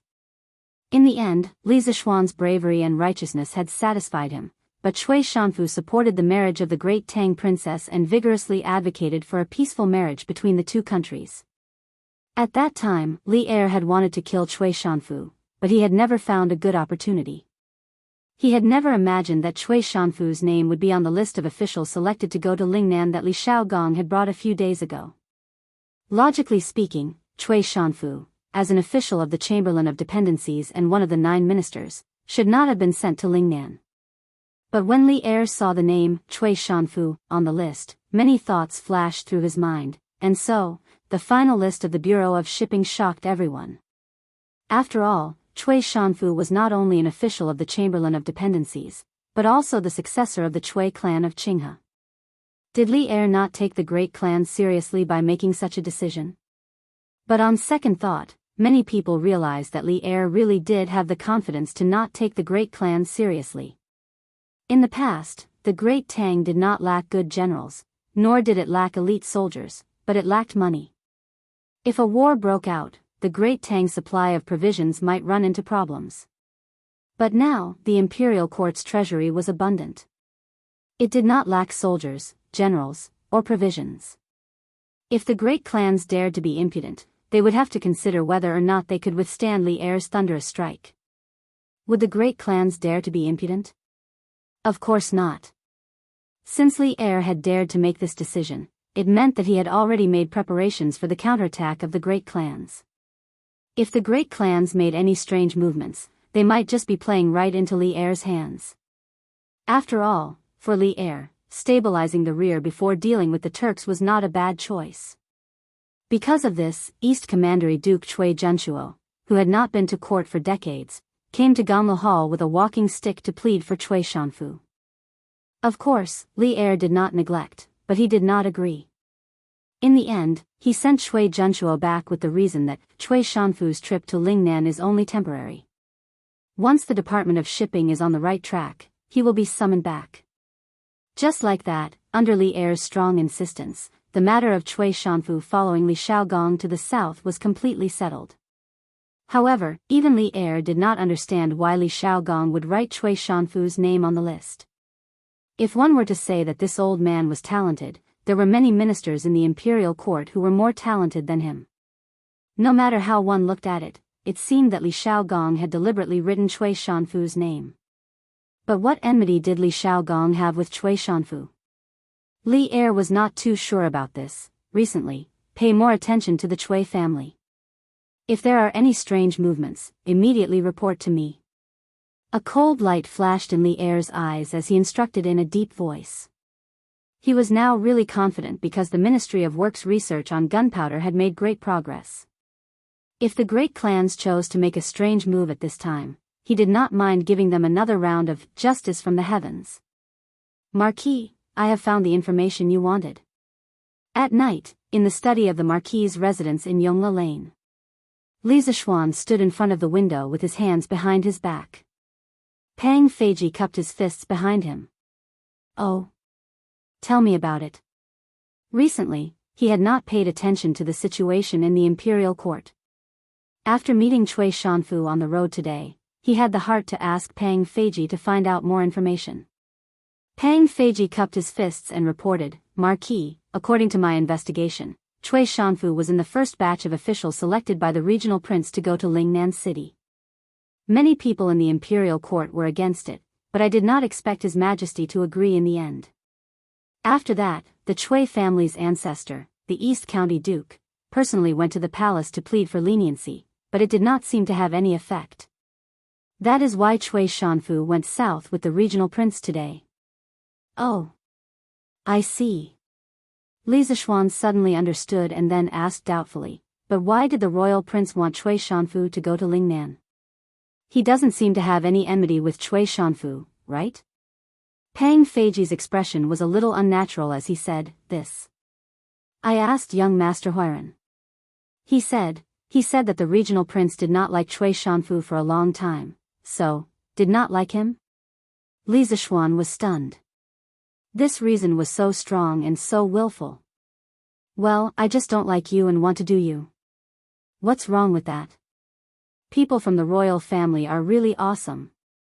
In fact, Li Xiaogong's dislike of Cui Shanfu mainly came from the time when the prime minister of the Jianri dynasty proposed marriage for King Jianri.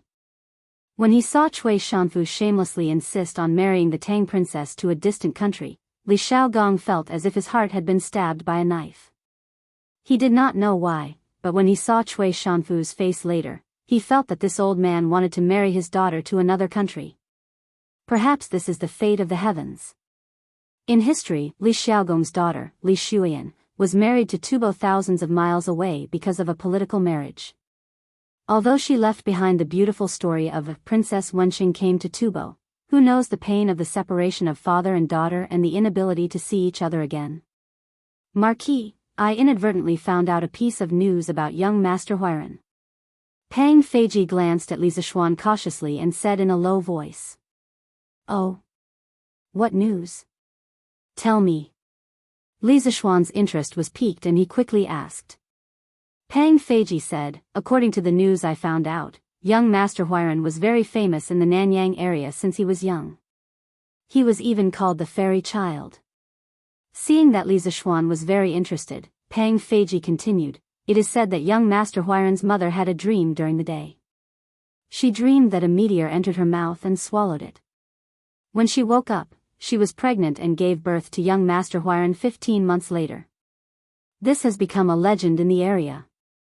When young Master Huiran was 7 years old, he accidentally drowned in the river and disappeared inexplicably. His uncle only found young Master Huiran's clothes by the river bank. 3 years later, young Master Huiran returned home. His uncle asked him where he had been all these years, but young Master Huiran said, the fairy child led me to drink the cloud juice, so I did not leave any ears. Marquis, do you think this is amazing? Young Master Biao must have met a boy by the side of a deity. The more Li Zishuan listened, the deeper his frown became. In the end, he said with a straight face, don't talk about strange things. Just some hearsay and you're scared to this extent. The monk is just a mortal. Don't talk nonsense. Get lost and go to sleep. Yes, yes, yes. I will take my leave. Chapter 953. Your Majesty, this is the first batch of military binoculars developed by the Academy. Would you like to try it? On the afternoon of the second day, Mo Lingwei and Yan Xiaoning were personally escorted by Mo Zhong and Mo Yun. They brought the binoculars to the home mansion and handed them to Li Zishuan. Since there was nothing to do in the afternoon, Li Zishuan brought the binoculars to the imperial palace. Li Er, who was in front of the dragon desk, was immediately energized. He quickly walked down and said, so fast? Let me see. As soon as he finished speaking, he was already in front of Li Zishuan. Li Zishuan handed the binoculars to Li Er. Li Er took it and said in surprise, so small? Can you see it clearly?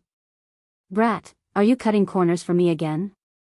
He had personally played with the telescope in the academy before, but the one in his hand was only a little bigger than his palm. Compared to the big one in the academy, it was completely dwarfed. Li Zishuan said helplessly, Your Majesty, you have wronged me. This kind of military binoculars is specially designed to spy on the enemy during war. Of course, it has to be portable. If it's too big, how can it be brought to the battlefield? Don't be fooled by its small size, its ability is not much different from the Academy's telescope. Is it? Li Er did not believe it. He looked at the binoculars in his hand and said, "Follow me upstairs to take a look." After that, he took the lead and walked outside. Taiji Palace was the main palace of the Tang Empire, so it was also called the Inner Palace. It was usually the place where officials gathered.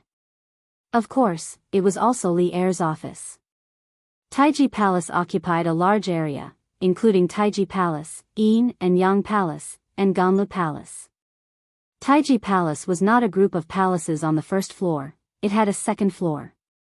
Li Zishuan and Zhao Song followed behind Li Er and came to the corridor on the second floor of the Taiji Palace. At this time, the sun had already set halfway down the mountain. Standing at their position, they could see the gorgeous red clouds on the horizon. The sky was dyed a deep red by the sunset glow, like a magnificent red sea. It was very spectacular. It was really, such a scene should only exist in the heavens, how many times can one see it in the human world? Li Er narrowed his eyes and looked at the magnificent sunset for a while.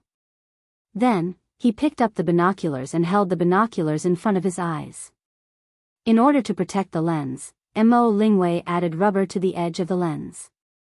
Compared to the hard and cold iron frame, the soft rubber was undoubtedly more comfortable for the eyes. Li Er raised the lens and looked at the front. Suddenly, a head wearing armor appeared in his field of vision. He could even see the hair on the person's face clearly. Although Li Er had killed many people in his life, he couldn't help but be startled by the sudden appearance of a head. Li Zishuan could clearly see Li Er's wrist tremble slightly before returning to normal. "Your Majesty, how is it? The effect of this military binoculars isn't bad, right?" Li Zishuan laughed secretly, but asked softly. It's okay." After adapting to the ultra-long vision provided by the binoculars, Li Er was now using the binoculars to look for other sceneries. How could he have the time to comment on Li Zishuan? Therefore, he only gave a short reply and went back to playing. In fact, the effect of the binoculars was not only okay, it was simply too good. When Li Er was playing with the astronomical binoculars, he could see the moon and stars hundreds of thousands of miles away.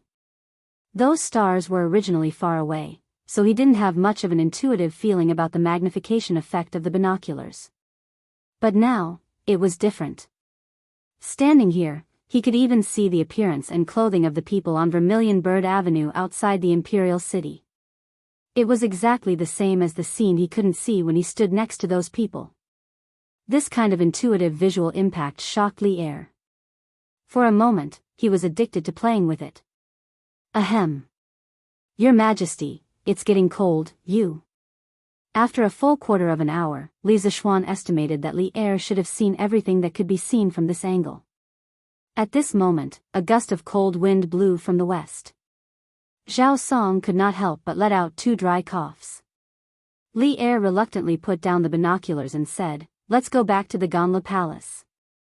After a while, the 3 of them returned to the Ganlu Palace. Li Er looked at Li Zishuan with a face full of smiles and said, I'm very satisfied with this binoculars. Just based on this, my full support for you to establish Yanhuang College was not in vain. This binoculars was produced by the Chitsu Pavilion Workshop, right?" Li Zishuan replied, "Your Majesty, this binoculars was made by Yan Xiaoning and Mr. Mo's beloved daughter, Mo Lingwei. The workshop can now mass-produce them based on the technology they provided." Mo Lingwei? Li Er muttered once, then suddenly seemed to remember who Mo Lingwei was. He smiled and said, the idea of this binoculars was originally thought of by you, right? You still want to use them to fool me?" Li Zishuan said helplessly, "Your Majesty, this was indeed the idea that I provided. However, the work after that was completed by Xiaoning and Ink Girl. The fact that this binoculars could be produced so quickly is due to the 2 of them." Li Er smiled and did not waste his breath on this issue. He paced 2 steps with his hands behind his back and said, "Your workshop will produce another batch of binoculars like this. Medicine Master and Jijia have mentioned this to me more than once. Li Zishuan nodded and said, Your Majesty, Your Majesty. However, how much does Your Majesty want? After all, the production of this thing is extremely complicated and the materials are also extremely expensive. Li Er said with a toothache, You brat, don't try to fool me. How would I not know that the most important part of this binoculars is the 4 pieces of colored glass? As for the colored glass in your workshop, it is all made from sand. Li Zishuan never expected old Li to know so much. He quickly coughed dryly and said, Your Majesty, don't think that the materials are cheap. However, the process is complicated. To turn a bag of sand into colored glass, it requires dozens of processes. To grind the colored glass into the lenses of the binoculars, the workshop's old craftsman would have to grind it for several days. Furthermore, it might not even succeed. This is the cost. Shut up. Then tell me, how much are you planning to sell this binoculars to me for? Li Er said with a black face. Li Zishuan stretched out 5 fingers and carefully said, Your Majesty, I'll give you a friendly price. 500 strings of coins for one. How about that? 500 strings of coins? Li Er stared and sneered, 500 strings of coins, you brat, aren't you afraid of dying from overeating? At most 150 strings of coins. Get the workshop to make 50 for the imperial court as soon as possible. Don't try to bargain with me. This is my bottom line. Li Zishuan said with a pained expression, Your Majesty, you are cutting my flesh. Sigh, fine. 150 strings of coins it is. Just treat it as my contribution to the great Tang Empire. Chapter 954. After finishing the deal for the binoculars, Li Er sat back on the throne in satisfaction. He was very satisfied with this deal, and so was Li Zishuan. The price of 500 strings of cash that he quoted to Li Er was just a bluff. He had already expected Li Er to bargain with him. Although the final price of 150 strings of cash was not high, it was not low either. The workshop could make a small profit from this deal. At this moment, Li Er narrowed his eyes and looked at Li Zishuan. He said, This binoculars is a national treasure. The technology used to make them must not be leaked. In order to prevent people from sneaking into the workshop, I will send a team of imperial guards to guard the workshop. Do you have any objections? Li Er had fought in wars all his life. He understood the importance of binoculars in battle. Because of this, he knew better than anyone else that if the enemy had binoculars, it would be a great misfortune for the Tang army. That was why he was so concerned about the safety of the workshop. Li Zishuan thought for a while and gritted his teeth. He said, I don't mind if Your Majesty sends imperial guards to guard the workshop, but Your Majesty's men are not allowed to interfere with the daily operations of the workshop. Otherwise, I would rather close the workshop. Li Er narrowed his eyes, which flashed with a dangerous light. The hall immediately fell into silence. Zhao Song could not help but reveal an anxious expression as he silently blamed Li Zishuan for daring to say anything. After a moment of silence, Li Er suddenly slammed the table and stood up. He pointed at Li Zishuan and said angrily, Bastard! Do you think that I will swallow your workshop? Ridiculous! I have the wealth of the world. Do you think that I lack your workshop? In fact, he knew better than anyone what was most valuable about the workshop. It was Li Zishuan's endless and amazing ideas. Without Li Zishuan, the workshop was worthless. That was why he had never thought of swallowing the workshop and taking it for himself. I have misspoken. I hope that Your Majesty can forgive me. When Li Zishuan heard this, he heaved a sigh of relief and immediately cupped his hands in surrender. Although his words just now were suspicious of gauging the heart of a gentleman with one's own yardstick and might have even infuriated Li Er, he had no regrets. There were some things that had to be made clear from the start. He did not want his workshop to be a tool for the imperial court to make money. His workshop was to represent the most advanced productivity of the Great Tang. Humph. You brat, you're getting bolder and bolder. I will remember this and settle it with you in the future. Li Er snorted coldly, venting the dissatisfaction in his heart. Then, he suddenly changed the topic and said, "You know about Chui Shanfu, right?" Li Zishuan was suddenly confused. He didn't understand why Li Er would suddenly mention this. "Your Majesty, I happened to meet Chui Siqing outside the city yesterday. I didn't expect that Chui Siqing would follow Commandery Prince Hejian to the south to serve the country after not seeing him for a month. I admire you very much." Li Zishuan thought for a moment, then pretended to be confused and said in a strange tone. Li Er widened his eyes and had the urge to curse. He secretly thought that this brat's mouth was getting more and more despicable. If Chui Shanfu heard this, he would probably be angered to death. However, he didn't know that Chui Shanfu was almost angered to death by Li Zishuan outside the city. According to my investigation, the reason why the Nanyang envoys suddenly wanted to visit Yanhuang College last time was because of Chui Shanfu's instigation. He probably wanted to embarrass you in public. This person actually disregarded the imperial court's reputation because of personal grudges. He really deserves to be killed. If it weren't for the old Commandery Prince Chui's face, would definitely kill this person. What do you think? What do I think? Stand and watch. Li Zishuan mischievously said in his heart. In fact, when he heard Li Er say this, he was quite shocked. He didn't expect Li Er to know about this matter. After thinking about it, he cupped his hands and replied with a serious face. Your Majesty, I think that the country is the country. Only when there is a country can there be a home. The country is first and the home is second.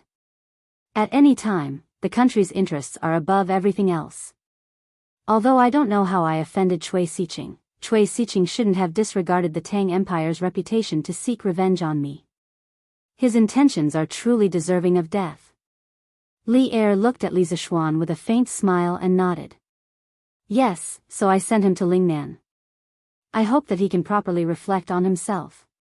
Your Majesty is wise. The ruler and the official chatted for a while more before Li Zishuan took his leave. Outside the palace, pedestrians hurried to and fro on Vermilion Bird Avenue. It seemed that they all wanted to rush home before the curfew. Li Zishuan rode on his horse and happened to meet an old acquaintance. Yo! Dr. Qin. You just came out from the Imperial Physician Bureau and are preparing to go home?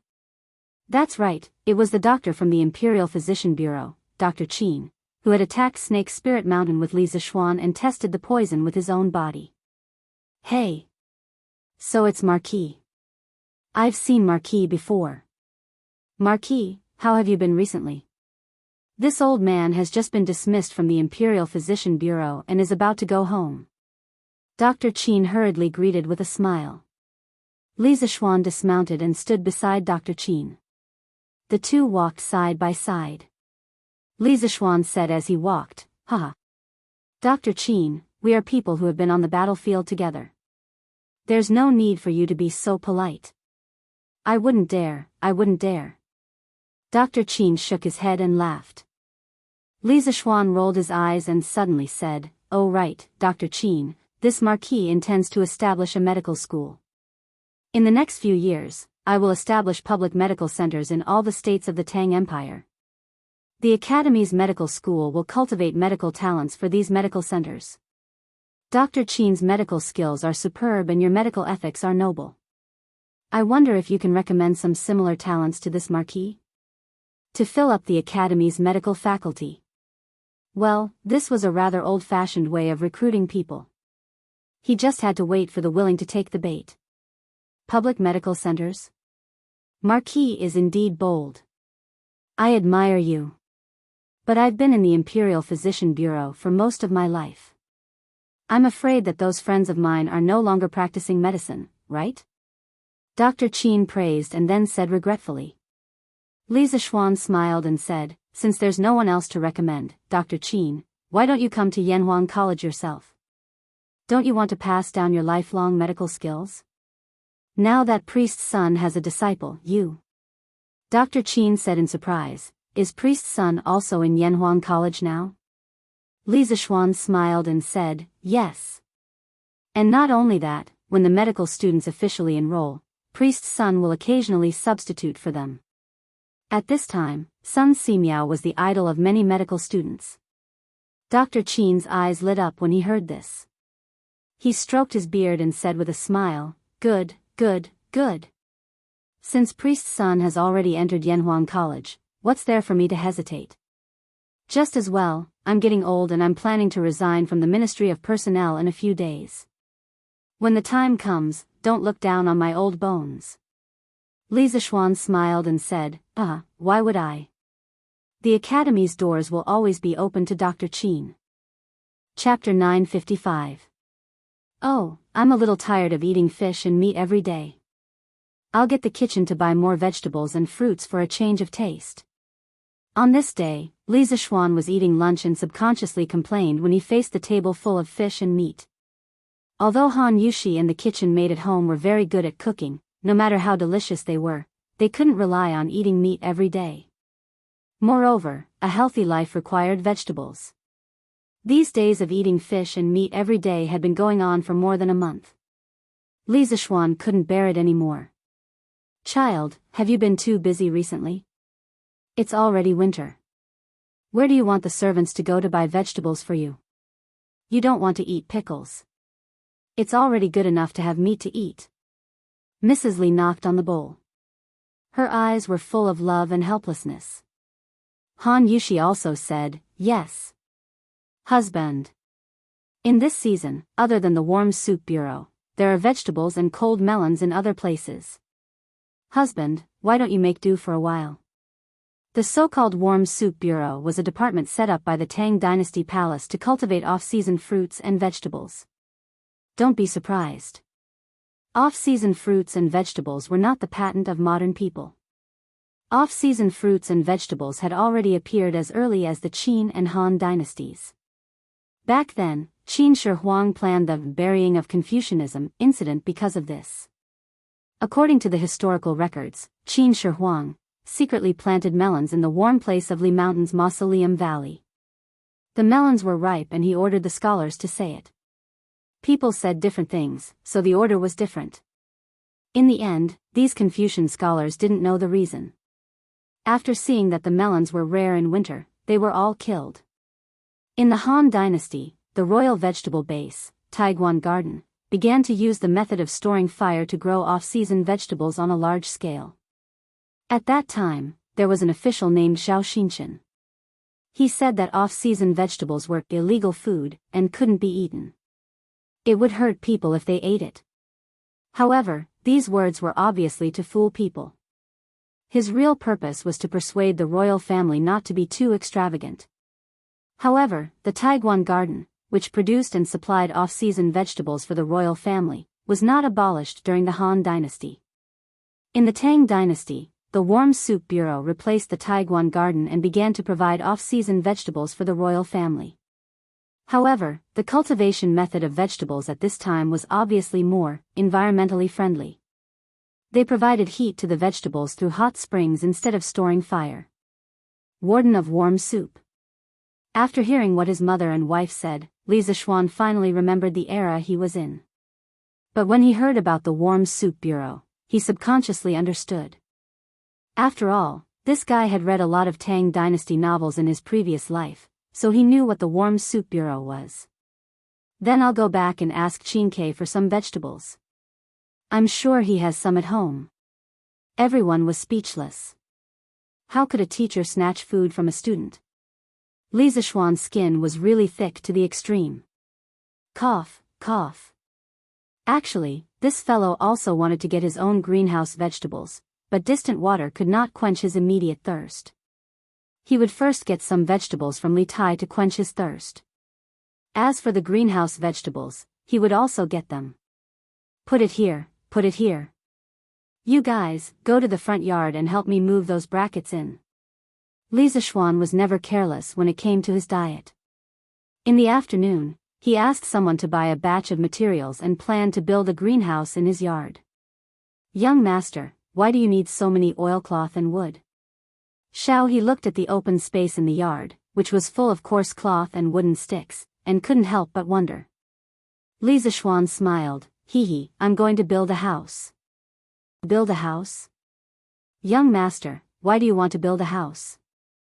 Isn't the house enough for us to live in? He was even more puzzled. You'll know when the time comes. Li Zishuan didn't explain much and ordered the servants to start building the house. First, in an open space in the west courtyard, according to the length and width of the greenhouse that was designed in advance, the 4 corners of the greenhouse were determined.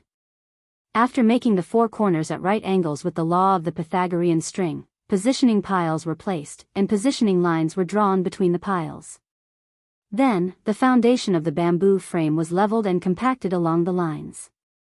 Then, he let the servants use shovels to flatten the ground, followed by drilling holes and inserting wooden supports into the ground. In a short period of time, the sound of pile driving in the west courtyard resounded throughout the entire Li residence. Such a big movement naturally alarmed Li Jingma, Madame Li, and the Yi family. What are you doing? Although Father Li had already retired and didn't care about the family's affairs, he couldn't help but frown when he saw his son destroying the house's courtyard.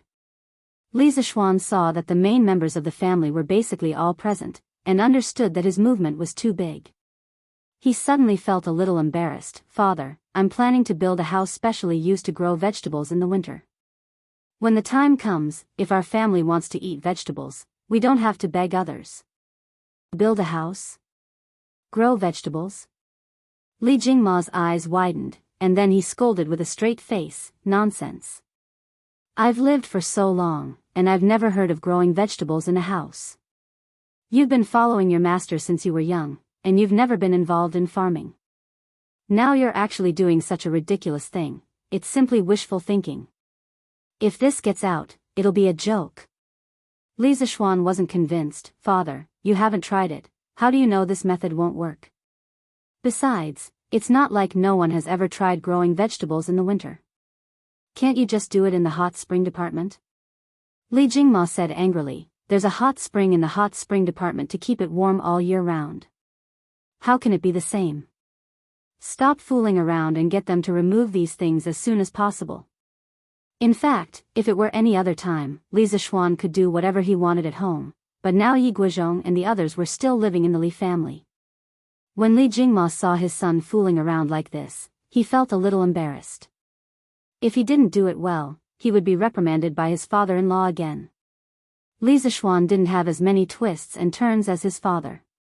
He waved his hand and motioned for the servants who had stopped next to him to continue working. Then he turned to Li Jingma and said, Father, since you don't believe me, let's make a bet. If I grow vegetables in this house, will you eat them or not? How could Li Jingma believe Li Zishuan's nonsense? He stroked his beard and said proudly, Humph. Don't try to deceive me. If you can grow vegetables in the winter, I won't eat a single one even if I starve to death. Humph. You old man have nothing better to do. Why are you being so serious with your son? When your son really grows vegetables, I'll see if you'll eat them or not. Mrs. Li, who was next to them, couldn't help but roll her eyes when she saw that the old man and the young man were actually betting. In her opinion, although her son's actions seemed ridiculous, countless facts in the past had proven that her son was always right. Chapter 956. Madam, I'm not being serious. Why don't you ask your parents-in-law if they've ever heard of planting vegetables in a house? Madame Li's words were obviously biased. Li Jingma was immediately dissatisfied. Speaking of which, he could be considered an official now. Why was his status in the family still so low? This was intolerable. Yi Guizhong saw that Li Jingma had turned the topic to him. He thought for a moment and said, it didn't exist in the past, but it doesn't mean it won't exist in the future. Little Xian has been good at creating miracles in the past year since he returned to Chang'an.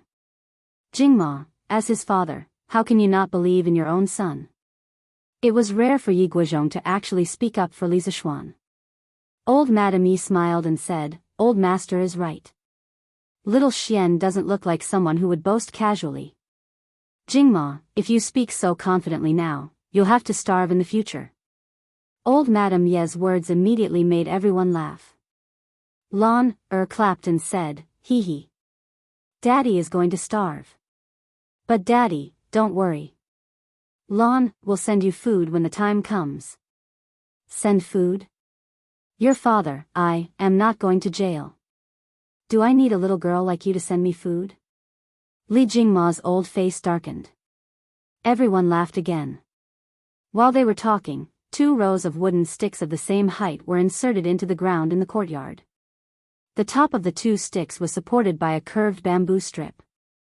It really looked like the frame of a house. Li Zishuan didn't have time to chat with his father at this time. He personally went down and ordered the servants to tie the custom-made white tarpaulins one by one to the supports. There was no plastic in this era. Li Zishuan thought about it and could only use tarpaulins instead. Although it was white tarpaulins, how could they remain white after being soaked in tung oil? It looked dark yellow, but even so, it was much better than black. After all, black tarpaulins absorbed light and didn't transmit light. It was not conducive to the growth of vegetables. These tarpaulins were specially made by Li Zishuan. There were 2 lengths of rope attached to them at specific intervals, which were used to tie them to the brackets that were inserted in advance. The winter in the north was especially cold. To be safe, 1 layer of tarpaulin was not enough to solve the problem. Li Zishuan made the greenhouse into a structure with 2 layers of tarpaulin. This way, the greenhouse would be even more insulated. Of course, in addition to this, Li Zishuan also prepared a thermal insulation plan, which was the natural heating method. The so-called natural heating was not an increase in temperature for no reason, but the effect of a mysterious substance, which was the fermentation agent. The specific method is, when preparing the ground, making beds, or making seed beds, the soil is filled with cow dung, pig dung, fresh garbage, manure, and crushed straws, then an appropriate amount of wheat koji or xiaoziu is added to make fermenting agent, and finally the soil of the vegetable garden is filled, so that the microorganisms in the fermenting agent can use the raw materials to work. These raw materials can slowly release heat, gradually increasing the temperature of the soil and the air to ensure the normal growth of the plants. Although Li Zishuan had never farmed in this life, don't forget that he was born into a farmer's family in his previous life. At that time, his family had built a greenhouse, and at that time, they used this method of releasing heat through fermentation to ensure the greenhouse's temperature. Reality proved that the effect was quite good.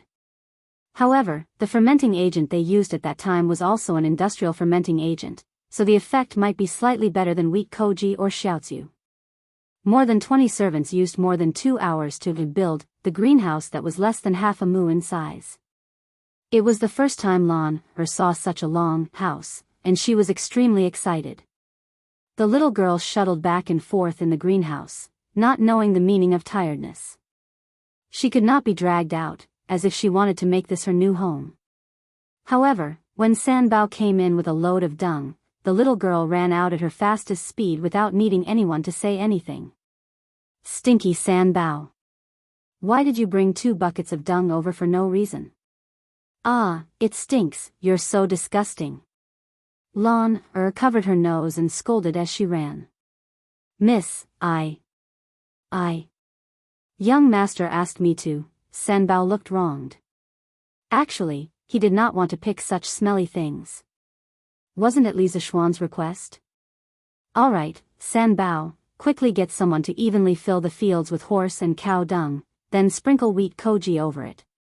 Then, plant the seeds of water spinach, cold melon, leeks, and shepherd's purse. Li Zishuan interrupted Sanbao and ordered.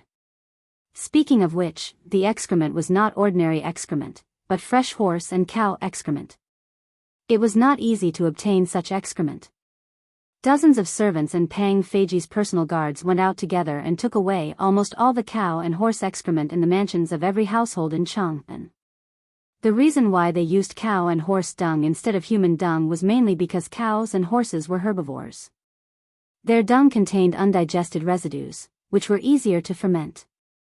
Moreover, the fermented products were better for the vegetables. All right. Young master. Sanbao responded and led the other servants to work in full swing. In an instant, the west courtyard was filled with the stench. Li Jingma, Madame Li, Yi Guizhong, and the rest could not stay any longer. They hurried out of the west courtyard. Although Li Zixuan could hold his breath and was not afraid of the stench, his wife, Han Yushi, was afraid. Hence, he also pulled Han Yushi out. "Cousin, are you really confident that you can grow vegetables in this house?" Yi Fashion followed behind and asked Li Zixuan. Li Zixuan smiled confidently and said, "Of course. If nothing goes wrong, Fashion, you should be able to eat the vegetables here during the new year." "Haha. You won't be able to eat these fresh things during the new year at Nanyang. It's all thanks to you, cousin." Yi Fashion smiled and said. Then, he continued to ask, "Planting in the spring and harvesting in the autumn is the way of the heavens. Cousin, aren't you going against the heavens by planting vegetables in the winter?" Li Zixuan looked at the unlucky child and said in a speechless manner, "Fine, fine, fine. There's no need for so many rules. Your cousin just wants to eat some of the vegetables he grew. How is that against the heavens? Fashion, don't be so rigid all the time. It's life. If you want to live a good life, you have to. Tui. You can't be so calculative. Think about it yourself." After that, he patted Yi Fashion's shoulder and turned to Han Yushi and said, "My wife, I'm going back to Yunshan later. Do you want to come along?" Han Yushi thought for a while and nodded, I'll go too. Who knows, I might be able to help you." Li Zixuan smiled and said, "All right, I'll get someone to prepare the carriage." Chapter 957. Around 5 p.m., Li Zixuan and Han Yushi arrived at Yun Mountain in a carriage with a large group of servants. The carriage was filled with oilcloth and wood. They were planning to grow vegetables in greenhouses in Yun Mountain. Speaking of which, more than 90% of the roads in Cloud Mountain had been repaired. This greatly reduced the travel time. In the past, it would take more than an hour for a carriage to travel this long path. Now, it would only take a little more than 15 minutes. More importantly, the road was wide. In the past, if two carriages wanted to stagger, they had to be careful for fear of bumping into each other. Now, the cement road was wide enough to accommodate 4 carriages side by side. Compared to this, the official road outside the city was like a small road. "Sanbao, bring them here and build me a greenhouse that is exactly the same as the one in the residence. I have something to do outside." Li Zixuan said to Sanbao as he marked out an empty space behind the courtyard. In this era, there were no strict management methods for abandoned land like in the modern era. Usually, the land would belong to whoever developed it. Besides, Yanhuang College was built on Yun Mountain. The entire mountain was basically Li Zixuan's private territory. He could plant wherever he wanted. "Yes, young master. Don't worry and go." Sanbao took on the responsibility without hesitation. As Li Zixuan's #1 henchman, this was a piece of cake for him. Li Zixuan nodded and left with his wife. He wanted to go to his father-in-law's house. He wasn't going to monopolize the vegetables in the greenhouses. Planting vegetables was just for fun and to satisfy his appetite. He didn't plan to use it to make money. However, it was a good idea to let the villagers in his fief take care of it.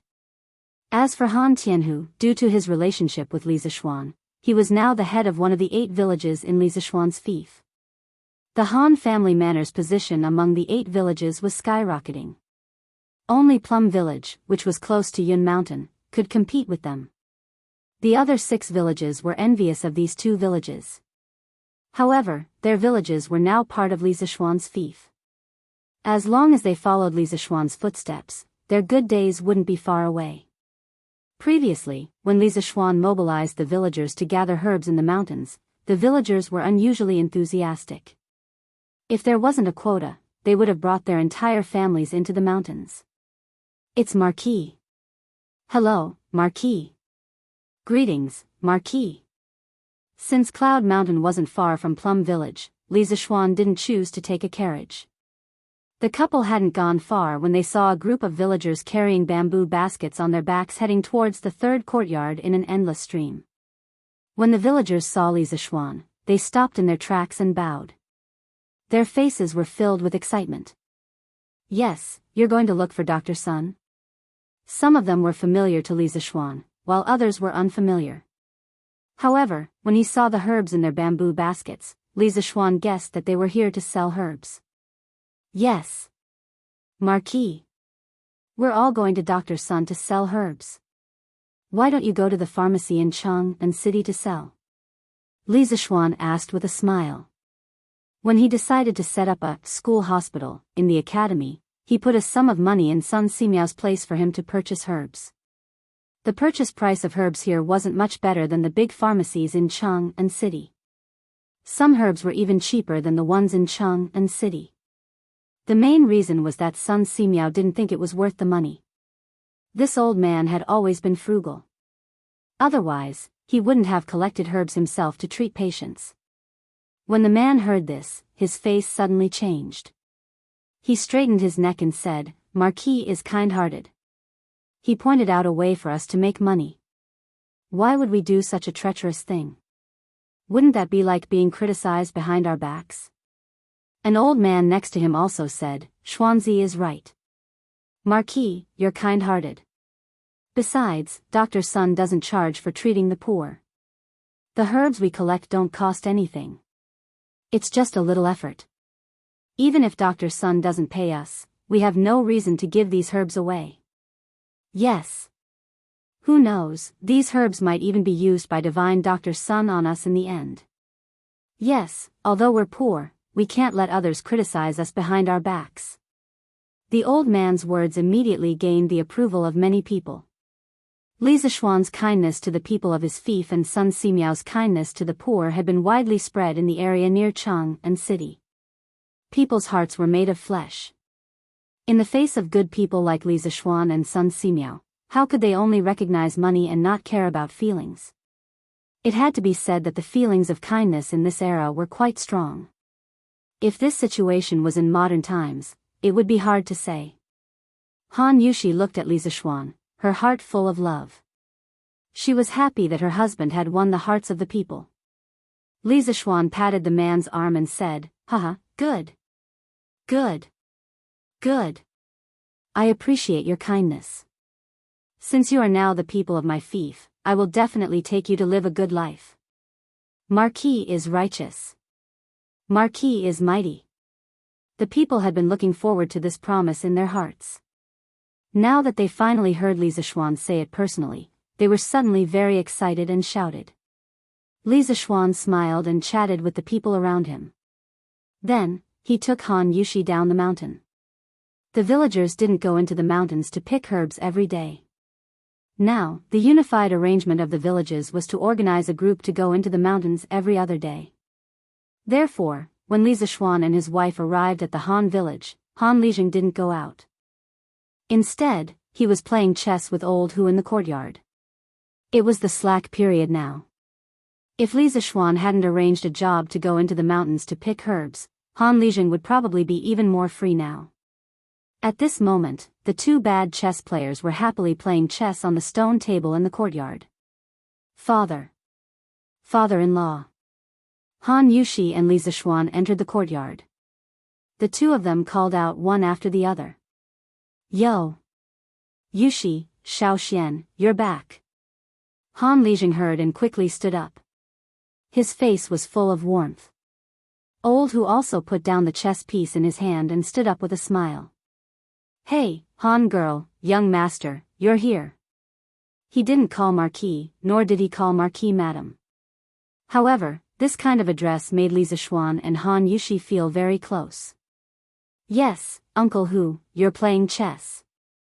Li Zishuan smiled. Old Hu patted his head and said resentfully, "Hey. I was about to win just now." "Alright, Lijing, you lost this round."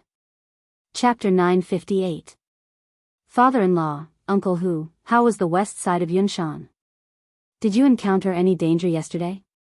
After exchanging greetings for a while, the four of them sat around the stone table. Han Yushi brought 4 cups of water from inside the house. Li Zishuan took a sip and looked at Han Lijing and Hu Hanyun. Han Lijing smiled and said, "We didn't encounter any danger. There were so many of us. No matter how strong the beasts were, they would be scared away. We didn't even encounter a tiger." Hu Hanyun interrupted, that's right, it was so boring. I remember that there were many tigers in the west side of the mountain in the early years. Yesterday, I was planning to hunt one back and use its skin as a mattress on my bed. In the end, we didn't even find a tiger's hair after searching for half a day. How infuriating.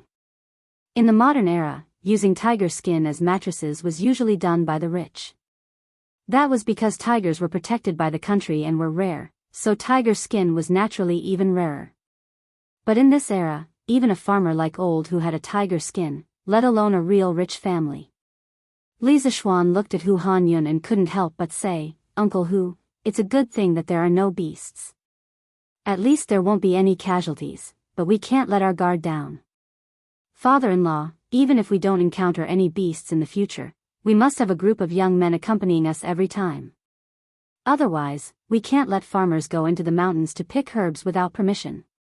Many times, danger happens when people are not paying attention. Han Lijing stroked his beard and nodded in agreement. Yes, Xiao Xian, don't worry. I will arrange it well. By the way, apart from this matter, this son-in-law has something else to tell father-in-law. Li Zishuan changed the topic and said, Hey! Young master, I have something to do at home, so I'll leave first. Although Hu Hanyun looked rough, his heart was not rough at all. He realized that what Li Zishuan was going to say to Han Lijing next might not be suitable for him to hear, so he quickly got up and took the initiative to leave. Hey! Uncle Hu, it's not a secret anyway, and it's also related to you. Sit down. Li Zishuan knew what Old Hu was thinking, so he quickly dissuaded him. He. Then I, Old Hu, will listen. When Hu Hanyun heard this, he laughed awkwardly and sat down again. Li Zishuan then told him about his plan to popularize greenhouses and use this method to cultivate vegetables in winter. When Han Lijing heard this, his eyes widened. He said in disbelief, Little Xian, is this method of yours really feasible? This old man has lived for so long, but I've never heard of anyone growing vegetables in their house. Before Li Zishuan could say anything, Hu Hanyun interrupted, Hey! Li Zheng, it's not right for you to ask this question. Since the first time young master came to our manor at the beginning of the year, when has he ever said anything wrong? From what I, Old Hu, see, although this method sounds unlikely, but since young master said it, then it will definitely work. Li Zishuan waved his hand and laughed, Ha! Uncle Hu, don't praise me. How can I be as amazing as you say? Coincidentally, I've just built a vegetable shed in the side yard. Father-in-law, Uncle Hu, why don't you come with me to take a look and learn how to build it and cultivate it? Later on, you can teach the other farmers in our manor who are willing to learn. When the vegetables are ripe, it will bring in a decent amount of income for the farmers, right? Good. Han Lijing said excitedly, Little Xian, this is not just a decent amount of income. It's simply a huge amount of income. You might not know how precious vegetables are during winter in Chang'an City. This is truly a priceless commodity.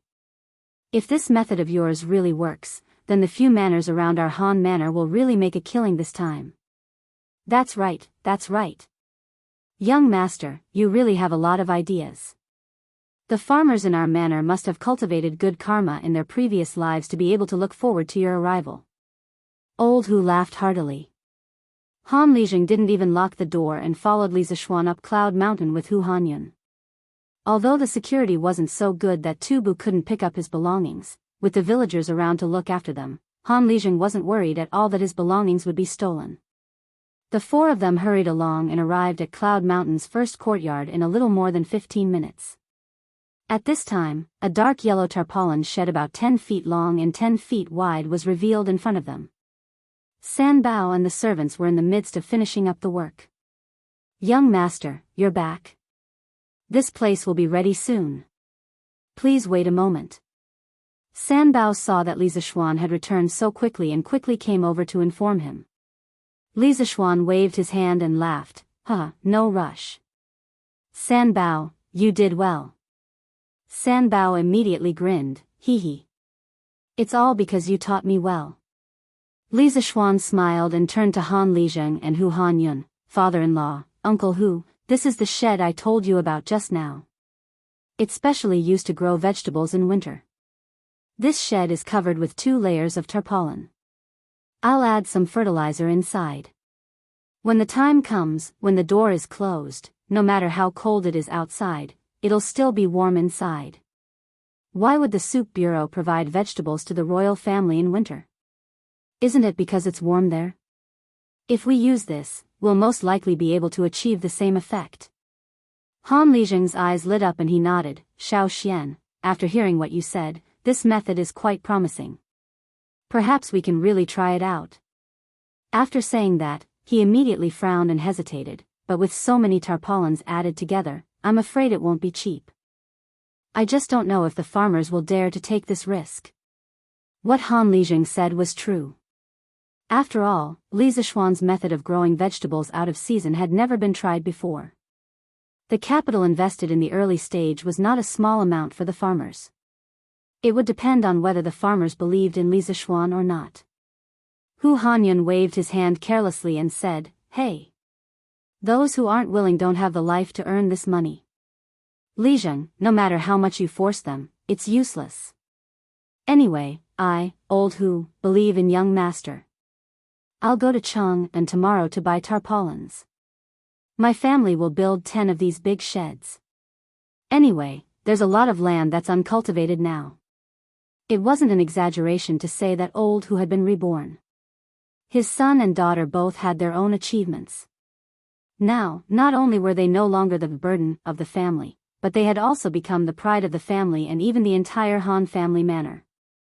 Because of this, the Hu family was getting richer and richer. At this moment, old Hu seemed to be rich and overbearing. He directly said that he wanted to build 10 of these sheds. But sometimes, honest people also had their blessings. It wouldn't be long before Hu Hanyun would be thankful for his current decision. Father-in-law, Uncle Hu's words are rough, but they are reasonable. When the time comes, the farmers will be free to build the sheds. If they don't want to, we won't force them. Chapter 959. Little Xian, you can't do this. In the Yunshan residence, Han Lijing listened to Li Zishuan and Hu Hanyun's conversation and quickly said, "Little Xian, you might not know the situation of the other villages. Take the Liujia village for example. Their village just joined your fief not long ago. During the previous autumn harvest, they still paid rent according to the previous landlord's request. In addition, this year's harvest is generally not good, making things worse.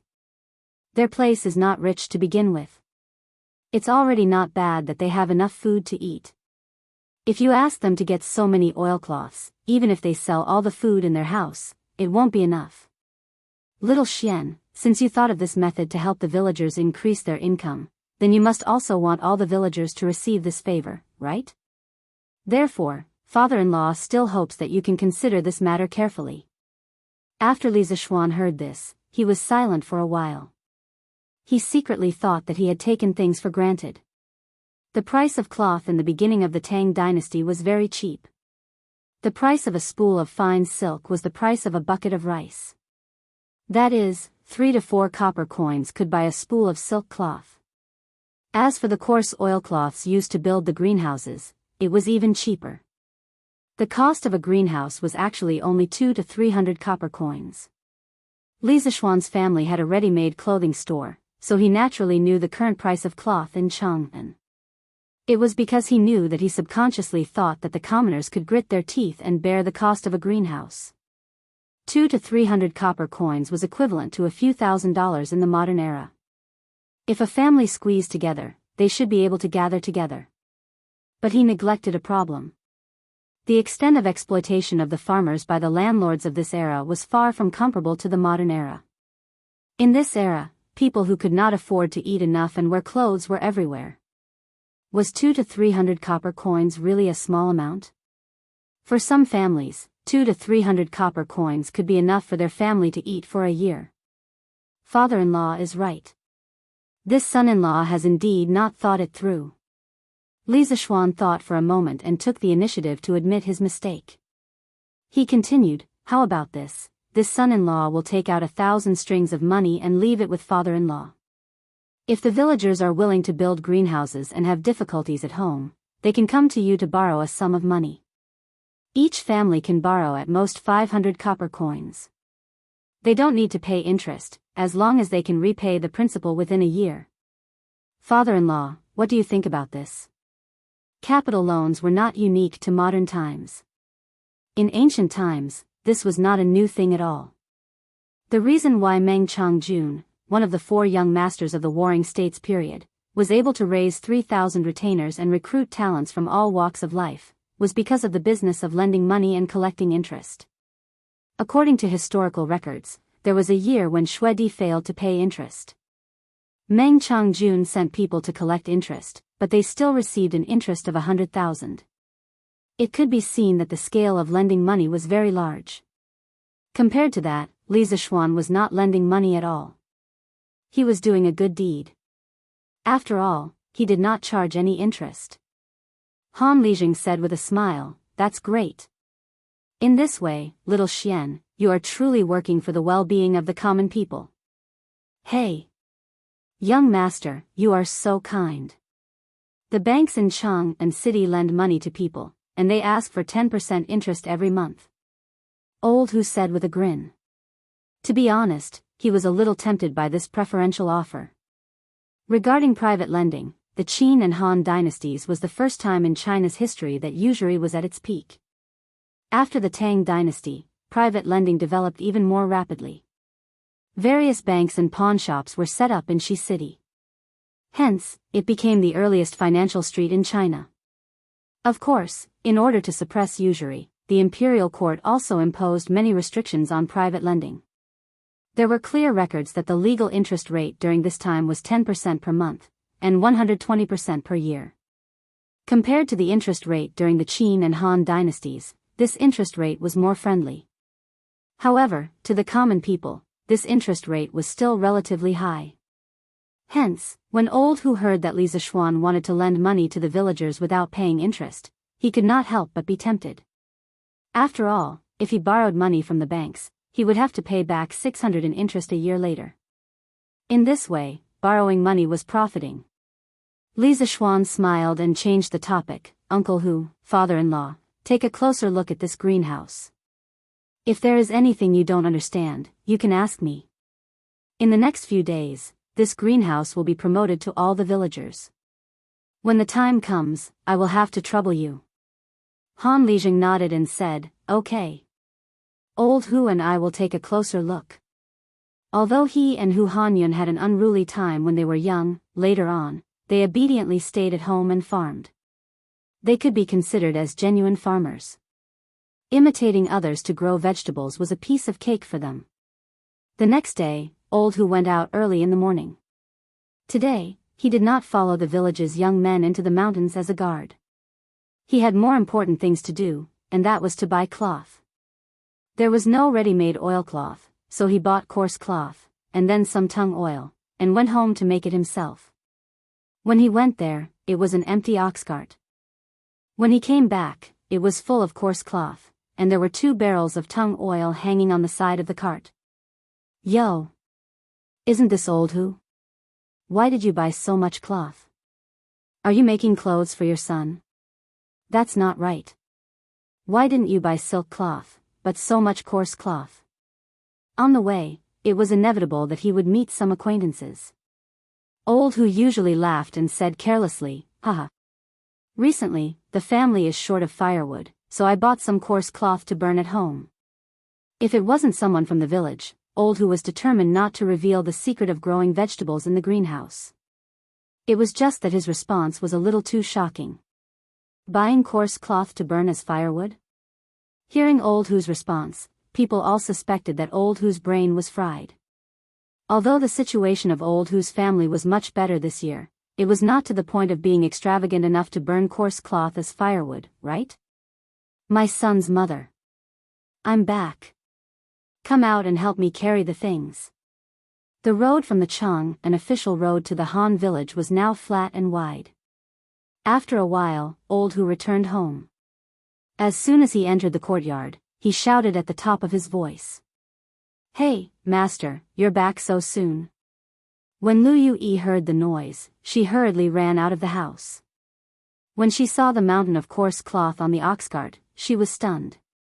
This, husband, how much did you buy these cloth for? Hu Hanyun wiped away his sweat and said with a grin, hey.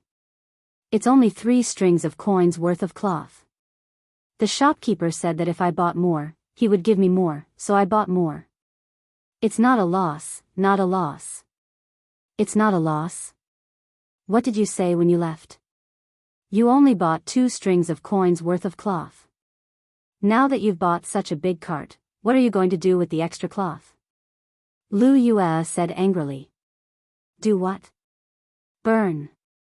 Bah, I'm going to grow vegetables. Old Hu answered this question too many times along the way, so he couldn't help but say that word directly. Chapter 960.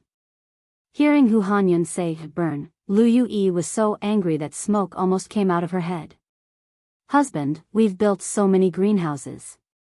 What if we lose money? After all, growing vegetables in winter doesn't sound very reliable. Hu Hanyun glanced at his wife and said in annoyance, what does a woman like you know? Young master is the son of a god. How can he be wrong?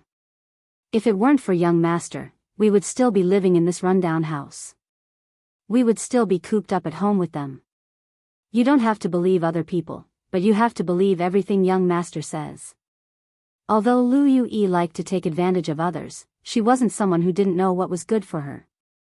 In this kind of situation, she was still able to distinguish between right and wrong. Understood, husband. Hu Hanyun said with satisfaction, take down these coarse cloths and dip them in tung oil to dry. I'll go to the mountains to chop some wood. We'll go build the greenhouses in the afternoon. Lu Yue agreed and said, then, husband, go quickly and come back quickly. Okay. At the same time, the news of Li Zishuan's intention to promote greenhouses to grow vegetables began to spread among the 8 villages. Of course, what was more attractive was Li Zishuan's interest-free loan, which ignited the hope of many poor people.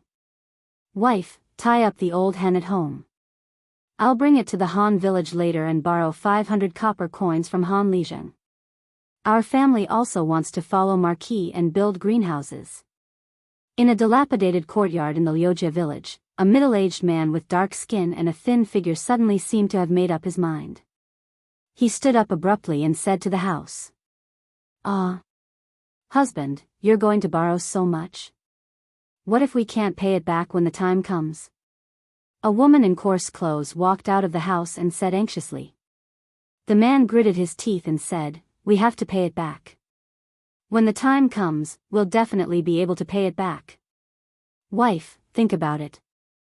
As long as we can use these greenhouses to grow vegetables, let alone 500 copper coins, we'll have a few thousand copper coins. You know old Hu from the Han village, right? It was said that his son was cured by Marquis. Who knew that he would be admitted to Yanhuang College a few months ago? He was really lucky. Our Huzi isn't young anymore. I have to hurry up and get him a package so that he can go to school to learn something. If he can also get into Marquis' Yanhuang College in 2 years, then our family's ancestral graves will be smoking. In ancient times, it was a kind of gift given to each other by superiors and subordinates, relatives and friends. In ancient times, when students and teachers met for the first time, they would first present gifts as a sign of respect. This was known as a gift. It had already been implemented during the time of Confucius. In the Tang dynasty, schools still used the ceremony of paying tuition, but many poor families could not afford to pay tuition, so naturally, they did not have the life to study. The woman hesitated and said, But, husband, what if? What if Marquis' method doesn't work and we can't grow vegetables? In fact, this woman's thoughts represented the thoughts of a considerable number of people. Most of the farmers who were still hesitating were not sure whether Li Zishuan's method could grow vegetables in winter. The man was suddenly speechless. After a while, he stamped his feet and said, It definitely can. Since Marquis dares to promote this method to us, then he must have confidence. You didn't see how rich the Han village and Plum village are now. That's all because of Marquis' help.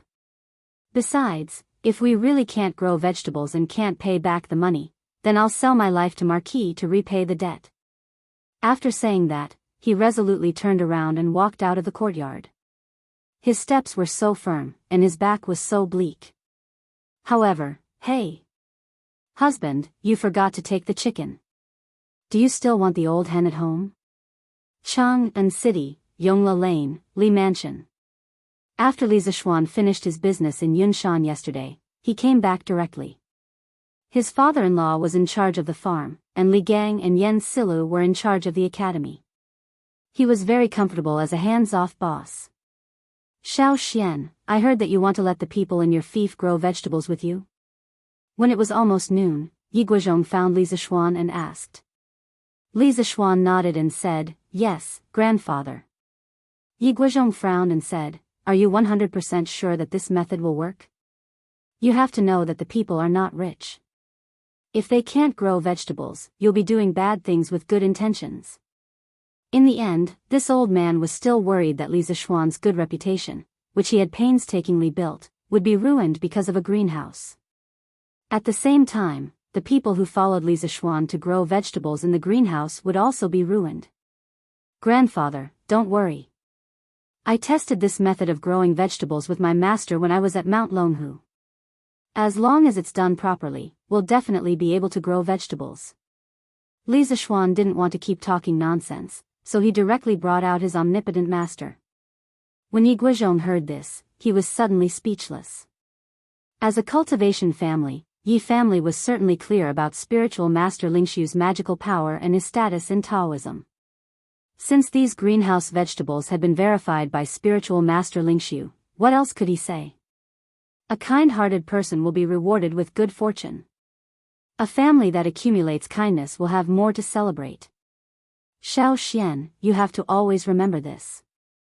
People follow the laws of the earth follows the laws of the heaven follows the laws of the Tao, and the Tao follows the laws of nature. Taoism emphasizes karma. Your good deeds today will definitely be rewarded with good results. Grandfather is very pleased to see that you treat the people in your fief so well." Yi Guizhong came over and patted Li Zishuan's shoulder, and said with deep meaning. Old man Ye's words could be said to Li Zishuan's heart. Li Zishuan cupped his hands and said, "Grandfather, you flatter me." After lunch, Li Zishuan's uncle, Yi Huiming, carried a small bag of luggage and prepared to leave Chang'an and return to Nanyang. "Father, mother, take care of your health in Chang'an. I'll go back first." Yi Huiming bowed and cupped his hands. Good, good, good. Huiming, you also have to be careful on the road.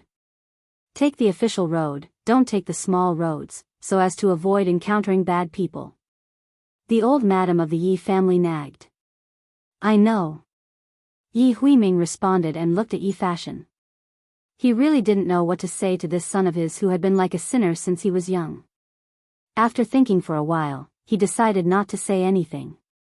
In the end, he looked at Li Jingma and Yi Yuzhu. Yi Yuzhu quickly said, "Big brother, don't worry. I will take good care of father, mother, and Fashion." Yi Huiming nodded and whispered, "Don't resent father for what happened in the past. He did it for your own good." Then he turned and got into the carriage at the door. With the coachman's "go," the carriage gradually drove out of Yongla Lane and finally disappeared from everyone's sight. Chapter 961. Okay, Lu Mang. Put your thumbprint here and you can borrow these 500 coins. Han Village, Han family's courtyard. There was a long line in the courtyard. Han Li was setting up a table in the courtyard. Beside him stood a middle-aged scholar. At this moment, Han Li was smiling as he spoke to the dark-skinned man in coarse hemp clothing. This man was the father of Liujia village's Hu Zi. He was the one who came here to borrow money but forgot to bring his hen. However, even if he brought it, it would be a waste because Han Lijing would not accept it. "Hey! I will press it now." Lu Mang did not look at the content of the paper. He responded and without hesitation, bit his thumb and put a red thumbprint on the paper. Han Lijing's character was well known by everyone in the surrounding area. Therefore, Lu Mang was not worried that Han Lijing would cheat him. Besides, even if he did not believe Han Lijing, how could he not believe Li Zixuan? After all, Han Lijing was helping Li Zixuan. Okay. Here are 500 coins. You better count them carefully. Han Lijing nodded. He took out a string of coins from the wooden box behind him and handed it over to Lu Mang. Lu Mang took it with both hands. He wanted to count, but he was a bit embarrassed. Han Lijing saw this and laughed. Hee hee. It is best to count the coins face to face to avoid any misunderstandings later on. Thank you, Han Lijing. Lu Mang was moved. He moved 2 steps to the left to give way to the line. Then he stood on the side and counted the coins face to face. Han Lijing shouted. Next. A young man in his 20s came over. Han Lijing found him unfamiliar and asked. Little brother, which village are you from? Han Lijing, my name is Wang Qingyuan. I am from Shirley village. Last month, my village was annexed to Marquis' fief. The young man quickly replied. Han Lijing looked at the middle-aged scholar beside him. He saw the scholar open the book on the table to a certain page. After looking at it for a moment, he nodded and said. There is indeed this person in Wang village. Han Lijing nodded and asked the young man. Wang Qingyuan. How much money do you want to borrow? Why do you want to borrow money? Wang Qingyuan replied, Han Lijing, I want to borrow 500 copper coins. I also want to build a greenhouse to grow vegetables. Han Lijing nodded and took out a piece of paper with a document written on it and said, just like Lu Mang, put your fingerprint here. Hey. I understand. Wang Qingyuan said excitedly. At this time, Lu Mang, who is next to him, has already counted the copper coins. He scratched his head and somewhat embarrassedly asked Han Lijing. Han Lijing, how should we build this greenhouse? I want to learn. Holding the heavy 500 copper coins, he felt a huge pressure in his heart. If he couldn't grow vegetables, then his family would be completely finished. His son wouldn't be able to go to school, and he was afraid that even eating would be a problem. Therefore, before he set up the greenhouse, he had to learn the technique well. Otherwise, the borrowed 500 copper coins would be wasted. Yes. Han Lijing, where should we go to learn how to build a greenhouse? The other people also looked at this side. The question that Lu Mang asked was also what they wanted to ask. Those who made up their minds to borrow money actually wanted to use this opportunity to completely improve their family's situation. No one didn't want to be able to grow vegetables in their greenhouse. Han Lijing raised his head and said to everyone. If you want to learn how to build a greenhouse, after you get the money, I can take you to Old Hu's house to have a look. His house has already built a greenhouse. At that time, if you have anything you don't understand, be sure to ask on the spot. Old Hu will also teach you some planting techniques. If you want to learn, you can wait for a while on the side. Lu Mang grinned and said. Hey. That's fine. I will wait for a while on the side. Thank you, Han Lijing. Yo. There are so many people. At this time, Li Zixuan came in from outside the courtyard. Looking at the long line in the courtyard, he was surprised. In the afternoon, after he sent his uncle away, he remembered the situation in the village and immediately rushed over. Things like greenhouse vegetables, for many people, were entrusted to their family's livelihood. If he didn't come personally to teach, in case something went wrong, it would be a big sin. Marquis? Marquis is here. Greetings to Marquis. Greetings to Marquis. Among the nobles of the Great Tang, Li Zixuan was one of the more down-to-earth nobles. He often interacted with the people of the lower class, so there were many people who recognized Li Zixuan. The moment he entered, many people recognized him, and the people in the procession instantly grew excited and enthusiastically bowed. Li Zixuan nodded his head to greet them one by one. He walked to the front of the line. The middle-aged scholar from before hurriedly straightened his clothes and quickly came over to salute. Lowly official Xiao Hai greets Marquis. Yuan Shikai? Li Zixuan was taken aback subconsciously. Could it be so coincidental? I actually met Yuan Datu in Tang Dynasty. The middle-aged scholar looked embarrassed and said carefully, Marquis, that lowly official is Xiao Hai, not Yuan Shikai. At this time, Han Lijing said to Wang Qingyuan, who had finished pressing his fingerprint, and handed over a string of copper coins. He hurriedly came over and said, Xiao Xian, this is County Deputy Yuan from the county government. I invited him here today to be a witness. It's more reliable this way. Li Zishuan suddenly understood. He had also heard that in ancient times, it was often necessary to find a well-respected middleman to act as a witness. Generally, commoners like to find a judge from the county government to act as a witness. This way, it would be easier to file a lawsuit. He had to admit that his father-in-law was very considerate. At this time, he also realized that he had misheard the name just now. He said apologetically, Oh, it's County Deputy Yuan. I didn't pay attention just now and misheard the name. I'm really sorry. County Deputy Yuan, please forgive me. Xiao Hai hurriedly waved his hand and said, Marquis, you're too serious. You didn't mean it, and I didn't take it to heart. Li Zishuan nodded and smiled, that's good. Then he looked at Han Lijing and asked, Father-in-law, how many people came to borrow money? Han Lijing replied, in the morning, there were already more than 70 households coming to borrow money. Looking at the situation in the afternoon, there should be nearly 200 households coming to borrow money today. Li Zishuan was shocked. He didn't expect that there were so many farmers who couldn't afford to build greenhouses. He secretly thought that it was fortunate that his father-in-law had reminded him. Otherwise, according to the previous policy, many people would be unable to build greenhouses even if they wanted to. Well, father-in-law, have you arranged for the farmers to train them in building greenhouses and how to plant vegetables? Li Zishuan asked again. Han Lijing nodded and smiled, Yes, I have. I'll take them to Old Hu's house later. Old Hu's house has already built the greenhouses. I'll take them to the site to have a look. As for the farmers who came to collect money in the morning, I've already told them to go to Old Hu's house in the afternoon. Li Zishuan was slightly relieved.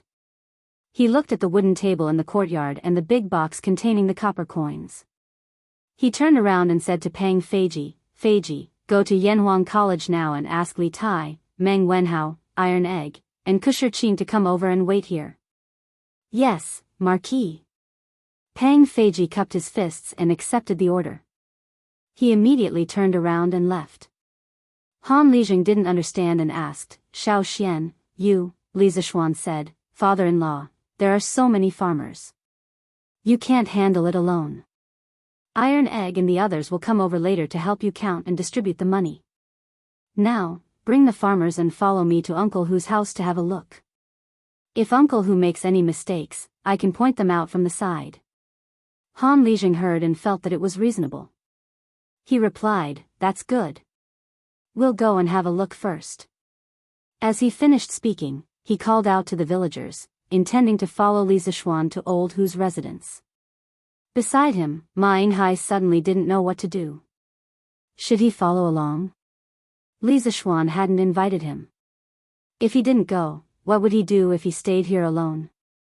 Moreover, there was still a pile of huge money in the courtyard. If he didn't have enough money, how could he explain himself? County Deputy Yuan, if you're willing, you can come with us. Fortunately, Li Zishuan didn't forget about him. Hu Shihai hurriedly said, I'm willing, of course I'm willing. However, the farmers were a little unwilling. They were afraid that Hu Shihai would steal their knowledge and teach the technology of growing vegetables in the greenhouse to outsiders. However, the technology of growing vegetables in the greenhouse was Li Zishuan's. Since Li Zishuan didn't say anything, they naturally didn't have the right to say anything. They could only keep their unwillingness in their hearts. In fact, Li Zishuan wasn't worried about the technology leaking because he didn't have the intention to monopolize the business of growing vegetables in the greenhouse from the beginning. Otherwise, he wouldn't have taught the technology to the farmers. He just wanted his farmers to be the first batch of farmers to grow vegetables in the greenhouse and be the first batch to taste the sweetness of growing vegetables in the greenhouse. This technology wasn't difficult to learn. After a period of time, it was inevitable that other farmers or other dignitaries would learn it. If he didn't want to leak it, he shouldn't have made this technology public. Since he planned to teach it to the farmers, it would definitely leak one day. However, the good thing was that there were basically no vegetables in the market now. The farmers under his rule could enjoy the first batch of dividends brought by growing vegetables in the greenhouse, which was also a huge profit. As more and more people grew vegetables in the greenhouse in the future, the price of vegetables in the greenhouse would correspondingly decrease. Naturally, the profit wouldn't be as big as it was now. Marquis, you're here. Under Han Lijing's guidance, Li Zishuan and his group came to a field in the south of the Han village. This field was actually beside the Han village and was very close to the village. Li Zishuan didn't expect that there would be a large group of people in the field. There were people from the Han village and Plum village. Second Master Lu was also among them. Although the old man was old, his eyes were very good. He was the first to notice Li Zishuan coming over. Second Master Lu, you're here too. Li Zishuan smiled in surprise. Hey! Aren't you here to learn? Not only me, but basically every family in Plum Village is here. Second Master Lu said with a smile. When Han Lijing informed the 8 villages that Li Zishuan wanted to promote Dapeng vegetables, the people from the other villages might have hesitated a little. However, the people from Plum Village and the Han village basically chose to join without hesitation. This was because Li Zishuan had helped them chase away the bullies, Lu Shiren and his son. It was Li Zishuan who led them to live a prosperous life today. Li Zishuan was a god in their hearts. They believed in Li Zishuan unconditionally. These 2 villages were under Li Zishuan's management at the beginning of the year. The people in the villages were basically considered wealthy. When others were thinking about whether to build a greenhouse or where to borrow money to build a greenhouse, they had already taken action. Most of them went into the city this morning to buy the coarse cloth and tung oil. When they were free in the afternoon, they ran over to Old Hu to learn the skills. Young master, you're here. Old Hu, who was not far away, hurriedly put down his work and ran over. Uncle Hu, your shed is not bad. Li Zishuan glanced at the greenhouse in the field and smiled. Old Hu scratched his head and said, Hey! It's still a little lacking compared to young master's greenhouse in the other courtyard. Li Zishuan shook his head and said, It's not bad, not bad. Uncle Hu, tell them about the techniques of building a greenhouse. I'll walk around and see if there are any flaws in your greenhouse. Old Hu naturally agreed. This was something that had been agreed upon earlier. He led everyone to the side of the greenhouse and began to explain, actually, building a greenhouse is very simple. I'll explain it to you once. You'll definitely know how to do it. If you want to build a greenhouse like this, first. Old Hu led the farmers into the greenhouse and explained as they walked. Li Zishuan wandered around the outside of the greenhouse. He was checking the airtightness of the greenhouse. Suddenly, he caught a glimpse of a small patch of yellowish green in the mound not far away from the greenhouse. When he took a closer look, he found that there was a small patch of mung bean sprouts growing in the mound. Oh, to be precise, it should be called mung bean sprouts.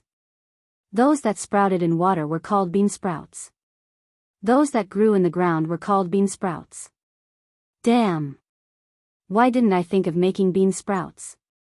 Seeing this, Li Zishuan suddenly thought of something. He could not help but pat his head and said regretfully. Bean sprouts? Marquis, what's a bean sprouts? Kuhai, who had just walked over and wanted to talk to Li Zishuan, could not help but be stunned and asked. Oh, nothing. Li Zishuan came back to his senses and turned to look at Kuhai. He changed the topic and said, Why didn't you go in with us, County Magistrate Yuan? Kuhai smiled bitterly and said, This greenhouse cultivation method was created by Marquis for the farmers under his rule. As an outsider, how can I eavesdrop? Li Zishuan looked at this person in surprise. He did not expect this county magistrate to be a gentleman. Haha. It's just a folk art. It can't be considered a secret. Since I've taken it out, I don't want to keep it a secret forever. If County Magistrate Yuan is interested, you can go in and listen. Villains were born in troubled times, while gentlemen were born in prosperous times.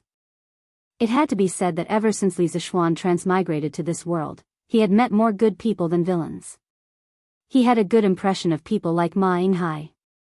Kuhai said happily, Marquis is so righteous. Actually, I've always been curious about how this greenhouse is used to cultivate vegetables in winter. Since Marquis has given me permission, it would be impolite of me to refuse. But don't worry, Marquis. Before I get permission from Marquis, I won't talk nonsense. Chapter 962. Li Zishuan hurriedly left after pointing out a few small mistakes in the shed that the Han family manor had built for Hu Hanyun. Wife, do you have soybeans or mung beans at home? Li Zishuan asked Han Yushi when he returned to his home in Chang'an. Yes, he wanted to get some bean sprouts to eat. Although the greenhouse vegetables could provide vegetables on a large scale during the winter, distant water could not quench the immediate thirst. At the very least, they would have to wait for close to 2 months before they could eat them. The vegetables that they ate yesterday were all taken from the Prince of Wei's residence. It was not a big deal to take it once or twice, but it would not be good if they took it too many times. The small bean sprouts in the Hu family's field in the afternoon made Li Zishuan's eyes light up. It took a long time for greenhouse vegetables to mature, but bean sprouts did not.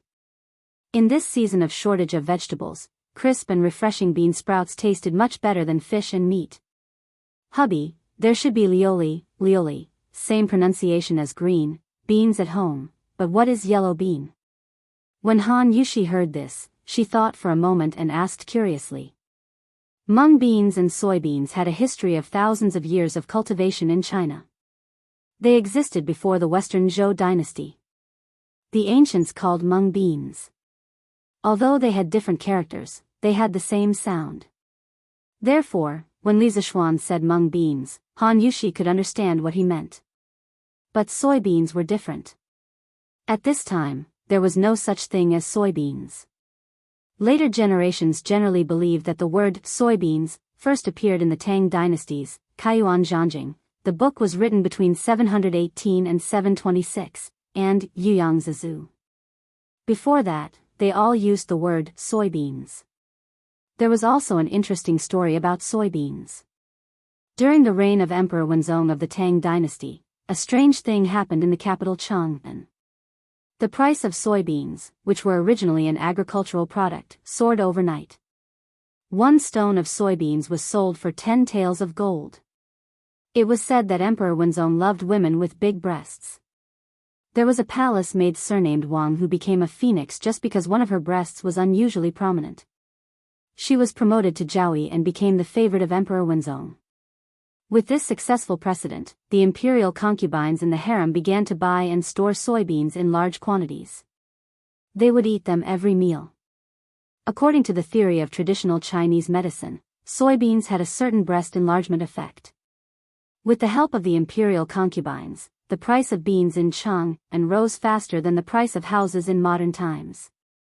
It's soybeans. Wife, do we have soybeans at home? Li Zishuan patted his head, recalled the memories of the previous owner of this body, and quickly corrected himself. Yes. There was. What do you want to do with soybeans and black beans? Han Yushi replied. Li Zishuan chuckled and said, Hey. Wife, you'll know when the time comes. After saying that, he rushed to the kitchen excitedly and asked for a ladle of green beans and a ladle of soybeans from the cook, Auntie Zhao. He then soaked the 2 types of beans in clear water. In his previous life, Li Zishuan's grandmother often made bean sprouts, so he was quite familiar with the steps of making bean sprouts. Soaking the beans in water was only the first step.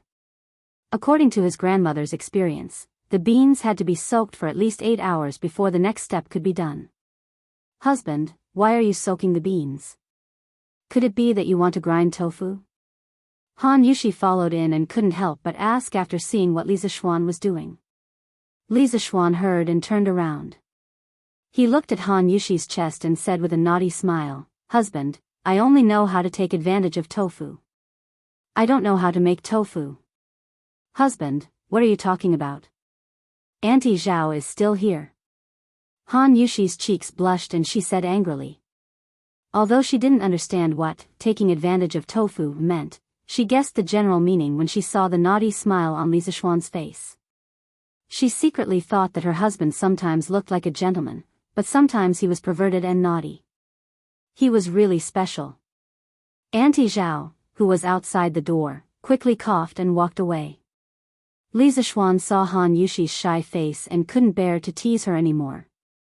He went back to the topic and said, I soaked the beans to let them sprout. Although we have 2 greenhouses to grow vegetables, it will take at least 2 months to eat the vegetables inside. After the beans sprout, take the sprouts and stir-fry them in the pot. It can be considered a delicious dish.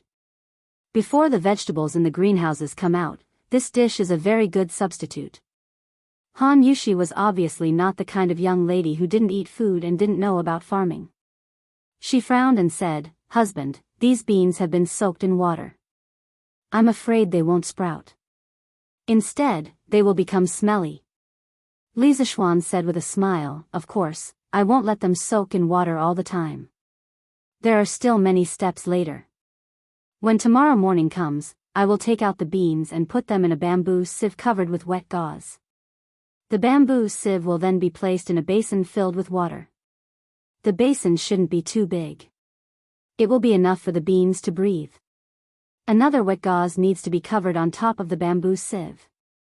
Finally, a slightly heavier bowl needs to be pressed on top. The weight of the bowl can make the bean sprouts thicker. After that, the beans have to be drenched 3 to 6 times every day to maintain the moisture of the beans. After the drenching, you have to continue covering them with wet gauze. By the 5th day, the bean sprouts at the corners will have grown out. Moreover, they will have roots. Then, they can be eaten. Han Yushi listened attentively. In the end, she asked, Husband, how do you know so much? Have you made them yourself before? It was mainly because Li Zishuan said it in such a serious manner that she couldn't help but wonder if Li Zishuan had made bean sprouts before. That was why he was so surprised. Li Zishuan touched his nose. Although he hadn't made them himself, he had seen his grandmother make them many times. Cough, cough. You can say that. Li Zishuan coughed dryly and said vaguely, In short, wife, you will be able to see what these bean sprouts look like in 5 days. Moreover, you will be able to taste this delicacy. Han Yushi put her hand into the water basin and gently stroked the soybeans in the basin. She raised her head and said, Husband, the farmstead and Yanhuang College need you. You still have a lot of things to do. Leave this matter to me. I have remembered all the steps you mentioned earlier. Since it's not a troublesome matter, I will definitely do it for you. Li Zishuan thought for a moment and nodded, That's good. Thank you for your trouble, wife. He was very confident in his wife's ability to do things. In some matters, Han Yushi's attentiveness even made him feel inferior. The wife he married seemed simple, but in fact, she wasn't. Husband, father already knows that you want to promote greenhouse vegetables in the farmstead. He said that since you are confident that you can cultivate vegetables in winter using this method, then use this to make our other 6 farmsteads rich in one fell swoop. However, father said that there is one thing that you might have overlooked. He asked me to remind you. Han Yushi took her hand out of the water basin and suddenly said to Li Zishuan seriously. Chapter 963. Wifey, what did father say? After listening to his wife's serious words, Li Zishuan asked aloud. Han Yushi pursed her lips and said softly, Husband, in the afternoon, father asked me to tell you that letting the people grow vegetables in greenhouses is a good deed, but you have to consider things more thoroughly. For example, the oilcloth needed to build greenhouses. Husband, there are thousands of people in your fief. Even if only 50% of the people are willing to build greenhouses and grow vegetables, the amount of coarse cloth needed will be quite large. When the time comes, the unscrupulous cloth merchants in Chang and will see a business opportunity and will definitely wait for the opportunity to raise prices. Although husband has given the people an interest-free loan of 500 copper coins per household, Who knows how much the coarse cloth will cost? Maybe 500 copper coins won't even be enough to build a greenhouse. With Han Yushi's explanation and analysis, Li Zishuan's brows gradually wrinkled. Han Yushi saw this and said, "But husband, you don't have to worry. Father has already informed shopkeeper's son of our family's ready-made clothing store to prepare a supply of coarse cloth in case of an emergency. Presumably, it will alleviate the situation of the shortage of coarse cloth in Chang'an." Li Zishuan couldn't help but sigh. Father has considered everything thoroughly. I almost neglected this matter. Previously, when we lent money to the farmers, it wasn't just for them to buy greenhouses, but also for the seeds. If the price of cloth in Chang'an soars, even if the people have enough money, they may not be able to afford the seeds. Han Yushi saw that Li Zishuan's face revealed some disappointment and hurriedly comforted him. "Husband, this is your first time doing this kind of thing. How can you be so considerate? Even a wise man will make a mistake once in a while." Li Zishuan heard this and laughed. "Hee, wifey, you don't have to comfort me. I'm not that weak. Actually, with shopkeeper's son's connections, he may not be able to gather so much coarse cloth in such a short time. If we want to solve this matter quickly, we have to rely on the Chamber of Commerce. Wifey, you go ahead with your work. I'll go arrange it. Husband, go ahead with your work." Li Zishuan went to the front yard and found Wang Zhong. He asked him to send someone to invite someone over. About an hour later, when the sun was about to set, an old man in luxurious clothes came to the Li residence.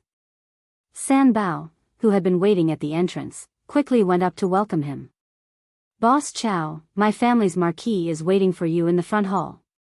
That's right, this well-dressed old man was Chow Wendong, the largest silk and cloth merchant in Chang'an City. He was also the third largest shareholder of the Yan Huang Chamber of Commerce. "Please lead the way." Chow Wendong politely cupped his hands and said. Under San Bao's lead, Chow Wendong came to the front hall of the Li residence. When he saw Li Zishuan sitting at the head of the table, he quickly cupped his hands and greeted, "Greetings, Marquis." Li Zishuan waved his hand and said, "No need to be so courteous." Then, without even exchanging pleasantries, he went straight to the point. "Mr. Chow, I'm looking for you today because I need your help with something. I hope I'm not bothering you." Chow Wendong shook his head. No. I don't have anything to do at home. How am I bothering you?" "Marquis, if you need anything, feel free to tell me." Chow Wendong was so polite that Li Zishuan felt a little embarrassed to come. Whenever he needed help with something, he would drag him out. If he didn't need help, he would put him aside. No matter how he looked at it, it was a little unkind. Actually, he was thinking too much. His thinking was still stuck in the ways of the modern world, but he forgot that he was in the ancient times. In this era of scholars, farmers, businessmen, there was a strict hierarchy. If he didn't do this, Chow Wendong would find it strange. It's like this. Recently, the people of the Marquis Manor want to buy a large batch of coarse cloth. The amount is huge, but the people have limited money. Therefore, I intend to ask Mr. Chow to help me transport a batch of coarse cloth from other places to prevent the other cloth merchants in Chang'an City from increasing their prices. Li Zishuan asked someone to pour a cup of tea for Chow Wendong and said. Hearing this, Chow Wendong felt strange in his heart. Why did the farmers of Li Zishuan's manor need a large amount of coarse cloth? However, he didn't ask the question in his heart. After experiencing all kinds of ways of the world, he knew that there were some things that he shouldn't ask. Marquis, how much coarse cloth do you need me to prepare? Chow Wendong pondered for a moment and asked. Li Zishuan calculated a little in his heart and stretched out 5 fingers, 50,000 bolts. And all of them are white cloth. If they can't be sold out, I'm willing to buy them all at the market price. If each of the farmers under him was willing to build a greenhouse, he would need at least 100,000 bolts of coarse cloth. Moreover, this didn't take into account the situation like Old Hu's family who had built multiple greenhouses. The reason why he only asked Chow Wendong to prepare 50,000 bolts was mainly because he considered that not all of the 8 farms would be willing to build greenhouses. Moreover, in the existing stock market in Chang and City, there was a considerable amount of coarse cloth in stock. If Chao Wendong prepared 50,000 bolts, it would be enough to control the price of coarse cloth in Chang and City. Chao Wendong was secretly shocked. He didn't expect Li Zishuan to ask for so much cloth. He would be lying if he said that he wasn't curious. However, this kind of question, if Li Zishuan didn't take the initiative to ask, he wouldn't and couldn't take the initiative to ask. Marquis, don't worry. I can definitely gather 50,000 bolts of coarse cloth within a day. If I can't sell them in a short time, I don't need Marquis to buy them. I naturally have my own channels to sell them to other provinces and counties. Chao Wendong said with a confident smile. The reason why he could become the largest cloth merchant in Chang and City was because of his extensive and high-quality supply channels. Li Zishuan's request might be a little difficult for others, but for him, it wasn't difficult at all. He only needed to move his mouth. Okay. Then I won't force you. Thank you, Boss Chao. Li Zishuan stood up and cupped his hands. Chao Wendong quickly stood up and said, "You flatter me. If there's nothing else, Marquis, I'll go back and make arrangements." Li Zishuan nodded and said, "Take care, Boss Chao." The next day, the cloth merchants in Chang and City welcomed a large number of special customers. The reason why it was special was that these people only came to buy 2 bolts of coarse cloth near the new year. However, there was still more than a month before the new year, and these people came in groups. Not only did they come, but they also bought cloth by cart. The craziness of this made many cloth merchants secretly speechless. When these people were asked why they bought so much coarse cloth, most of them were vague or gave very strange reasons. It was obvious that they were deliberately deceiving people. This strange phenomenon made the merchants very puzzled. Some cloth merchants saw a business opportunity. On one hand, they slightly raised the price. On the other hand, they urgently mobilized coarse cloth from other places. Although coarse cloth was less profitable than silk and fine silk, it couldn't be relied on the large quantity. An undercurrent of price increase was rapidly brewing. Chapter 964. Shopkeeper, do you have any more coarse cloth? Do you want white cloth? No more, no more. Just now, 3 people came and bought all of it. Do you want black cloth? I still have some black cloth here. No need. I'll ask the other shops. Shopkeeper, do you still have white coarse cloth here? Yes. That's great. Shopkeeper, give me 150 bolts of white cloth. Haha. Brother, white cloth is now 2 copper coins for a bolt.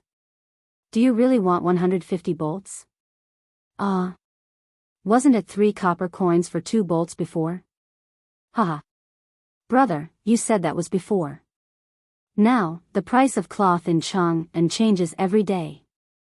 If you don't buy it today, it might be even more expensive tomorrow. But shopkeeper, this is too expensive. A bolt of fine silk is only 3 copper coins. How can your coarse cloth be sold for 2 copper coins? Hey. Brother, what you said is wrong. Now, fine silk is 4 copper coins for a bolt. Silk is 6 copper coins for a bolt. I'm not cheating you. In the eastern and western districts of Chang'an, similar conversations like this could be found everywhere. Farmers from several villages in Lantian County were all asking for white coarse cloth. Many cloth merchants were waiting for the opportunity to raise the price. The farmers were caught in a dilemma. If they buy, 100 bolts of cloth would be 50 copper coins more than before. This was not a small amount. If they don't buy, what if the price continues to rise tomorrow? Mang, the white cloth from Li Ji garment shop in the western district is still 3 copper coins for 2 bolts. Go buy it quickly. If you're late, it might be gone. In the eastern district, an old man was walking quickly toward the entrance of the eastern district. He saw Lu Mang on the side of the road and quickly shouted. "Third master, which Li Ji garment shop is it?" Lu Mang's face lit up as he turned his head and asked. The old man grinned and said, "You child, which Li Ji garment shop can it be?" "Of course it's Marquis shop. Go quickly. I heard it from Wang Dahai from the neighboring Wang family village. If you're late, it might be gone." "Hey. Thank you, third master. I'll go with you." Lu Mang agreed and then left with the old man without any hesitation, leaving the cloth shop owner with an ugly face. "Shopkeeper, should we reduce the price of our cloth?" When the shop assistant saw the ugly expression on his boss's face, he carefully probed. "What surrender? Don't you see that there are so many commoners who need cloth today?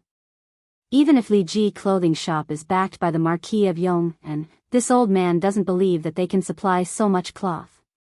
When these people can't buy cloth from them, they will definitely come back to us to buy. What are you afraid of?" The cloth merchant thought for a moment and scolded with a cold face.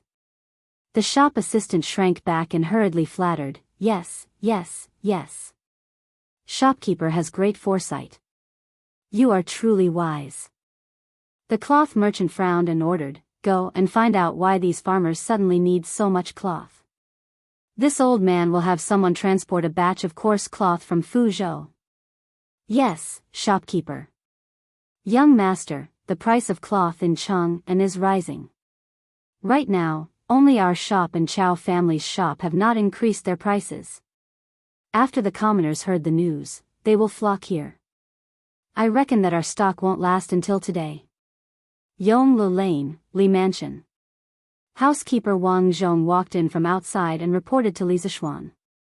Before Li Zishuan could speak, Yi Fashion furrowed his brows and angrily said, "Preposterous. Cousin, these profiteers are hoarding and driving up the prices. Cloth is a necessity for the commoners. How can they be allowed to run amok?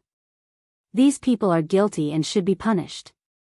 Yi Guozhong also worriedly said, "Little Xian, if this happens, the farmers in your fief will have to pay a higher price if they want to continue building greenhouses." Li Jingma frowned and didn't say anything. Yesterday, he did ask Sun Huiming of the clothing shop to prepare a batch of coarse cloth in advance. However, the time was too short and the commoners' demand was too large. Even if they prepared in advance, it would be difficult to supply all of it. Li Zishuan smiled confidently and said, "It's not the end yet. The outcome hasn't been decided yet. Those cloth merchants who see an opportunity to increase their prices will soon suffer the consequences of their own actions." After that, he looked at Yi Fashion and said, "Fashion, the world is full of people. Everyone is here for profit. I am not surprised that the cloth merchants have such a reaction. When the higher-ups encounter such a situation, they must not use brute force. They must use profit to balance the situation. Only then will they be able to make those people pay the price and accept it wholeheartedly." Yi Fashion's eyes lit up and asked, "Cousin, do you have another trick up your sleeve?" Li Zishuan smiled slightly. He didn't deny or admit it. "Haha. Little Xian, it seems that you are prepared. Then I won't worry for nothing. I heard that Fashion recently met a Taoist priest from the Taisher Bureau. He is quite skilled in Taoism. I will go and meet him later." Yi Guozhong stood up and laughed when he saw this. The price increase of the coarse cloth in Chang'an city had awakened the villagers who were still hesitating about whether or not to take the risk of building greenhouses. In this situation, if they continued to hesitate and missed the opportunity, there would be no medicine for regret. Therefore, the number of villagers who went to the Han family village to borrow money suddenly increased. The number of villagers who went to the Han family village to borrow money suddenly increased from 200 to 600. The queue stretched from the Han family village's courtyard to the entrance of the village. With so many people flocking to the village, the Han family village suddenly became very crowded. Of course, when they saw the new houses that the Han Manor's commoners lived in, the new clothes that the Han Manor's children wore, and the extravagant village school, the commoners from other villages who came to borrow money were all the more determined to follow Li Zishuan and grow vegetables in greenhouses. Only by following Li Zishuan would they have the chance to live as blissful a life as the Han Manor's residents. Faced with so many villagers who came to borrow money, Han Lijing suddenly felt that Alexandria was too big. He knew that he could not solve this problem alone. Moreover, there was no one in the village who knew how to keep accounts. He could only ask for help from Yanhuang College. Fortunately, Mr. Li Gang was very open-minded. He also agreed with Li Zishuan's teaching philosophy of combining knowledge and practice. Therefore, when he heard that Han Lijing had sent people to the college to ask for help, he immediately informed the head of the mathematics department, Su Hongji, to send 10 students with excellent results to the Han family village to help. Su Hongji had recently heard that Li Zishuan wanted to encourage the villagers to grow dapeng vegetables. This kind of good deed that would benefit the people, he naturally raised both hands in approval. Thus, the top 10 students in the entrance exam were sent to the Han village. Han Lijing immediately heaved a sigh of relief. The burden on his body suddenly became lighter. However, when he heard that the price of cloth in Chang and had skyrocketed, he suddenly became worried again.